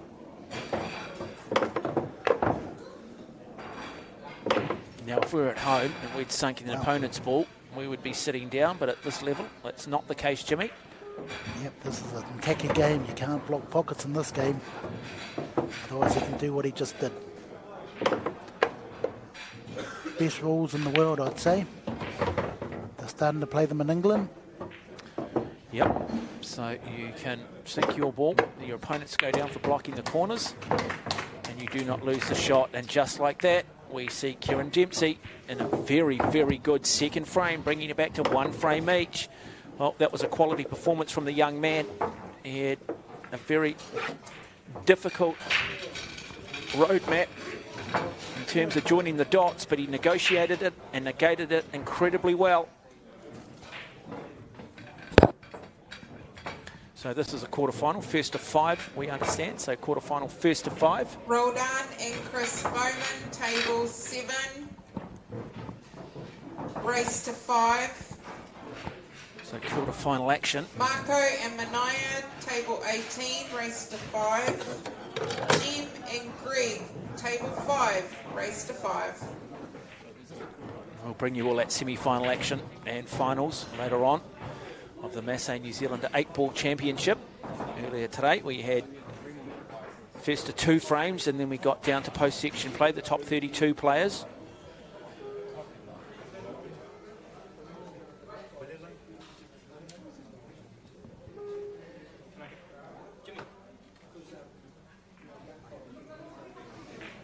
Okay, so Kieran Dempsey with the break, 1 frame each.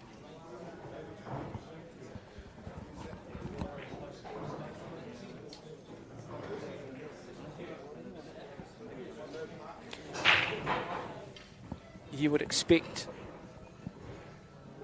Jimmy off that back of that last frame. That would give Kieran Dempsey some huge confidence, so a bit of a miscue on the break there. But boy, it was a difficult frame. Got through it, negotiated it well. Okay, so because 4 balls did not hit the cushion, because 4 balls did not hit the cushion, it's a foul break. And so we turn that back over now to Leighton Paloga for the break. Yes, the incoming player has the option now to either make Kieran play again or play it himself. Be good if we could maybe just have a look at a replay of that break, just to sort of see if we can just sort of pick up what did go wrong. But it's nice to see the best players often miscuing, because we've probably all done it at home at some point, haven't we?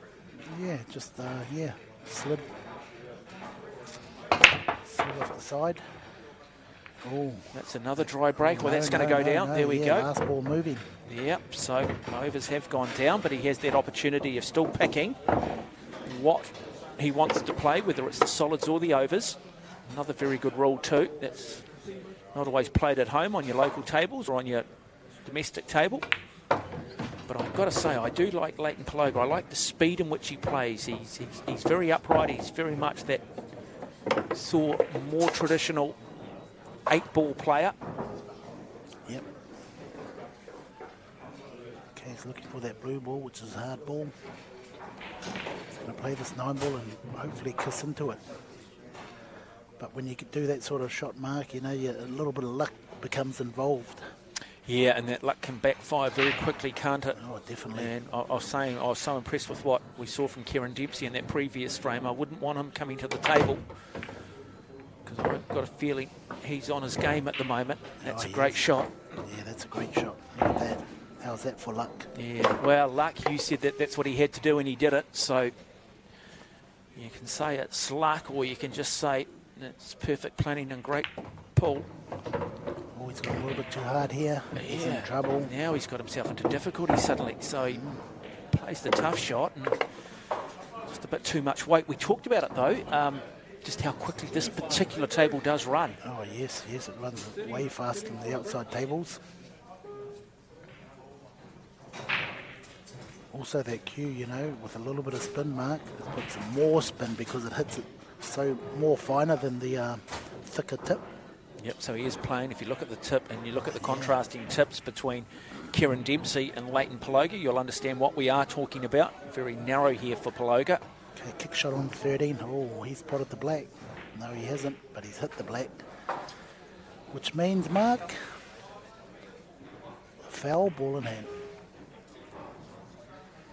Okay, just explain that rule. Okay, because he played a foul shot and didn't hit his ball illegally first, it becomes a foul shot if you hit any other ball before yours. Kieran gets to put the ball anywhere, which makes it another, fastens the game up. In some rules, you get 2 shots. Yeah, it's interesting too, because, you know, a lot of games that you'll play at home, you've got different rules, like you're not allowed to play up the table if you've got ball in hand, and, you know, in the more traditional English tables, you used to have the D, and you had to play sometimes inside of the D, and all of that's gone. It's very much the American game that's taken over, and like the Americans do, they like it to be sped up. They like to simplify things because they understand the importance of just getting engagement. Exactly, yeah. A nice shot too. So plenty of spin on that as well. So what's his difficult ball here, Jimmy? Well, the key is that 5 and that 6 in the middle, you know. He's got to work out a way of getting to those 2. And also the 3 down the bottom. Hopefully that 3's on into the left-hand corner here as we look at it. 5, or he's going for the 6. So he gets one of his hard balls out straight away. Ooh, nice shot. Have you had much to do with Kieran? Oh, yeah. I was the first one to coach him. Yeah, I brought him up when he was still going to school 3 or 4 years ago. Put a lot of time into his game and provided him with the right equipment. Like I said, I was picking him to be the next Marco. Still 17.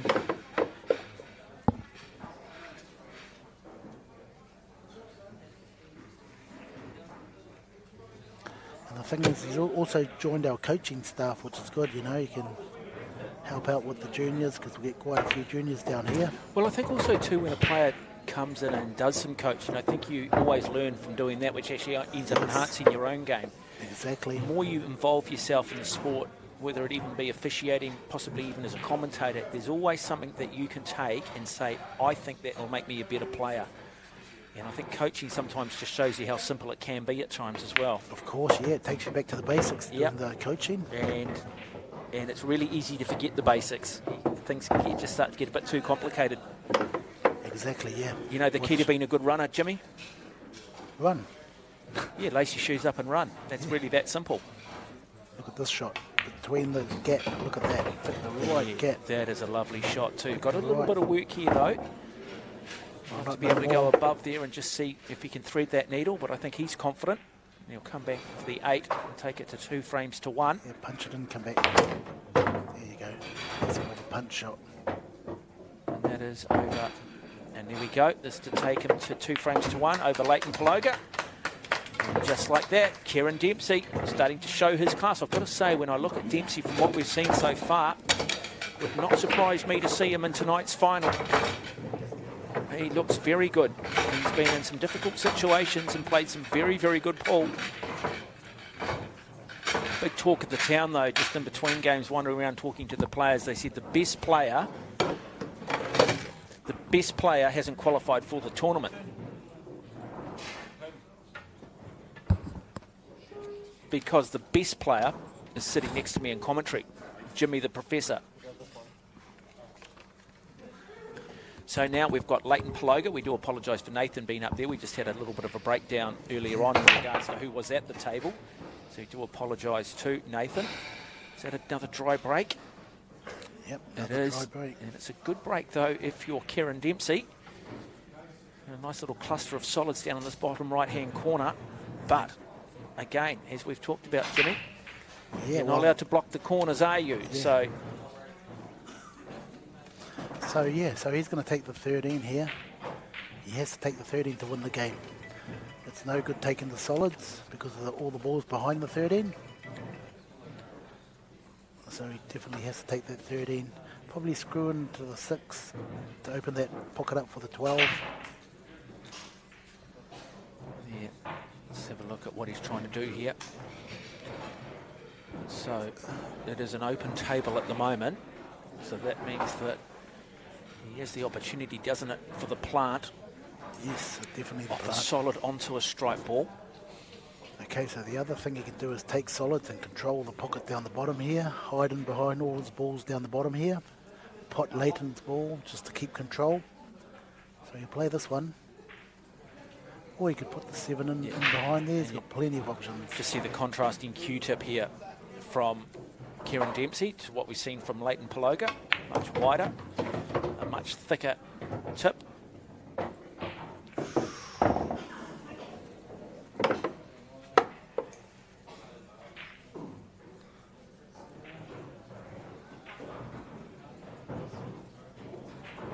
Okay, I think he's going to put Leighton's ball here, and that's why you don't block pockets on after 7's on. So he's going to go in there quite hard. Oh, lovely shot. Lovely shot from Dempsey. Let's just have a look at what that cue ball ends up doing, though. He's got himself into a little bit of difficulty here now. He's in big difficulty. So this is where we find out the class of this young man. Maybe an opportunity to be defensive, perhaps. But what are the defensive options available to him? Yeah, just getting rid of Leighton's ball, leaving it safe down there. There's a lot of options. Got to be careful, but playing it slow here, sitting in behind the 6. Snooker on all balls. No, he's gone for the double. Did he make it? No, he didn't. Well, yeah, he's opened the door. Now, Leighton Paloga will come to the table, believing that he can wrap this one up and take it to 2 frames each in this race to 5.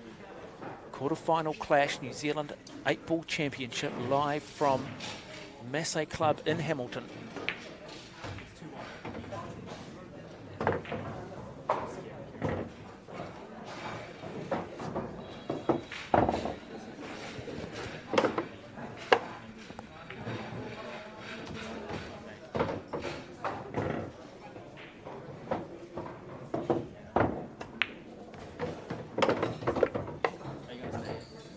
Confidence, I'm liking it from Leighton Paloga. Comes to the table, got a clear vision.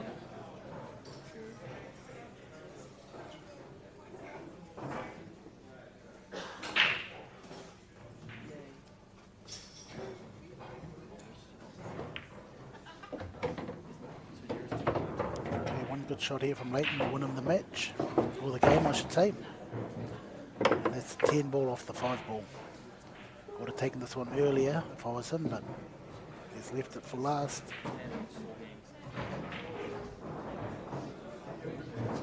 But that's why you are the Professor, Jimmy, and the rest of us are simply students. Spent a lot of time with Leighton back in his day too. Yeah, nice shot here. Beautiful shot. Just bring that back up the table. Yeah, just a little draw. Suddenly that 10. There you go, there's the shot that he should have played earlier. Now he's gone too far, folks.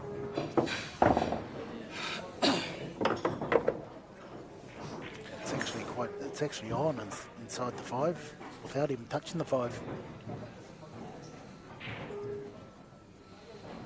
So key moment in this game for Leighton Paloga. The shot is a must. Yeah, the problem is he's trying to look for a pocket for the black. Correct. And so yes, he moved it. He moved the 5 ball. Did you see that? Wow, great shot. Come back and wrap this one up. And a very good display from Leighton Paloga to tie it back up. 2 frames each against Kieran Dempsey. And that is a very good display, a very confident display from Leighton Paloga. And it is 2 frames each. And it's race to 5.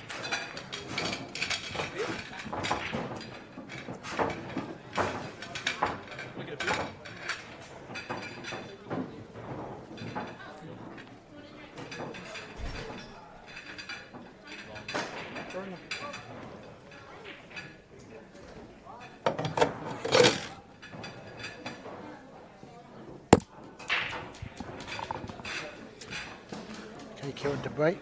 Actually, is it Kieran's break or Leighton's? No, we had the miscue previously, didn't we? So it is Kieran Dempsey with the break. One of the young stars of Q Sports in this country, looking to move away to the semi-finals. Oh, what a good break. That's a beautiful break. Still got clusters. Still got problems. It has to be the solids, but...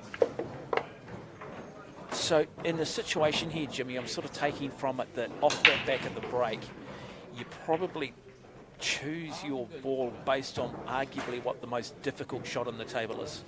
Which shot, which ball will provide me the greatest degree of difficulty, and how do I get there?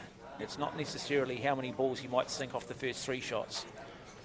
That's right, yeah, you've got to just look at the clusters, read the table straight away, you know, where the hardest balls to get to. And yeah. How am I going to get there? And exactly. If I can't get there, there's no point me sinking 5 if I can't get to the last 2. Exactly, Mark.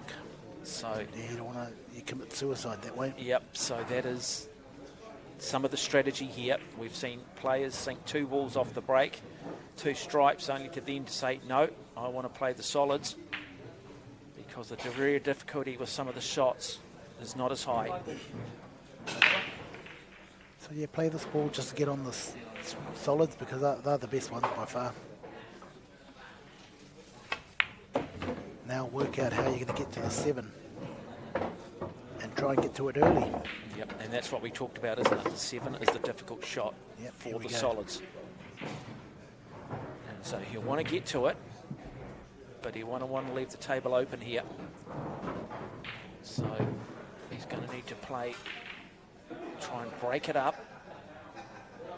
Let's see what he does here.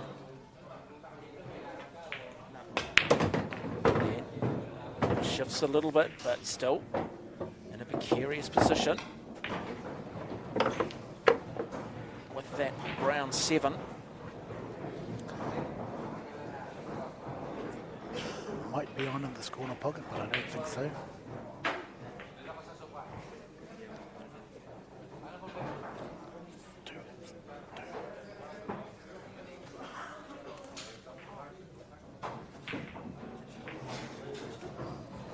So Kieran Dempsey up against Leighton Paloga. It is Dempsey at the table. Okay, he can move the 7 from this angle here. 2 rails and kick him to the 7 if he wants to. No, he's playing safe. Brings that cue ball back down the table. Yeah, I like it. Oh, what do you call that, Mark? That is a Chinese snooker, which means he's going to have to play over the top of the 8 ball, which means that he is just going to lose his ability to get low on the cue and get the perfect read on it. That was a gutsy, courageous shot. If you can pull this off, then you might just be looking.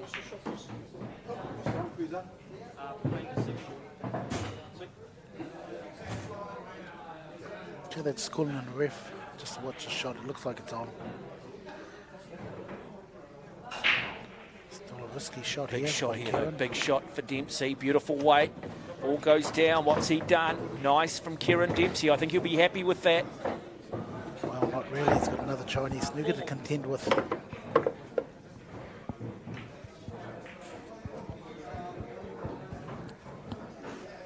Yeah, can he thread the needle here? What's his object ball, Jimmy? Yeah, he's got to pot this ball, make the ball. Like I said, he's got a Chinese snooker. He's playing down on the ball, makes it a little bit harder. But if he pots this, he wins the game. So Kieran Dempsey. Oh, lovely shot. Played it with a lot of confidence, played it with a lot of power. And he has been superb in some very difficult situations and showing some of the form that is part of the reason why he's had such a big billing as a junior in terms of what he potentially could do in the senior ranks.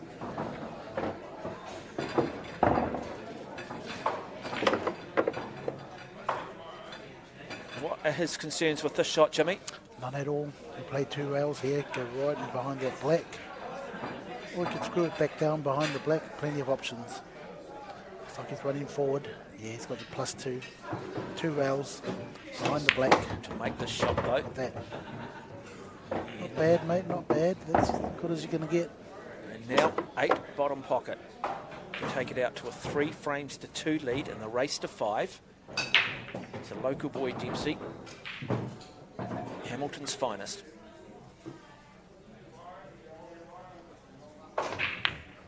And he does do it, and there we go. So Kieran Dempsey leading Leighton Paloga, 3 frames to 2, and another very good display of 8 ball. I like the look of him. Very good. We've watched him a lot in Sunday night shootouts and 9 ball, and there's always just been moments. He's just lost the big moments. Exactly, he's yeah. just stuttered. And maybe it has been the television and the championship table, but he's starting to gain some experience in that area, and I think we're starting to see it now. Mind you, it's still tied up at 3, or it's still 3 frames to 2. There's nothing to say that Leighton Paloga can't win this, but this is probably the best and most consistent I've seen Dempsey play. Of course, mate. I've always had, I've always seen him as a really good player.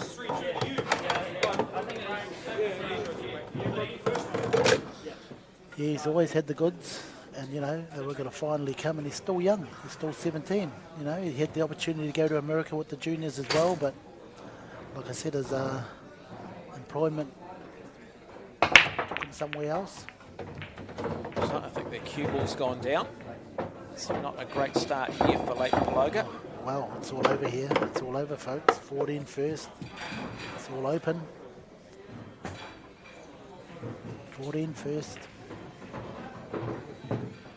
Jimmy, you weren't on air at the time, but I've been speaking to a number of the players around, and I was speaking to Marco Choisha, who will more than likely the number 25 in the world. He said, look, I enjoy this format, but the best player hasn't qualified because he's sitting next to you in commentary. True story. Yeah, True story, Jimmy. Oh, mate, I've been forced to, you know, take this job up. Oh, I know, but... No, these young guys, like I played Kieran today, and he played out of his skin against me. He's the one that made me not qualify.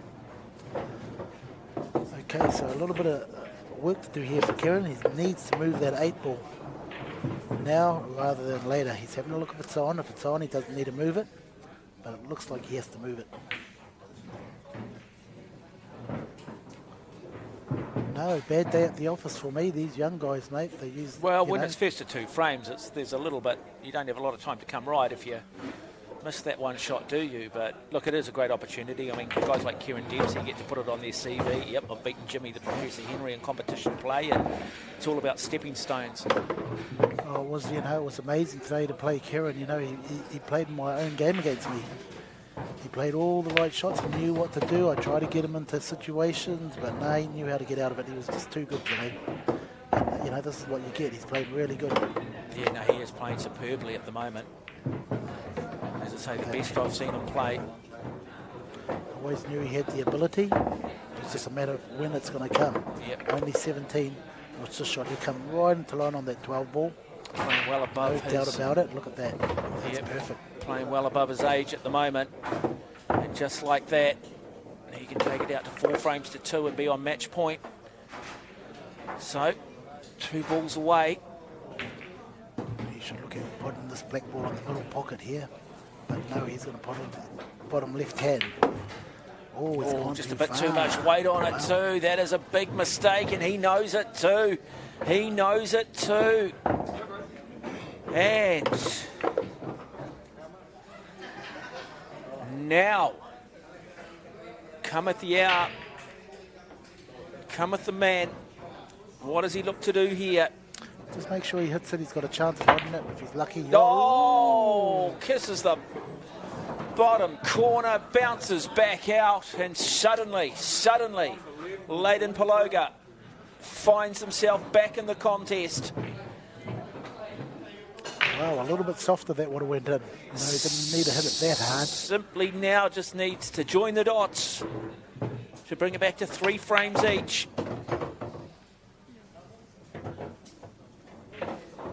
Any real degree of difficulty here, Jimmy? Just a 7 ball, but Leighton will find out a way to disturb it, move it, run into it, whatever. He should run out. Doesn't want to let Kieran back at the table. Okay, here's the key positional shot here. Get onto that 2, get behind the 7.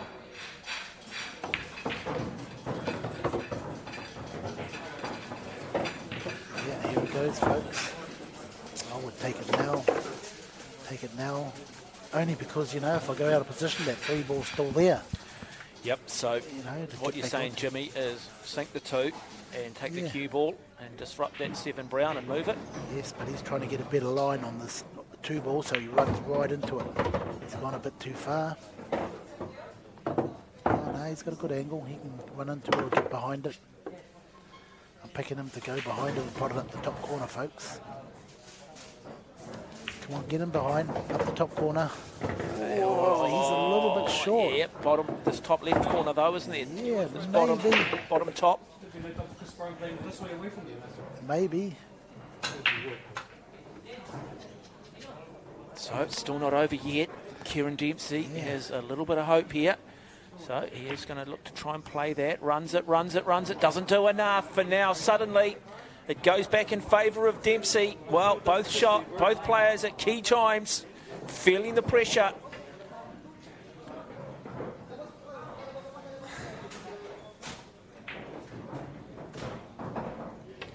And there it is. Kieran Dempsey takes out the 6th frame to lead 4 frames to 2 in the race to 5. Well, that was a seesawing battle. Both players at time will be frustrated with some of the shots, but at the end of the day, Kieran Dempsey probably played the better of the 2 players, but Leighton Paloga, well, he'll be kicking himself. Yeah, just that mistake, eh? He had to get behind that 7, you know, right behind it, further back. He was too close. He played it too soft. He played centre ball on the shot that, you know, previous. Watch this shot here. Hard, would have went in if he'd done it a little bit softer. He hit it perfect.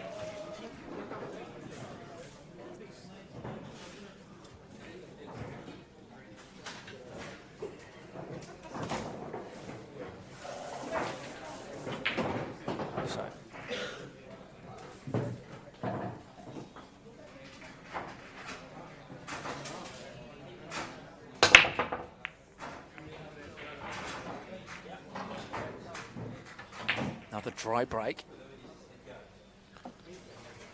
Paloga will come to the table now. Surveyor's options. Yeah, but he's such a fast player, isn't he? He just knows automatically what he's wanting to do. Yeah, he knows. He reads the game quick. He comes out, sees the overs. Not a player who wants to muck around. Nice, because, yeah. He's sort of unusual, isn't he? Because he's quite open in his stance, but he still gets quite low on the cue as well. Yeah. He doesn't get down low body position wise. Another player that has played a lot of snooker as well. His dad was a very good player. He used to win a lot of tournaments. Joe Paloga.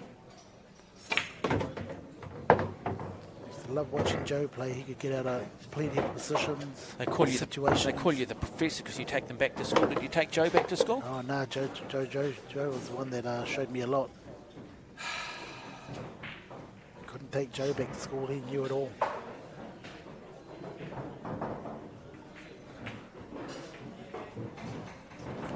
Good position here for Leighton. The problem is to get to the 8 ball. All the balls are open, all the balls are potable. Can he make it to that 8 ball? Picking mark, he has to use that 15 to get into that 8.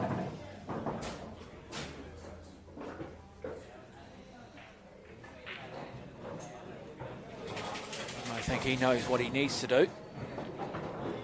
So he's made the decision what the shot is.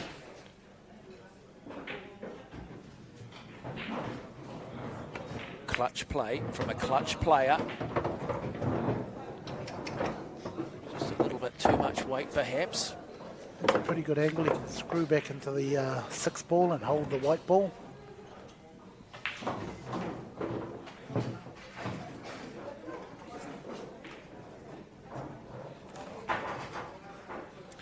So, Leighton Paloga. Nice shot, Leighton. Beautiful. Perfect line on the 9 ball.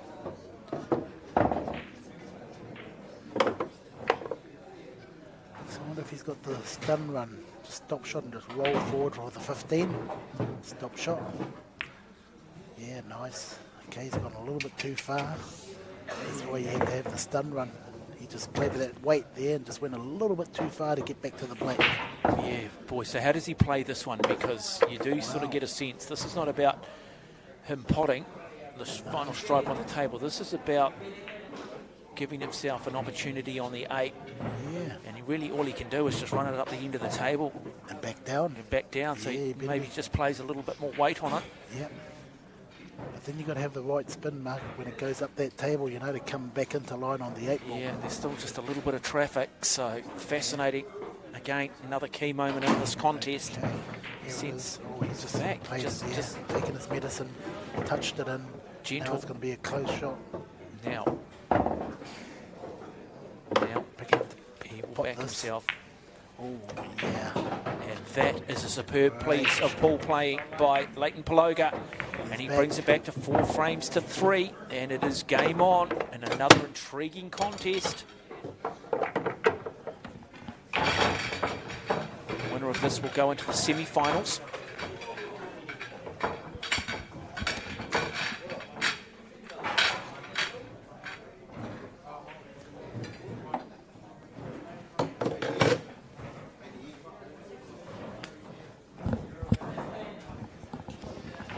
Okay, this is Leighton's chance to get back into this game, make it hill match.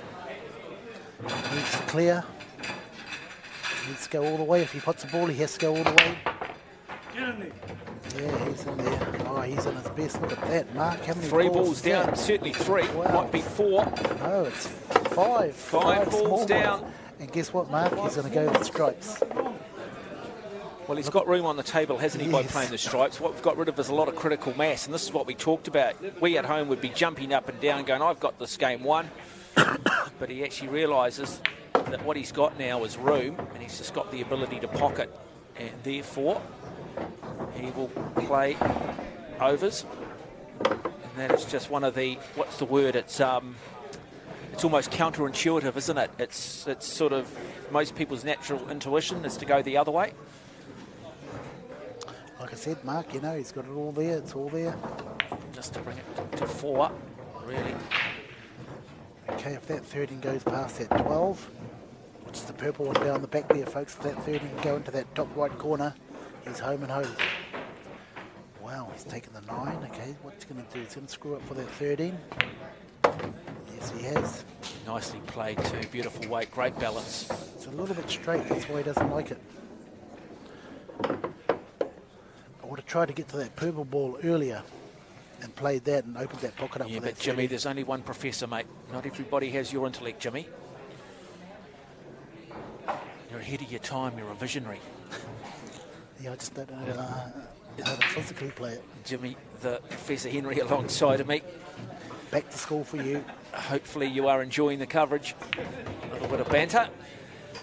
Keep it a little light-hearted. Starting to go out of position here. Yeah. Is he ruining the decision to play overs? Or has he just been a little bit too relaxed with it? Has the challenge not been great enough? Now he has to draw back towards the 1 ball here, Mark. That's what he does.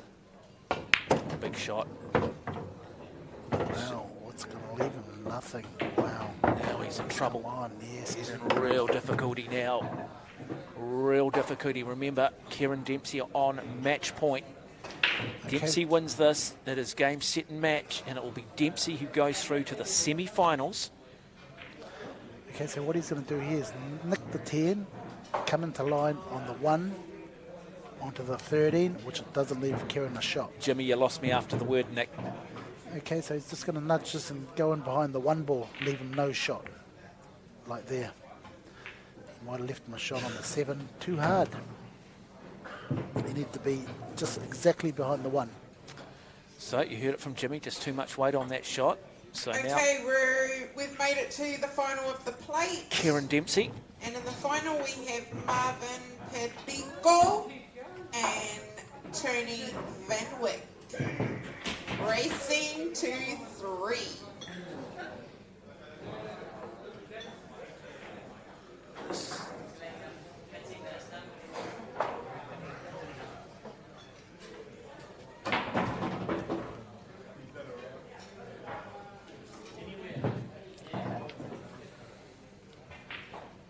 Put the 7 here. No, it's not on. Even if he touches it and plays safe, leave him a long shot, leave distance. Yeah, he's left distance. Good shot. Just kissing that cushion. Okay, so Leighton wants to put the ball exactly where he left it last time. So, can he replicate? Are we about to see a case of deja vu for Kieran Dempsey off the back of this shot from Leighton Paloga?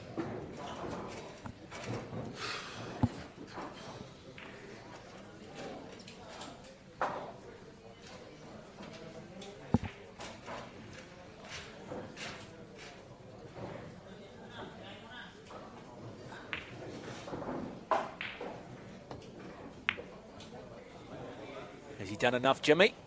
Okay. Yeah, he's done good. He's done good.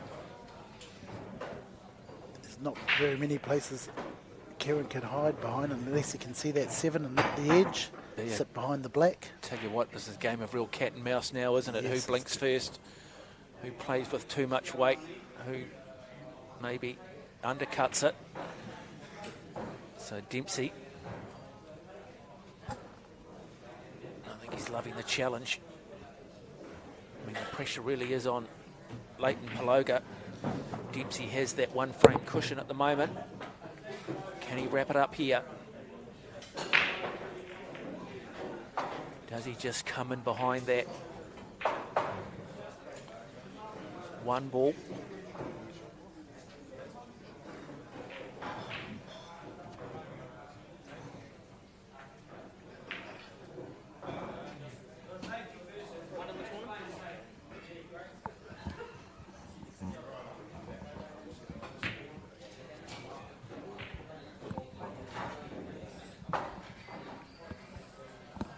Big moment, big moment, big moment. Oh, look at this. The black. Oh, no. Thought the black was going to cover that 7. Now, easy finish for Leighton. You can put your last dollar on Leighton to finish this. Natural angle off the 7. He knows he's got it 1. Just got to execute. Except he's trailing by a frame.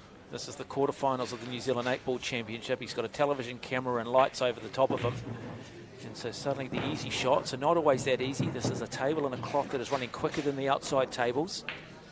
So I would still take Jimmy's advice in regards to where you place your bets. I'm not sure the odds are that far out. Yeah, he's got a tough shot here. 12 in behind the 13. Look at this position here, Mark. Missed that middle pocket. What? Wow. Not an easy shot even from here, though. Yeah, if he didn't hit that middle pocket, it would have been down further, which made it easier. So, big moment, really, this for Leighton Paloga to stay in this quarterfinal. Beautiful weight, lovely, plays it nicely.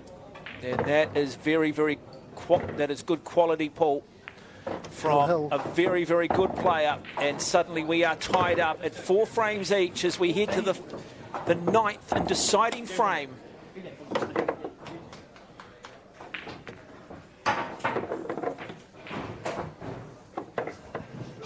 And they do shake hands and said, look, let's see who is good enough now.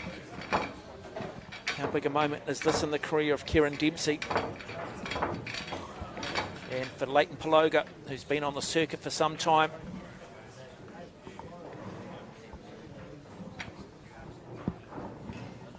We will bring you the semi-finals following this. Okay, one good break from Kieran, and he has got the snap break. Well, it's been these opportunities where Kieran at times in previous tournaments has just succumbed. I wonder whether he wouldn't mind just sitting down at some point and getting Paloga to the table. Okay, if he gets the ball, I'm picking him to run the break. Snap break. Is the ball in? Is the ball over? Yes, the ball. Wow. Dry break. Still tough. Yeah, I don't think it's a bad thing. I think he'll be reasonably happy with that. It's a bit like a cricket game where you're not quite sure how the wicket's going to play, and sometimes you go, it's not a bad toss to lose. That's right, yeah. But then how defensive does Leighton Paloga play? Does he back himself here? Or does he force Kieran Dempsey to make the first mistake? No, he'll back himself. 7 first, yeah. Wants to move that 10, push it towards the black. Make it hard for Kieran. Yeah, there you go. Oh, he's tied that up now, Mark. A cat and mouse game. See, the thing with Leighton, he doesn't want to keep going, otherwise he's going to leave himself with no balls. And all the balls for Kieran to hide behind. Yeah, that's the thing on this. The smaller tables, bigger pockets, but a lot more critical mass on the table. And therefore, particularly early on, a lot of opportunity to be snookered, a lot of opportunity to snooker. Okay, here's one of those key moments. 2 in the corner. He's looking at playing that 2 off that black there, Mark, to get that black out as well. If he pulls this off, it's like escaping Alcatraz. So he's going to play the blue solid onto the black, and the black's going to push it into that top pocket. Yep, he's going to play that shot. Is that technically a plant? Yes, definitely, yeah. Planted off the black there. I just asked that because most of us know when the plant and when it's directly behind, but at what point, how much distance between balls before you maybe call it something else? Well, it's the winning shot here. You know, this is do or die for Leighton. So big moment. weight of expectation, didn't quite put enough on that, did he? Yeah. What was he trying to do there? Well, you know, he just pulled out of the shot because he didn't want to take that risk on leaving Kieran an open table. You know, if he would have pulled that black out, then Kieran's 10 would have been on, and then, you know, you look at the frame and it's all over. Yeah, I wonder whether he'll live to regret that or he'll celebrate that decision. We'll find out very shortly, because it is winner take all on this frame. There's no second place here. Fascinating contest, and this is when you start to see the psychology, don't you? You know, if it's the first frame, you might play with a little bit more freedom, but the stakes are high now, and the percentages come into play. Okay, they both... Well, Kieran knows how to get out of this.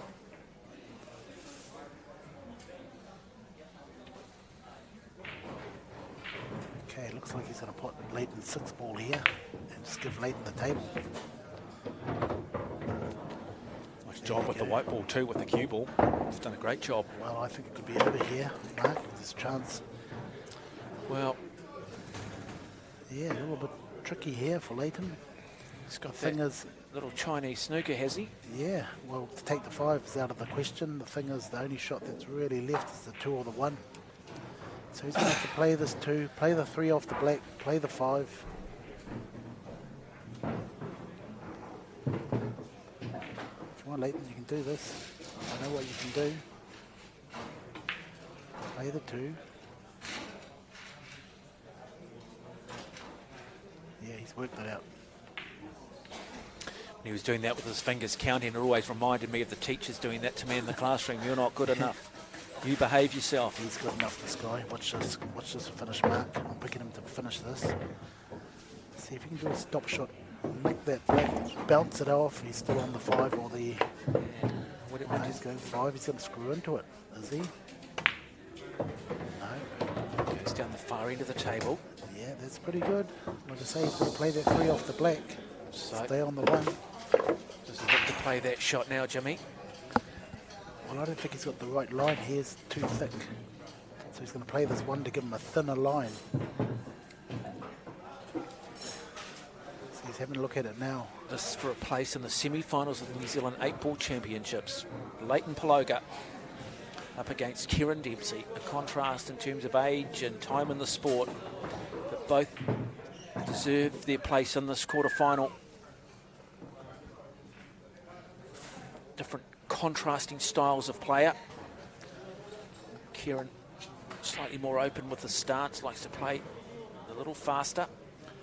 Okay, this shot here is going to give him a thinner edge on the 3 ball to bounce that black ball out. Okay, here we go. Should have done this earlier. This is the shot. This is the shot, because that 8 ball does need to move. He can run into this and still move the 10. He's just got to watch out he doesn't pot the black as well.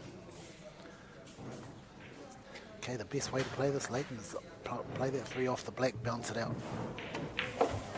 Oh, look at that, look at that, look at that. Game over. That is simply superb from Leighton Paloga. So this for a place in the semi-finals. What a nudge. He's looking for the jigger. He's looking for the jigger. I love the jigger. Anytime you bring the jigger out, takes me back to those times of playing pool on a warped wooden table at a camping ground somewhere around the North Island. And there it is. And so Leighton Paloga will go through to the semi-finals, 5-4 over Kieran Dempsey in a very, very good quarter-final contest. Simply superb. Both players had their opportunities. Both players had their chances. But it is Paloga who will continue on this run at the New Zealand 8-Ball Championships. And well done to him. Commiserations to Kieran Dempsey at 17 years of age. We know he'll be back. As we just go back and have a look at the key moment, the key shot, shown all of his experience. And we'll see him in the semi-finals. Hope you are enjoying coverage of the Masse New Zealand 8-Ball Championship live from the Masse Club in Hamilton. Thank you. Thank you, mate.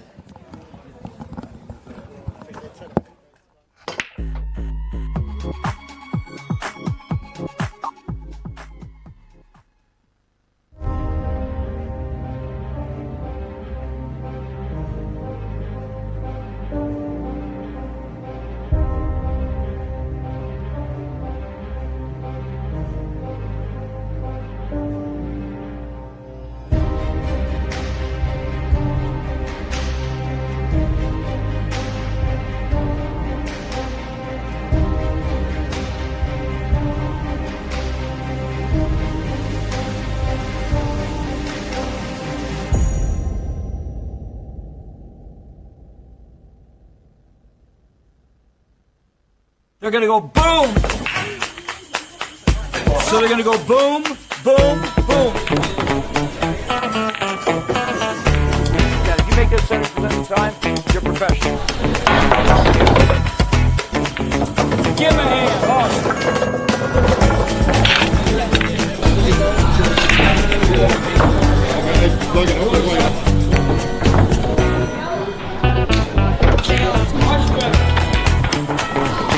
Look at this. Look at this shot. Hello. Who else wants to make this shot?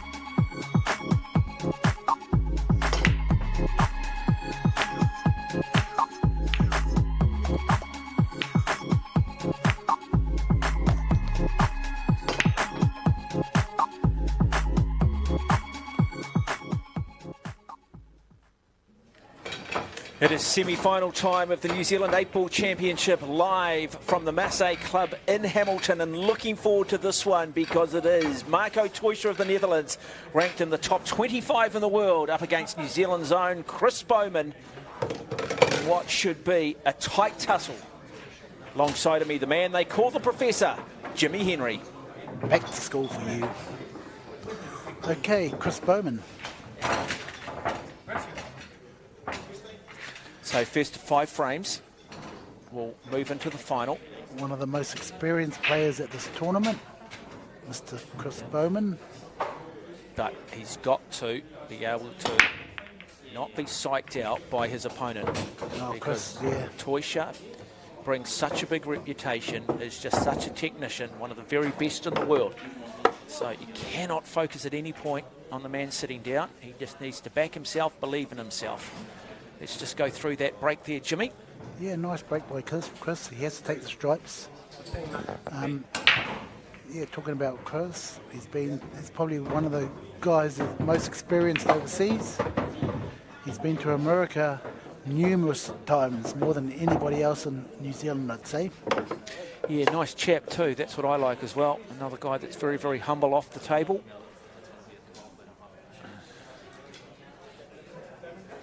He just said to me, he goes, don't ever let Jimmy tell you that he's ever taken me back to school, because he hasn't. Yeah, I grew up with Chris. We've been playing 20 years in the same teams for years. He's one of my team members. Okay, so already key moments. When you play Marco Teuscher, every shot is crucial. And this guy can do it, you know. He can grind you down. He'll grind you down. That cue ball, look at that, sitting precariously on the edge, but he gets away with it. But what does it leave him? What can he do from here? All he's got is that 10 ball, and I think it's going to go in the middle or the corner. Hopefully that 14's on. If it's a 14's on, he's looking good. It's the thing we've talked about, Jimmy. You can practice all you want, but unlike a lot of other sports, you never ever get the exact same layout from game to game when it comes to this sport. Oh, definitely. Similar shots, but never the same shot.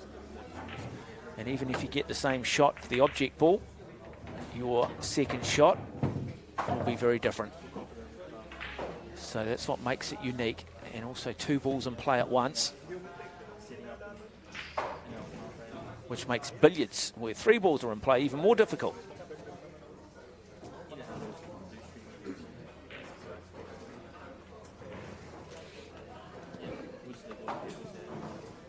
So Marco Toisha, he will not want to. Oh, that's a little bit risky there, Marco. You give him across the game here. Nice pot on the 13, or get him behind the 14. This is the money ball shot. He pots this, he gets the money. Little error from Marco there. But can he pot a shot? That's the thing. How much experience has he got on this table? He'll know that it runs a little bit quicker. He would have got a read on that very early on, such as his experience. Cloth has just been newly laid on this table.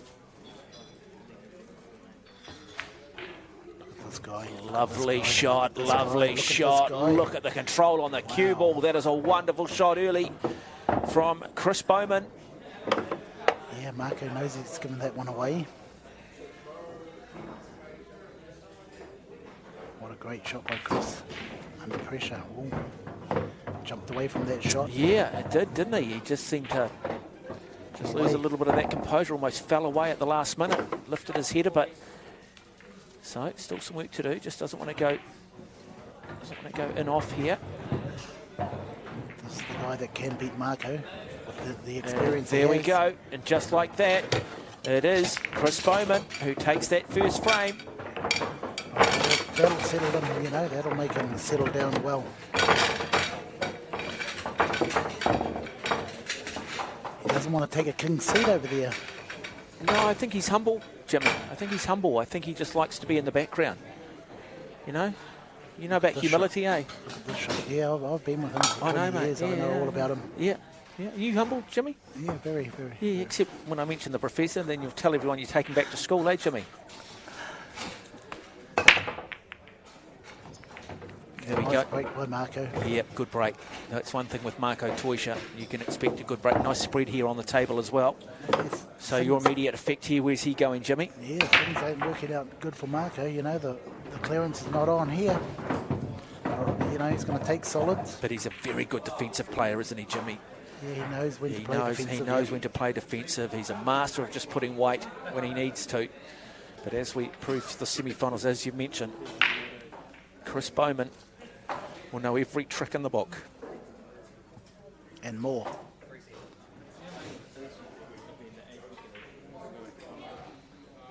First of 5 frames for a place in the New Zealand 8-ball final.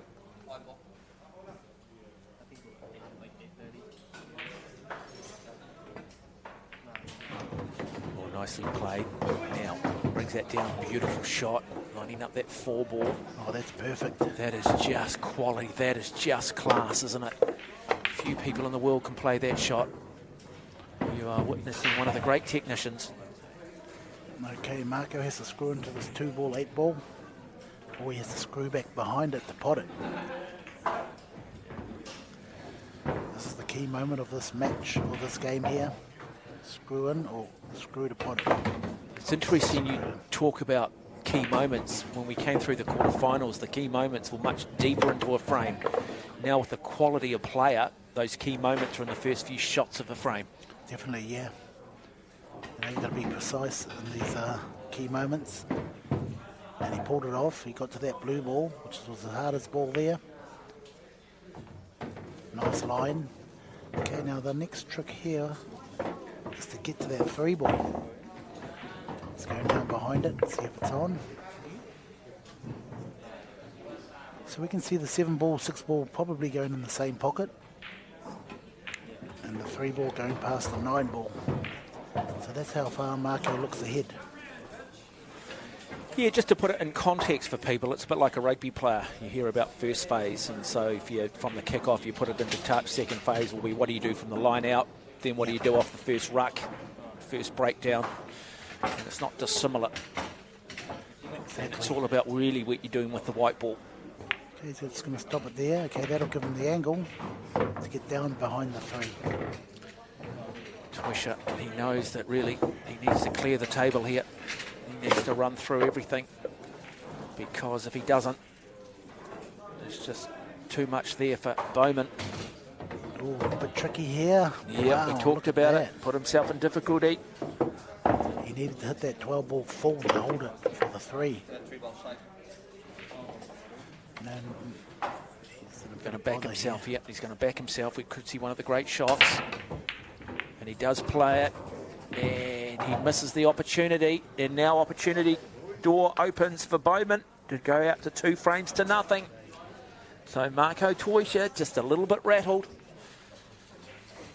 Yeah, need to hit that ball full. Would have stopped it and left him on the 3, but that little nudge to snookered himself. A little bit of weight, just come back then for that 9 ball. Right, he's going to come back across the table.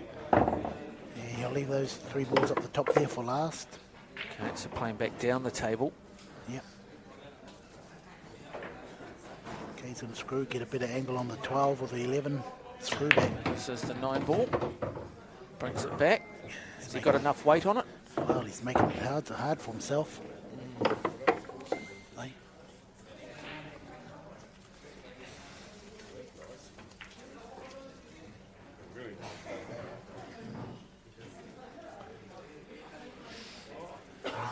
This is a golden opportunity for Chris to get out to a 2-0 head start. Put some pressure on Marco. Just looking at his form there, Jimmy. Yeah, nice. Oh, look at Oh, there you go. Just a mistake at the wrong time. You cannot do that against Marco Toisha. He would make that shot 99 out of 100 times in practice, and suddenly, in a key moment, makes a fundamental error, and that will hurt him. He won't show it, but that'll hurt him. Back in the same pocket. And just like that, Marco Toisha snatches victory from the jaws of defeat and makes it 1 frame each. Well, Chris Bowman, uncharacteristic error. We talk about pressure, Jimmy.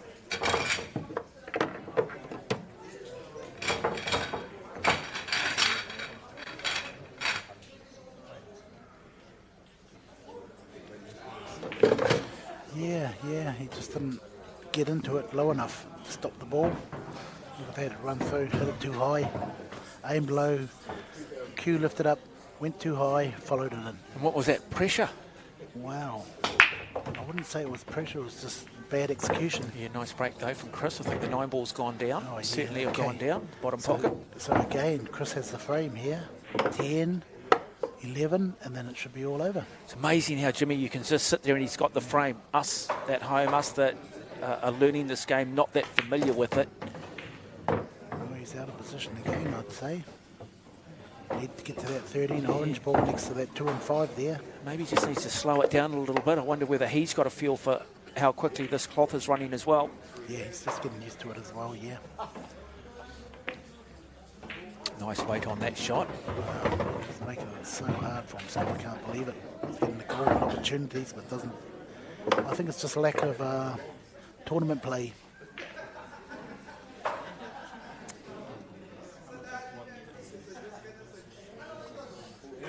Toisha's just sitting there waiting for the mistake, isn't he? Just waiting for the mistake. Just going to come in and just take it. And he will. And he will take it. Nice little plant. Has he left himself enough here, Jimmy? Yeah, he's got the 12 here to get back to that, the 2 balls on the rail there. Still going to be tricky. Needs to get to that orange 13 ball. What do you mean you won? Yes. Beautiful shot by Chris. Okay, he could snooker himself here because he's got to go back and forth and look at that gap between the 7 and the black ball. He'll be aware of that. So is there any defensive shot he potentially could play here to throw it back to Toisha? Definitely not. So he's got no options. No options. He just needs to be at his brilliant best. Yeah. Oh, look at that. Yeah, that's a better shot. Centre ball, back and forth. Hopefully he gets the gap. Has he got the gap? Yes, he has. Great shot. That's a great shot, Chris. He needs this to get back into the game. Big shot. Big moment now. Yeah. Big moment in the context of this match. I cannot emphasise it enough that you cannot even have a little bit of a crack in the door, because Toisha will come in. Okay, I'm picking Chris to put that black in the middle pocket. Come on, Chris. Oh, he misses the shot. And we talk about it. Now Toysha will come to the table and make no mistake. He has this run out. One ball, open up the 2 and the 5. He just can't be, just doesn't want to get too casual though, does he? No, he knows what he's doing. And look at that, he just disrupts that, the 2 solids there. He's going to play that same shot again and open the 2 and 5 up again. No, the 2's on. 2's on in the middle there. So he's going to play the 2 in the middle. 3, 5.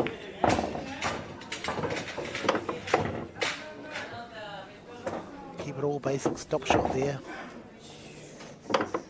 Doesn't look that happy though. Yeah, you can just do a stop shot for the 3. Have a look around, Marco. It's right in front of your eyes. Oh, he's taking the 3.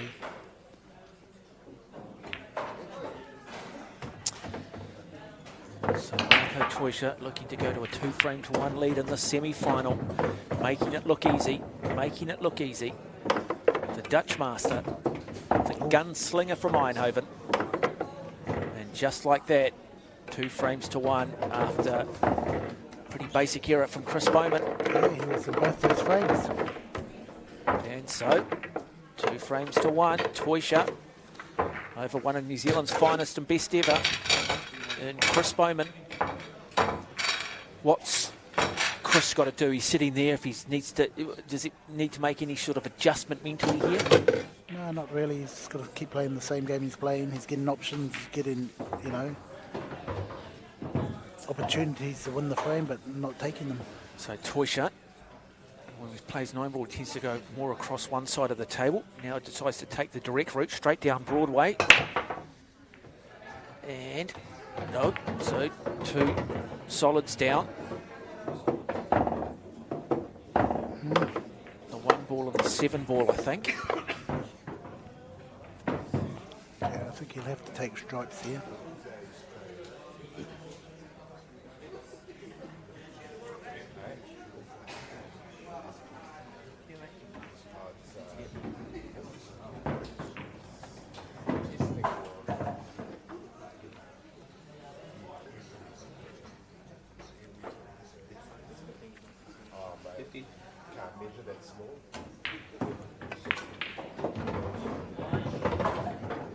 So if you want to see an exhibition, you're watching one at the moment.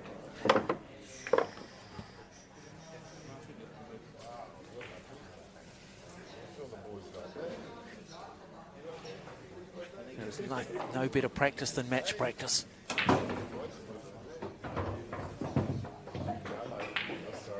And this is where the geometry comes into play. So the key for Marco is just get to the right side of the ball. If you're on the right side of the ball, everything is easy. Gets to the right side of this 13, like so. Yeah, just kisses the cushion, comes back off the rail.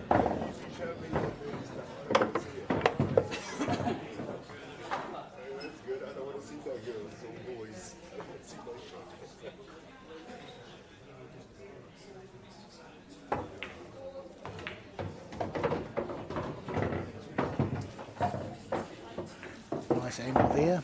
He's got the option of just nudging the 7. Stay on the 14. He's got the 11. Plenty of options in this position. Run into the 7 is the best shot.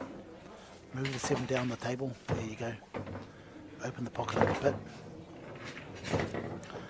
Stop the 14 here. Green ball in the pocket in the middle.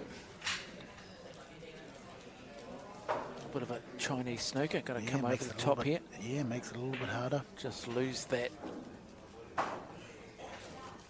ability to line that cue ball up. Just come down on the ball a little bit more. Lovely weight. Oh, just hits the corner too. Is that a decisive moment? Suddenly, Chris Bowman back in the contest, back in the match. wouldn't What say does that because- Bowman have left? That's the question, though. What does he have? He's at the table, but how are things spread for him? Okay, it looks hard, but he's going to take this plant on, the 4, and he's got a nudge at 7 somehow. Nudge 7 and 2. But he's playing bottom on this. Wow. Yeah, just rushed that shot, didn't he? I think too busy looking at the next shot. Yeah. And now he's made it even worse cluster. He's given it back to Toysha now. So both players making some uncharacteristic mistakes. And in the background there, we've got the other semi-final. Leighton Paloga and Greg Crowdis, of all people.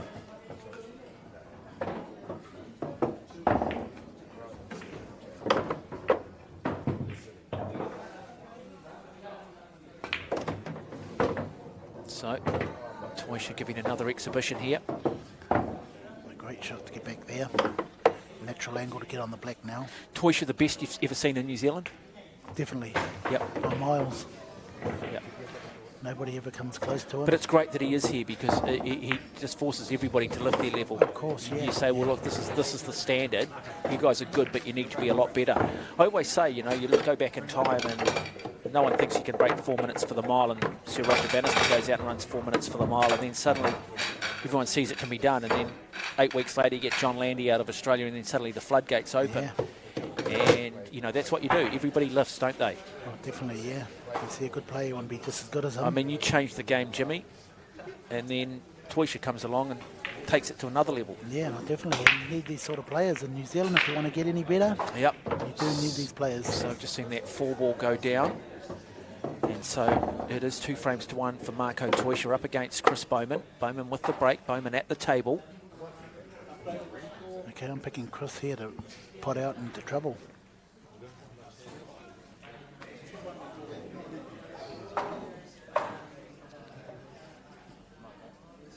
(3-1) to Marco.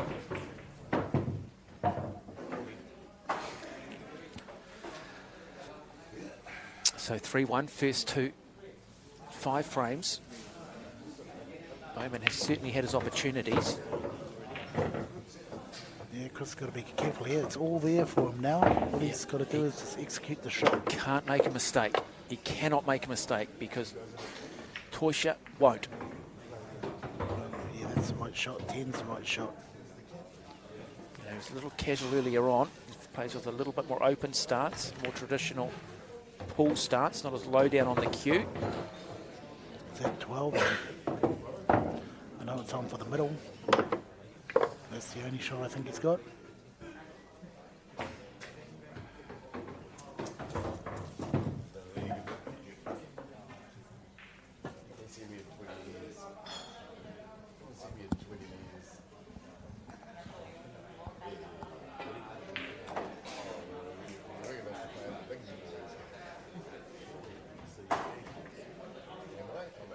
So big moment now for Bowman. Yeah, he's going down the corner there, I think, past the 11. He's going to thread the needle. Yeah, nice Spreads shot. it nicely. Nice shot. Wow. Okay, he's got to finish here, Mark. 9, 13, 15, 11. Okay. No chance here of playing that plant first. If it's on, yeah. Could be a chance, yeah. Yeah, you called it, Mark. Yeah, it's on. That's a better shot. There you go. Nice call, mate. Now he's got his options, hasn't he? Definitely. Okay, you can do a stop shot here, play the 9 forward and get on the 15. Just touch it in. Don't go back, Chris, otherwise you've got the wrong angle. That's perfect. Be careful of that too. Should be able to slide past the 2. Get onto the 15. Wants to be straight on the 15 on A's and screw back behind the 6. Nice shot. And so the shot and then the 8 to take it to 3 frames to 2 and put Marco Toysha under just a little bit more pressure. To be fair, probably should be 2-all at the moment. Now, just needs to make sure he just slows down here, takes his time, executes that beautifully, comes back up the table, and this should be 3 frames to 2 now for Chris Bowman. Just the 8 ball to go. And it's been a very good display from him. And just like that, just the 1 frame separates them as we head into the 6th frame, the race to 5. Marco Tuischer of the Netherlands up against Chris Bowman of New Zealand. Okay, Marco needs his break and run.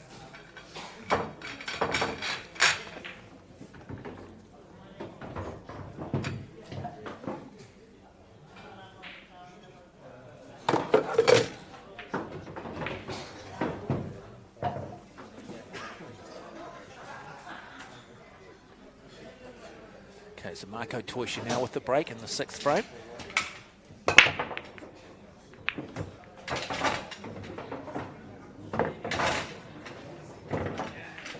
Did we hear a ball, Mark? Yep. We heard a ball. We did hear a ball. I was just trying to look in front of the table directly in front of me to see what gone down. I've got a feeling it might be the 4 ball. Okay, Marco. It has gone from the table. Yeah, solid. Screw into the 6. He needs to move that 6. Deep screw into the 6. No, he's going to move it later. That could become the trouble. Oh, 6 now. Oh, 6 now, nice shot. No, he wants better position. 6 now. 6, 2, 3. He's going to run this to this bottom right-hand pocket, is he? Yep. So Tuischer, just watch the weight on this and just the spin that he does put back on it. Now comes back for the 2. Okay, and go forward or behind the 15. He's got a bit of work with that 3 ball, hasn't he? No, he's just going to do a little screw back into the line on the 3 ball. Slow down. Perfect. There you go. Makes it look easy. Makes it look just so incredibly easy. And that's what the good players do. You see a plant coming up here. 7 on to 1. Okay, so he's going to probably pot 2. If he pots 2 here, he's straight on the black. Let's call the 1 ball. The 7 goes in. Does he have to call 2 if he's trying to put 2 down? No, he just needs to call 1 if 2 go. Oh, that's a terrible mistake. Wow, so now he might just have to play defensively. Oh, no, there's no defensive play. He's got to try and cut that in, Mark. Unless he doubles it and goes inside the 14 off the 10. Why would you play it? He's trying to pop both of them. That's why he played it like that. Well, I keep saying you've got to roll a dice sometimes, but you've also got to remember at key moments, Las Vegas wasn't built on winners. You been to Las Vegas recently? Yeah. Pretty big city? Big city. Beautiful city. Not a gambling, no, but wasn't built on winners. Yeah. Plenty of, yeah. Got to be smart. So the Dutch master. Yeah, kick it in. So what's he looking to do here? Kick this in. Kick Big in shot. Big shot. Great shot. Yes, it is. It is a wonderful shot. Still some work on the 8 ball, but boy, he's got himself out of jail. Okay, he's going to cut this in, Mark. Fine cut. Tough shot, though. Very high on the cue ball. That cue ball just kissing the cushion. Shot, boys. Yeah, good shot.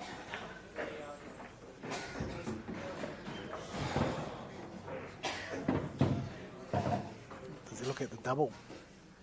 Oh, I don't know. He knows what he's got to do, but he's going to have to make a decision and back himself. Yeah, he's good enough, but he knows too that if he misses it, Chris Bowman is going to probably win this frame. What's he called, Jimmy? Corner pocket. Cut it in the corner.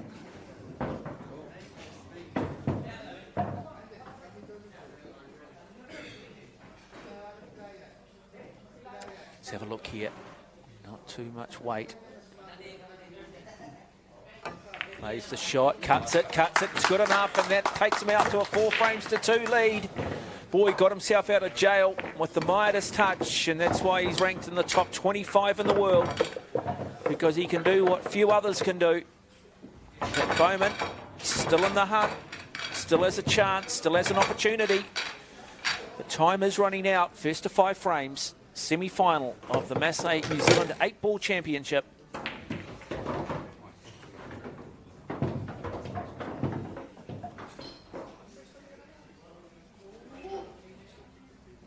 Cross needs the ball here. Could be lights out. He takes it right across the far side of the table. Good break. 3 down so far. And what have we got? Just check down through here. Oh, He's got a mess. So 3 overs have gone down. But is that the best option for him on the table, Jimmy? No, he's got to take solids. He has to take solids. Boy, look at that. Difficult shot. Looking to play the 3, looking to thread the needle. Middle left pocket. Yep. Come back. Look to come back down here and. Okay, Mark, if he wants to win the game, he has to take the 6 ball now. Kiss into that 2, it's all there. But he's going to leave it. I'll take the 6 now if I was going to attack the table.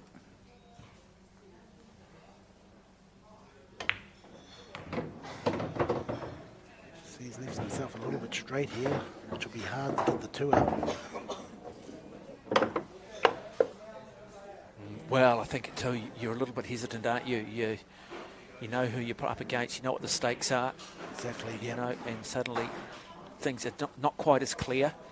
You start thinking percentages, start maybe just playing a little bit conservatively. So you try to get the 2 out there, mate. Why didn't he do it earlier? Now he's 2 is going to have real difficulty for him. Real difficulty. And Toysha will be aware of it as well. Toysha would have been sitting there going, please don't do what Jimmy said, and he didn't. And quietly you have a little fist pump inside.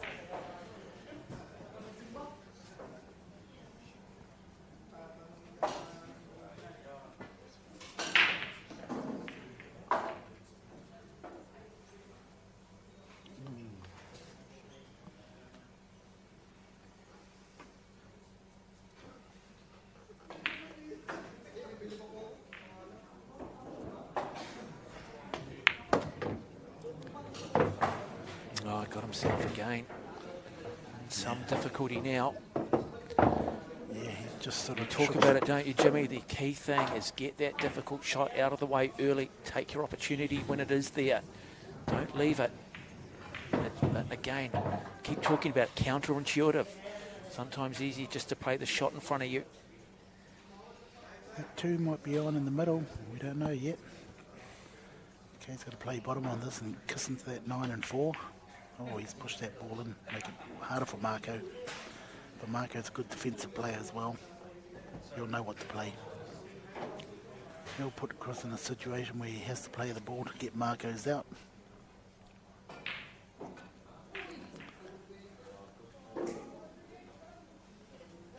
Oh no, it always, it looks like it's all over here.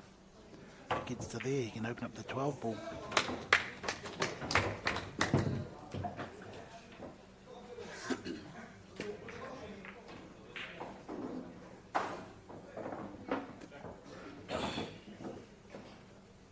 So for Marco Toysha, this is match point.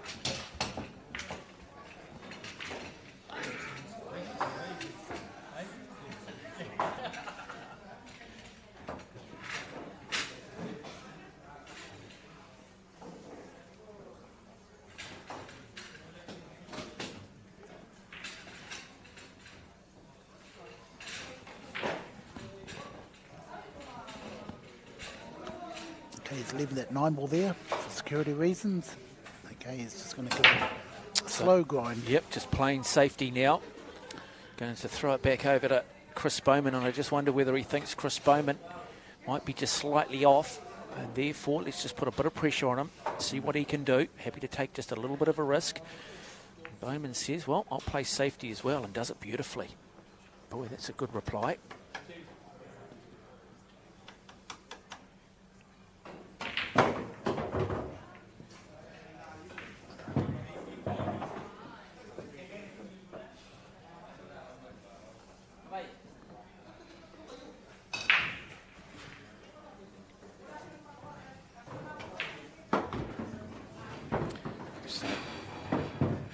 Moment in this match. Oh, Toysha probably might not have done enough here. Yeah, well, I think he can pop this 2 ball. Yeah, can he thread the needle here, Chris Bowman?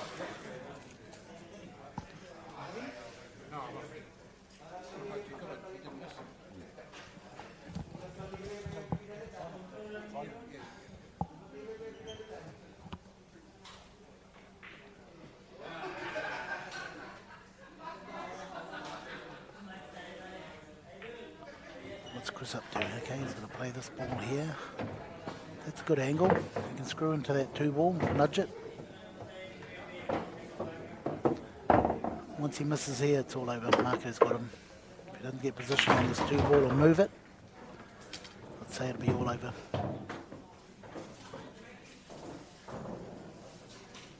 Okay, he's got his jump cue out here. What's this? A bit of a trick shot. Oh. No, decides to play defence. Yep. So real game of cat and mouse at the moment. Yeah, against Marco, hard to play in this situation when you're behind. Now he's just going to keep leaving you nothing. Opens up his 15 ball. And just throws it straight back. Yeah. Well, he's got workers now.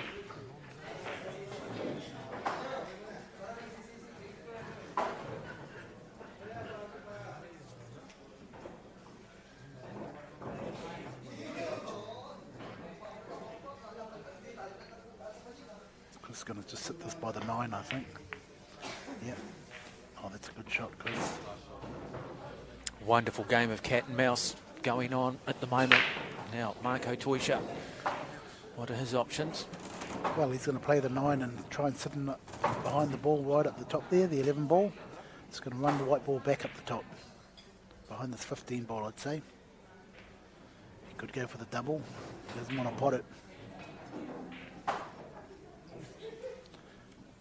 Leave all your soldiers on the field. More to play with then.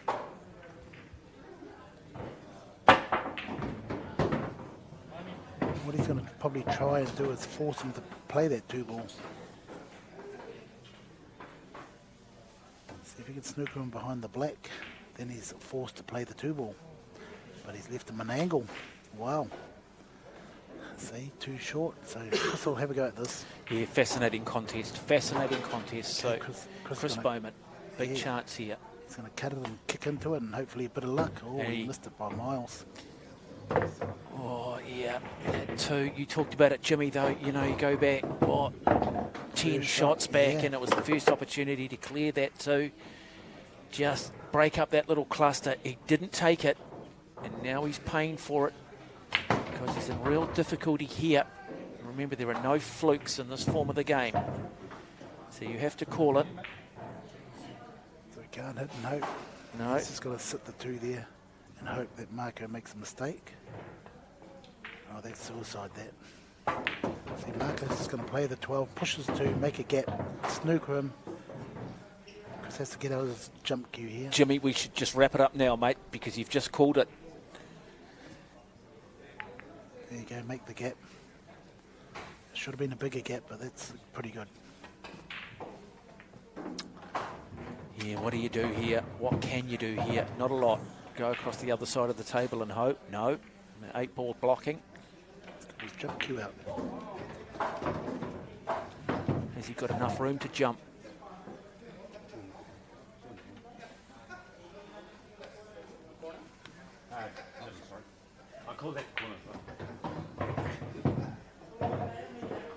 What does he see that we can't see? Across the table and kick it in. Yeah, this is a Hail Mary. This is the miracle shot. Come at the hour, come at the man. Here we go, all the cliches. Okay, we've got Greg Crowders. Plays the shot, misses it by a mile. And now Marco Toisha, well, it's just a formality from here for him. Ball in hand, anywhere on the table, any ball. Yeah, all over, folks. And now on the cusp of match point for a place in the final, Marco Toisha is 4 balls away from a place in the New Zealand 8-ball final. The Dutch master, the gunslinger from Eindhoven. And now you just see his confidence come to the fore. The ultimate marksman. Well, Chris Bowman had his opportunities, but it just wasn't enough. And Marco Toisha moves his way through to the New Zealand 8-ball final with a 5 frame to 2 win. over Chris Bowman of New Zealand in an enthralling contest where both players had their opportunities, but it was experience and form that came to the fore. 2 minutes.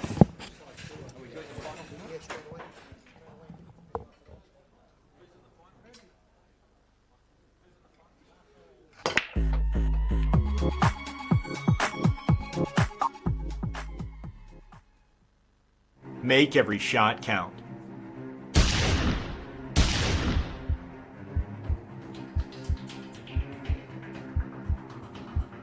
Introducing the all-new Predator 314 and Z high-performance shafts. Reloaded with new technology for unprecedented accuracy.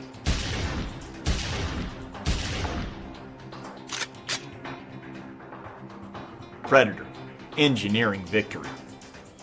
They're going to go boom. So they're going to go boom, boom, boom.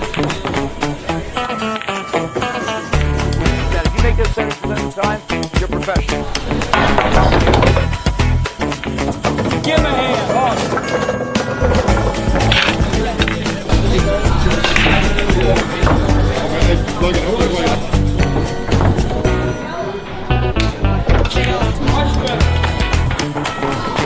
Look at this. Look at this shot. Hello. Who else wants to make this shot?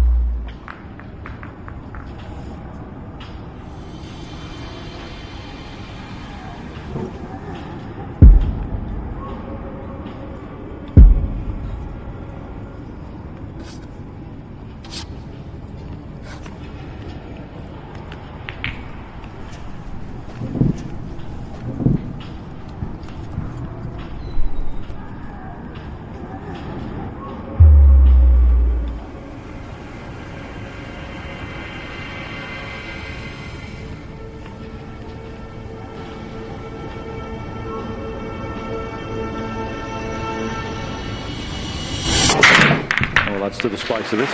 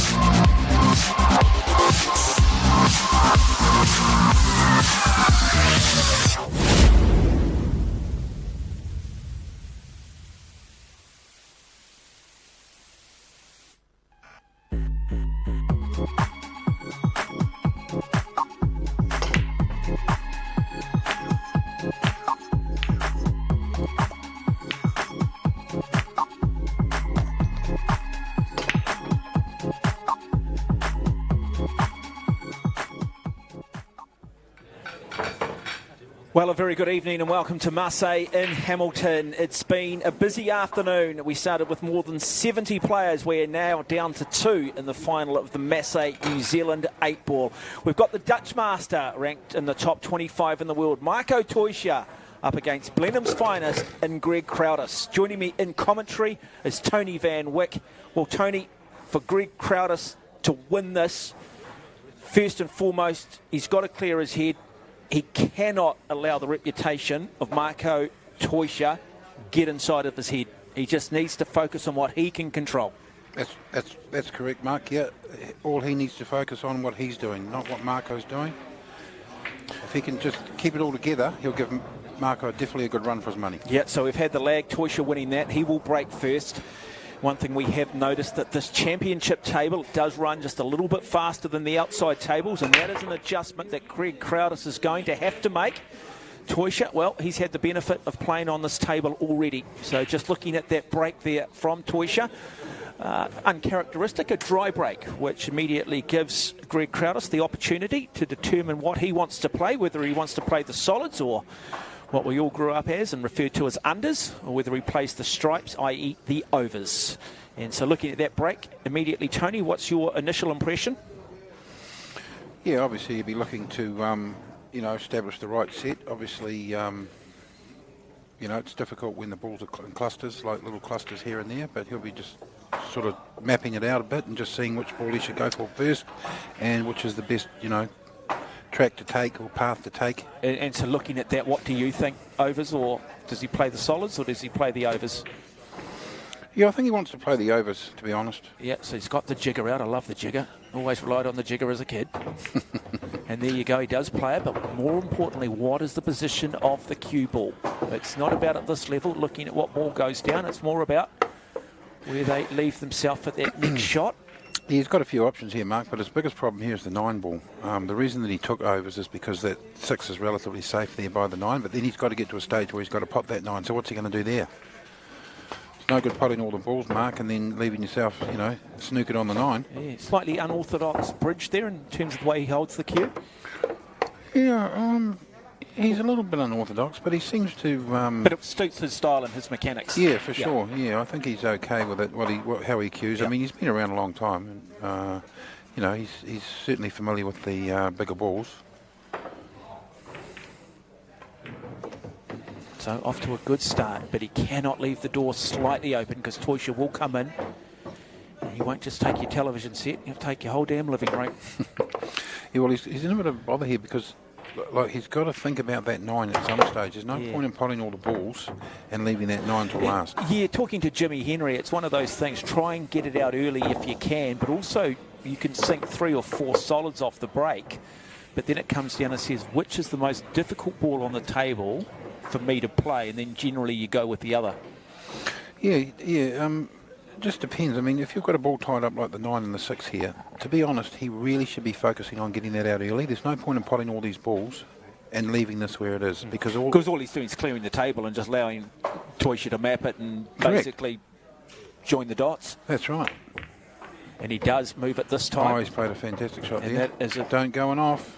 No, risky shot, but great shot. He looks composed. This is the start he needs. He comes in here as a massive underdog. And that is not a bad thing. It means he can play with clarity. I think you look at playing the 11. Is that 13, is it? Yeah, we just lose sometimes a little bit of the colour. It looks brown, but in fact it is the orange. Yeah, 13, yeah. He played the right shot there, but he's now got a little bit of a difficult 9, but it's off the rail slightly. So I'll probably check this a wee bit to try and straighten the white up so I can get on the black. Yeah, weight really important here now for him. Just on the slightly wrong side. To try and just bring it back up into the middle of the table. He's okay. Left himself, so he has that channel from the cue ball through to the 8 ball. This to take the first frame and do it very quickly as well. Great start if he could do this. And he does do it. And just like that, Greg Crowdis of Blenheim takes the first frame and the race to 5. And that is a great start. That'll give him huge confidence.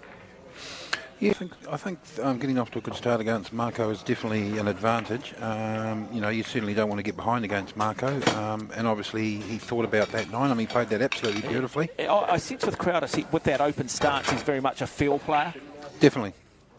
And he's also got good white ball knowledge. He knows where the white's going. When he played that 10, he knew he was canning into that 6 or 9. So it's Greg's break.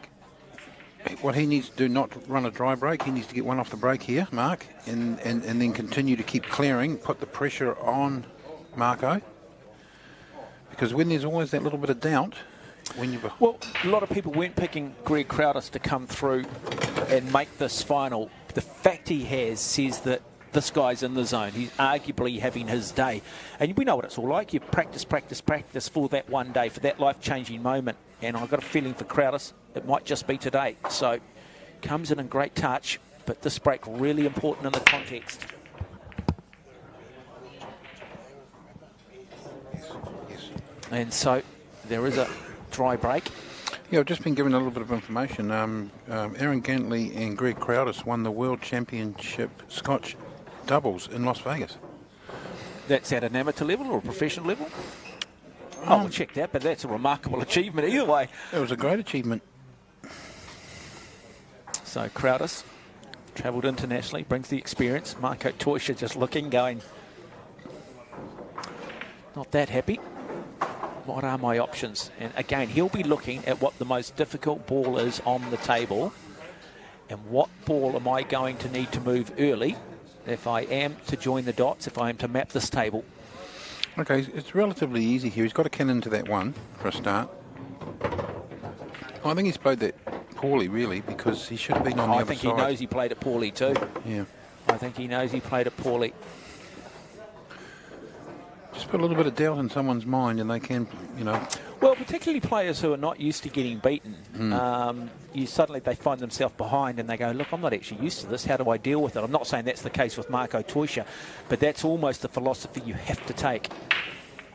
Yeah, I mean, you've got to have that attitude, never give up. You know, I remember Marco playing... was it Marvin? No, who did he play? You were there. It was at the shootout. Hokokohe. Yeah, look, he ended up... No, Sullivan Clark, I think. Did he play Mark Shue? And Mark Shue was something like 7-1 down or 6-1 down or something and came back to 6-all or 5-all. You remember that? Yeah, I think Teuscher ended up winning it though, yes, didn't he? Did, yeah. But never give up, you know? No, absolutely. It's about momentum. It's about little shifts in momentum as well. So, okay, Marco's a little bit bothered here. Ideally, what he needs to do is pop the 3 and get the angle on the 4 to try and come back. So we're talking the yellow ball and then come here to the purple 4 ball. Pop the 3? Yep. Try and get on the 4 ball so he can get some sort of angle to come up. So he's going to look to probably just follow that, and he does pop it, but a lot of weight on that. No, he's played that well. So now he comes back. He's got options here with the 1 ball, the 2 ball. Okay, what he'll do here, if the 1's not on into the middle, he'll screw back into that 1, but if the 1's on, he'll just stun this 2, 1 in the middle. So it is the 2 ball, puts the screw on it, brings it back. Has he brought it back enough? Let's have a look. Has he got a channel here? We'll have a look at the body language of Marco. I think it's just on. Yeah, I think he's happy enough, just looking away from the TV and just actually looking at the players live. He looks okay. I think he thinks he can thread that needle. Okay, the key here is where's the white going to end up from here? So he's going to cannon into the 15. Oh, he's sneaking himself on the 6, so he's in a bit of trouble here. We can't quite get that plan view, can we, just to have a look at that channel. He's got a little bit of room here. Yeah, perhaps he can just now play that up the table. He doesn't look too bothered by it. He's certainly not looking at any other option. So he'll back himself. I think this is the challenge for him. I think he just loves the...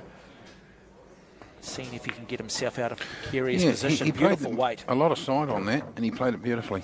Now he's going to come back here. Pretty much this will be game over, and Teuscher will bring it back to 1 frame each against Greg Crowdis. Yeah, you really had to think about this frame a bit, Mark. It just shows you the class of the man. I mean, it wasn't an easy clearance, and he's made it look easy. And there we go. So Marco Teuscher brings it back to 1 frame each in the race to 5. This is the Masse New Zealand 8-ball championship. The Dutch master, a gunslinger from Eindhoven, up against Blenheim's finest and Greg Crowdis. Let's have a look at this shot here. Key moment.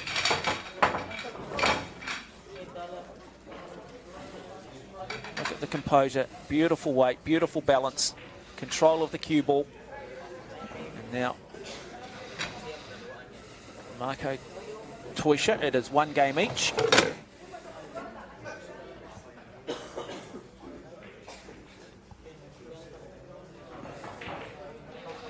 Okay, Marco will be looking for a good break here. So it goes into his equipment bag, or what I call the gunslinger's bag, and he'll bring out his breaking the tools of the trade. The tools of the trade, yeah, fascinating to go through it and just have a look at what's in there. He's got Allen keys, he always carries a little bit of food. He's taken me through it, actually. It's a bit of a toolkit for a snooker player. Certainly comes prepared, doesn't he? Yeah, and here we go. So Toisha now looking for a really good break. And that is a good break. So, where's that cue ball end up though? Okay, he's got a little cluster with the 12 and the 3 here. So I think he's going to take overs here. Yeah, play up the table perhaps and disrupt that 5 early. Well, he needs an angle to get into here. He won't get it from here. He may get it from here. Oh, he's looking at maybe off the rail at the 3 in the corner. Call that a squeeze shot. But he'll pop the big one in the middle, in the corner. So, going for that. Bit of backspin, just runs that through. Okay, he didn't get on the best side of that 14, but he's still got a couple of options here. He'll just nicely run that 14 into the corner. So, well, he's playing the 10 onto the 11. Tony Van Wyck alongside of me. Hope you are enjoying the coverage. Big gap in between the 7 and 11. Yeah, sometimes, again, we just don't have that overview camera, so we can't always get necessarily a true indication of sometimes what the players are seeing, but that really good shot in terms of showing us. Yeah, the key here is to get the angle to be able to get that 10 ball out. So he'll be screwing off this, looking for the angle, slight angle off that 15, is it? That's the orange ball. 13, is it? No. Again, television just not really helping us here in terms of the light. 11. The 11. So Marco Toisha now just getting into his work, just running through this table really, isn't he? Lovely look at that position on the cue ball. Beautifully done from Marco Toisha. Must just be on. You'll have to use the thicker part of the rail here to pop that. No, I don't think he'll be too challenged by that. And he does it beautifully, just brings that cue ball back up into the middle of the table. And really, it'll be 2 frames to 1 that quickly. How fortunes can turn around. So it is Marco Toisha of the Netherlands leading Greg Crowdis of New Zealand 2 frames to 1 in the race for 5. Really big moment coming up for Crowdis. He'll want a good break. Or he'll want an ugly break and throw it back on Toisha. Now the key in this game, Mark, is to break hard and get balls off the break, right? That's the only way you're going to win. Yeah, against Marco Toisha, I think in some of the earlier rounds, with the number of times players are missing shots and coming back to the table, sometimes I think that when it comes to the break, it's almost like a toss in cricket. It's one that you don't really mind if you lose. But as we get to a guy like Marco Toisha, they don't sit down too often. So you've got to find yourself at the table, don't you? Yep. I've got to say, though, this Greg Crowdis in that first frame looked pretty good. Nothing seems to faze him too much. Don't take anything away from Greg. Greg's definitely got the goods. You know, he gets a good break here. He can run a rack too. And another dry break. It's interesting how he breaks. He breaks full ball and screws the ball back to the bottom rail. But, you know, clearly works for him. He's got him through to the final. And sometimes it's easy, isn't it, to look at the way somebody else does something, but you've still got to back yourself. You've still got to play the way you are mechanically designed as well. Sure. You know, you often see in golf, don't you, where someone's playing really, really well, and then they look at the swing of Tiger Woods and go, oh, but I'll play even better if I swung a club like him, and then you end up actually playing worse. I think that's what happened to my stroke. Well, no, Michael Campbell was a great example. I always remember Michael Campbell winning the US Open and went on a really good run of results, and then starts to change his biomechanics, and before you know it, you're sort of starting to miss cuts. Yeah, he did really well to win that, didn't he? He had Tiger Woods on his arse. Yeah, 2004. Yeah. So, Marco Toisha here. Lovely again. He plays the delicate shots nice, Marco. Yeah, lovely weight. He'll just be looking, just to keep this simple. He'll run this in, get on the 7. 3's on past the 4, I'm sure. He's left himself slightly short there. He might run this 7 through and just get a bit of an angle on that 6 to come back out for those 2 balls. So I'll just get you to run through the colours too of the different So numbers. 7, yeah, he's got the slight angle to get on the 6, so he can come out back for the 3 and 4. So the green 6. Yep, so he'll just play with a bit of bottom stun. The red 3 and the blue 4. Yep. Keep it simple, stupid, that's what I say. Now, just a bit of back spin on this, come back, the 8 ball. And it should really be game, set, match from here. And just like that, Marco Toisha will go out to a 3 frames to 1 lead in this final. And that is a master display from the gunslinger from Eindhoven, Marco Toisha. So, Chris Crowdis, he's got a bit of work to do. He really just needs an opportunity, doesn't he? He needs an opportunity. We know what he's capable of. The problem is, Toisha doesn't provide a lot. Yeah, I think if you're going to break, you've really got to give it a good slam because you have to get a ball off the break against Marco, otherwise you're really chasing your tail. He's just too good. He's too good. He doesn't miss much when they're there. No, talking to him earlier, he said, look, he's really impressed by the standard he's seen. He says the difference is just the key moments. Yep. It's just that consistency of getting the key moments. I think with Marco too is he's got the knowledge to be on the right side of the ball at all times, and that's the key. As soon as you lose position, it's really hard to catch, try and get position back. But he doesn't seem to struggle with that. See, now that's a lovely break. Yeah. What have we got? An overs down, 2 down? Yeah, he'll probably look at this, and I think he might take small ones here because that 9's a bit of a problem unless he can play it off that 4. Yeah, and that's the thing, isn't it? They're looking at what the difficult ball is. You could sink. I saw it earlier. We had 4 overs go down off a break, only for the player to decide to go solids because one of those overs that hadn't gone down was in such a precarious position. They just could not see how they were going to get across to it. And as you said, there's no point potting everything and then missing the crucial one. Right, okay, so he is definitely under the ball to go for here. So if he pots this 7 in the middle, then he'll pretty much run this rack because they're all out in the open.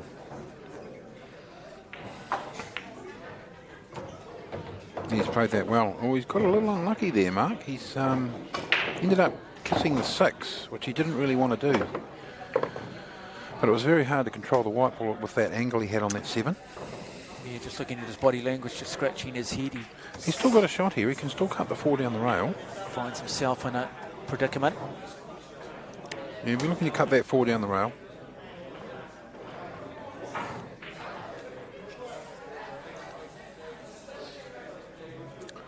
He might even play it with a bit of check side and cannon into the 6 and 2. I don't know. Well, he tried. That's what he tried to do.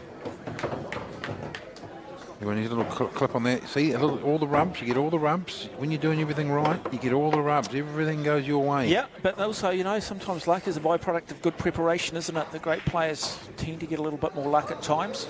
Well, the great Eddie Charlton, he always told me, preparation's everything. You don't get to your match 5 minutes before you're playing your match. You get there half an hour. No, and you go through established protocols. Yep. And you make sure those protocols are repeated. And that stuff should just be second nature. If you're going to play a lot of pool at 5 o'clock in the afternoon in a championship, practice at 5 o'clock. Get ready for your nervous system. Get up at that time. So true.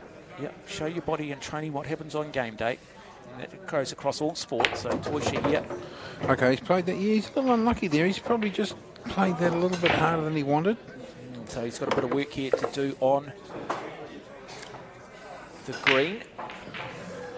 He's got that red 3. Yeah, I don't think he's got a shot on here, Mark, but if he tries to play a safety, I don't think it'd have to be a good safety because it's pretty open. He might try and hide the... he's not going to cut the 6, but and he can't really play on the left-hand side of this 2 to come off cross and snooker him up here. So he's in a bit of bother here. Can he jump and play that 3 ball? I'll have a look in a minute. He could, but it's a big shot.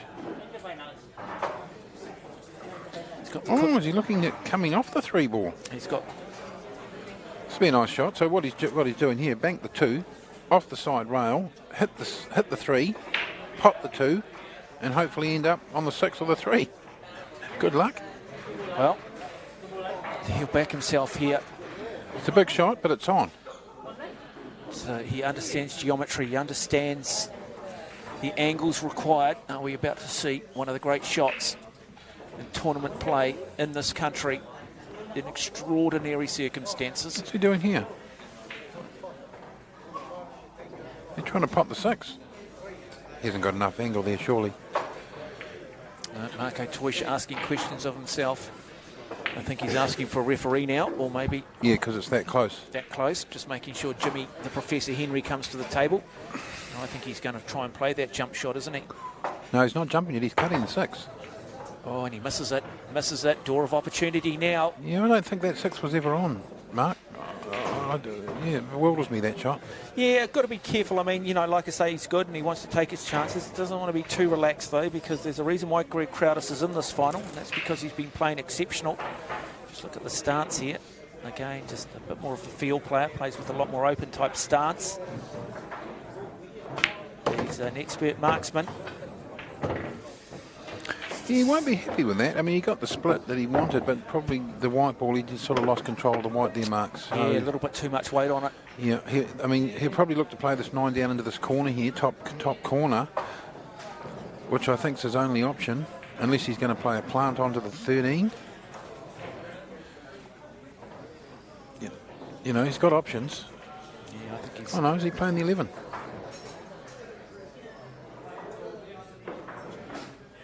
Be a great shot if he gets it. Great shot, Yeah, brings it back down. Oh, he's been a little unlucky here. Yeah, kissing that side cushion now. Now he finds himself in a bit of difficulty. So what does he look to do? Does he play the plant here? He could play a containing shot here. He could come off the 13 and just try and off the rail and end up... Put the pressure back on Toysha. Yep, don't give him a shot, right? Is he thinking defensively, though? Is that in his mindset at the moment? Well, I think it has to be. Is defence going to win him the game here? That's the question he'll be asking himself. I hope you are enjoying coverage of the New Zealand 8-ball final from the Masse Club in Hamilton. Mark Watson alongside of me, Tony Van Wyck, bringing you this coverage.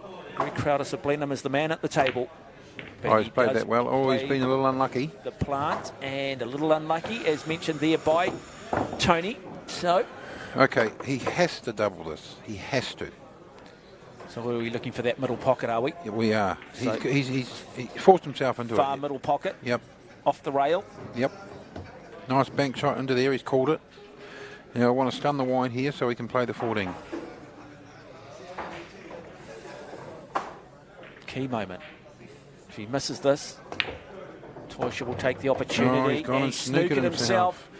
Has he snookered himself, though? Is there an opportunity past that 8-ball? Well, I think he can get past that with a little bit of side. There is a gap between the cue ball and the 8-ball, but that body language says... Yeah, he's snookered, so he's got to use the rail. So, another great shot coming up here. Can he sink this ball? Oh, great shot. Great shot, Greg Crowdis from Blenheim. And now he's got himself out. Chance to take this to 3 frames to 2 and a very good display. And Crowdis does it. Well, that is very good ball. And suddenly, Marco Toysha just with the 1 frame lead in the race to 5. Yeah, it's good to see that he held his composure there, Mark. You know, some people would have crumbled under that pressure, but he seemed to hold his composure, and that's what I like about the man. Not only is he a great pool player, but he's a lovely man to go with it. Well, he showed plenty of nerves there. You know, played some difficult shots, got himself out of trouble. Yeah.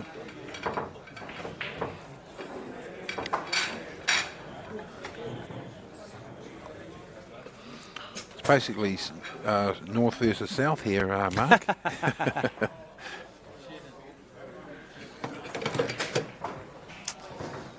Are you talking the Northern Hemisphere versus the Southern Hemisphere, or are you talking Hamilton versus Blenheim, North Island versus South Island? You got it, mate. Yeah. The last.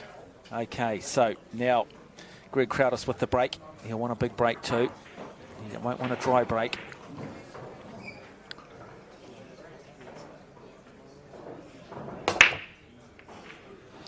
Yeah, interesting break he's got there. He doesn't really put a lot of power into it. He's more, I think, looking for a safety soft. It's interesting because really you've got to be aggressive in this game, especially in this format.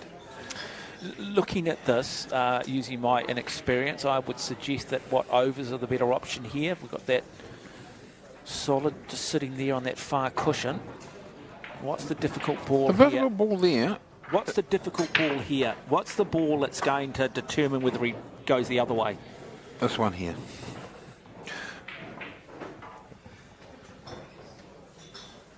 God, I can't see that. Oh no, he's gone small ones. Okay. Ideally, what he wanted to be was in between the 8 and the 12? Brown, I think. 15, is it? Is it the 15? Yeah, it is the 15. Okay, yeah. yeah, ideally he would like to have been in between these two, and then he would have had a plant on the 1 and 3. Now he's got to play the 4. But he hasn't really got a good angle to get back down the table, so he's got to maybe put a little bit into this. He's not happy. Okay, screwing back off this. Oh, yeah, he's got to be careful not to screw off into the middle.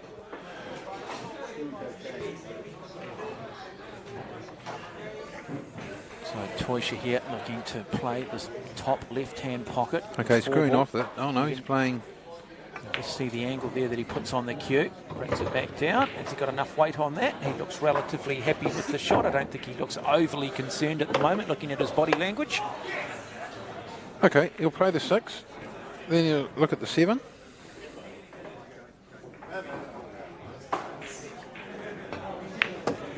Let's play the 6. Stops it on a dive. Oh yeah, so he's looking at the 3-1. Yeah, I think he'll take the 1 here, if the 1's on, and he'll cannon into the 15. Clear the way for that. And it'll be nicely on the 7. So it's all about... Sorry, the 3. They talk about the cleaners in rugby coming in at the breakdown and removing the opposition and cleaning out. And it's no dissimilar here, just trying to remove some of the... Just trying to... Yeah, he's got a big angle here, but he's got enough just to punch it out slightly. He won't be overly happy with that. He would have rather been on the other side of that 5, but he's still got options. So what he'll do is he'll play the 3, and he'll come down for the 7 and come up for the 5.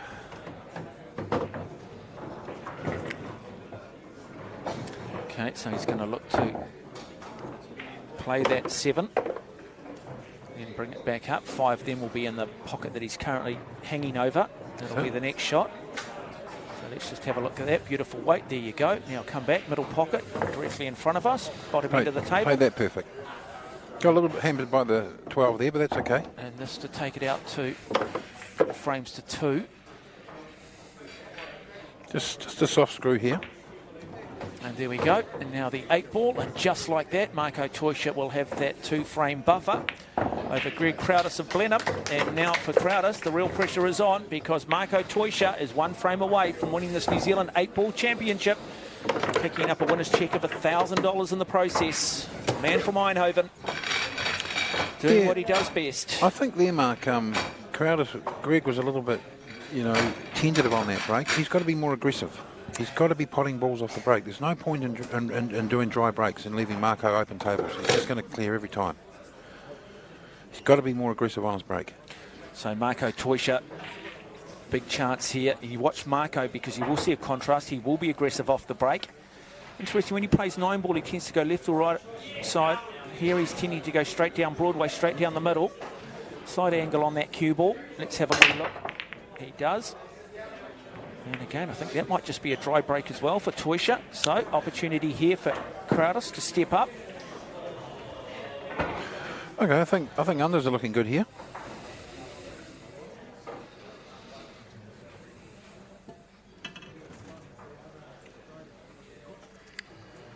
Yeah, there's never really any guarantee, Mark, when you're breaking that you're going to get a ball off the break. I mean, you've got to get to a stage where you're happy with... I was saying this earlier, Tony. One thing that's unique about this sport is no one shot's ever the same. It's not like in training and practice you can replicate any one particular shot.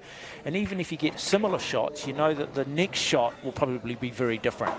And that's the incredible thing about it. You can practice scenarios, but those scenarios are never going to be a set template. They're never going to be an exact stamp, are they? No. I think you just gain more experience. The more you play, the more experience you gain. So there's certain shots that you pick up and that you can play that other people can't see. You know, there might be a shot there I might play that I see that he doesn't see. Yeah, and there might be an area where he just goes, you know what, I can go play the angle shots, the cut shots better than anybody. What you think is impossible, I see is possible. Yeah, well, Marco's typical example, backs his own ability. He's got the cue on a dime, the ball on a dime. He knows what he's doing. So Crowder's here, looking to just clear the table. Okay, he's played a good shot there because he's cleared that 11 away from the 4 ball. So what he'll do here is he'll just stun across for the 7. Got very soft hands, hasn't he? Yep, he's got very soft hands. It's good. It's good to see.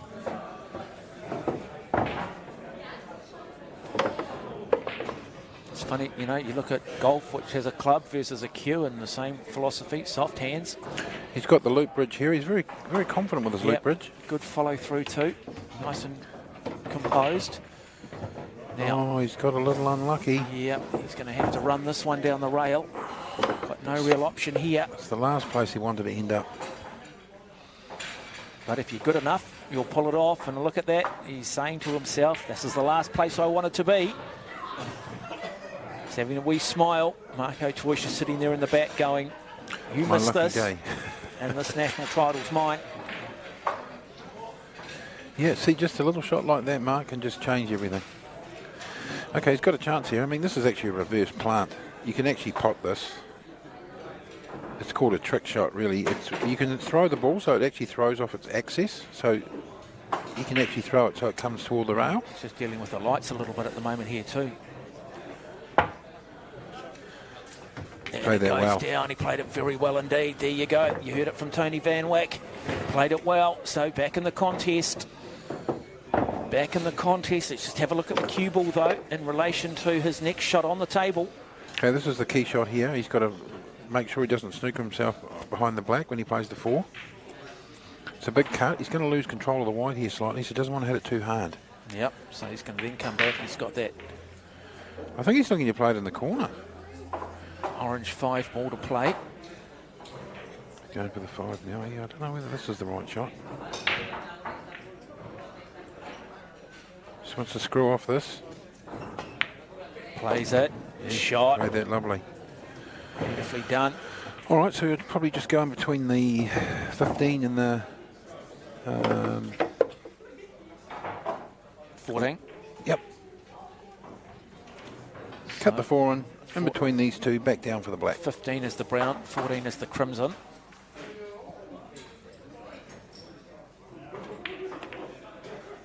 Cuts it. Oh, he had check on that, so he's done well. He got some work on this 8 ball though. Not a gap between the cue ball and the object ball, but he's good enough. He's in this final for a reason. So Greg Crowder from Blenheim looking to try and bring it back to 4 frames to 3. Big moment. Has he got enough on it? No, he misses it. And suddenly, advantage goes back to the gunslinger from Eindhoven, Marco Toisha. Yeah, that was a little unfortunate there for Greg. It was a tough black, but, you know, a man of his calibre, he should have potted that, but that's okay. All right, Marco's got he's got a hard starter here. There's one good thing for Greg. He's left the white in a bit of a difficult position.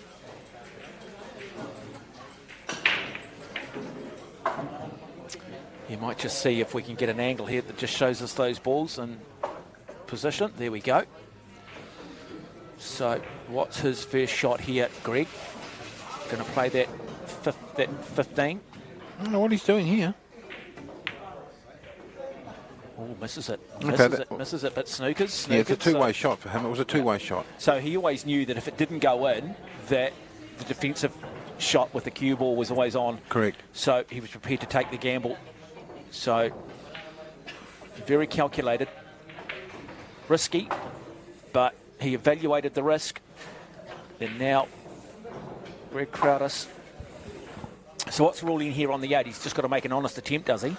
No, he's got to hit the 8, and the 8 or the white must make contact with the rail. If it doesn't, ball in hand. If he misses the rail, misses the black, ball in hand.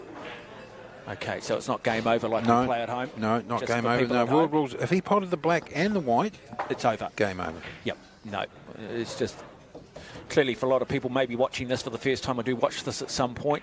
Clearly the rules here, we all have our sort of house rules, don't we? A little bit like backyard cricket at times. Always a lot of ambiguity around the black. I like the fact too now that you can't, you know, block the pockets as well. That you can sink your ball, sink the opponent's who's sitting at the pocket and still retain the table. Oh, misses it, but a good honest attempt. So now for Toysha, he will have ball in hand, and you would imagine from here it's pretty much just a formality. Yeah, it's a paint by numbers here. I mean, he's got no traffic. He's just got his balls and the black on the table, so he's just got to keep it simple, stupid here, and, you know, just do what he does best. So, one down. The beauty of having all these balls out in the open like that, it sort of opens his options up a wee bit as well. So, you know, if he gets bad position on one ball, he's got another option on another ball. That's 2 down. So, he has 6 balls remaining to win this New Zealand 8-ball championship.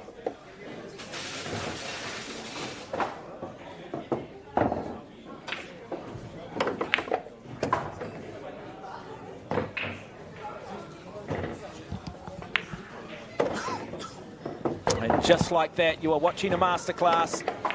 Came in as the raging hot favourite, lived up to the favouritism. And so Marco Toysha to pop the black to win the New Zealand 8-ball championship. And just like that, the gunslinger from Eindhoven wins the Masse New Zealand 8-ball here at the Masse Club in Hamilton, beating Greg Crowdis of Blenheim 5 frames to 2. But congratulations must go to Greg Crowdis. He's been magnificent throughout the day, magnificent throughout this tournament. He came here, he had his opportunities, but there's a reason why Marco Toysha is ranked in the top 25 in the world. Yep, well done, Marco. Hard luck, Greg. Yep, good final. Thanks, guys, for viewing.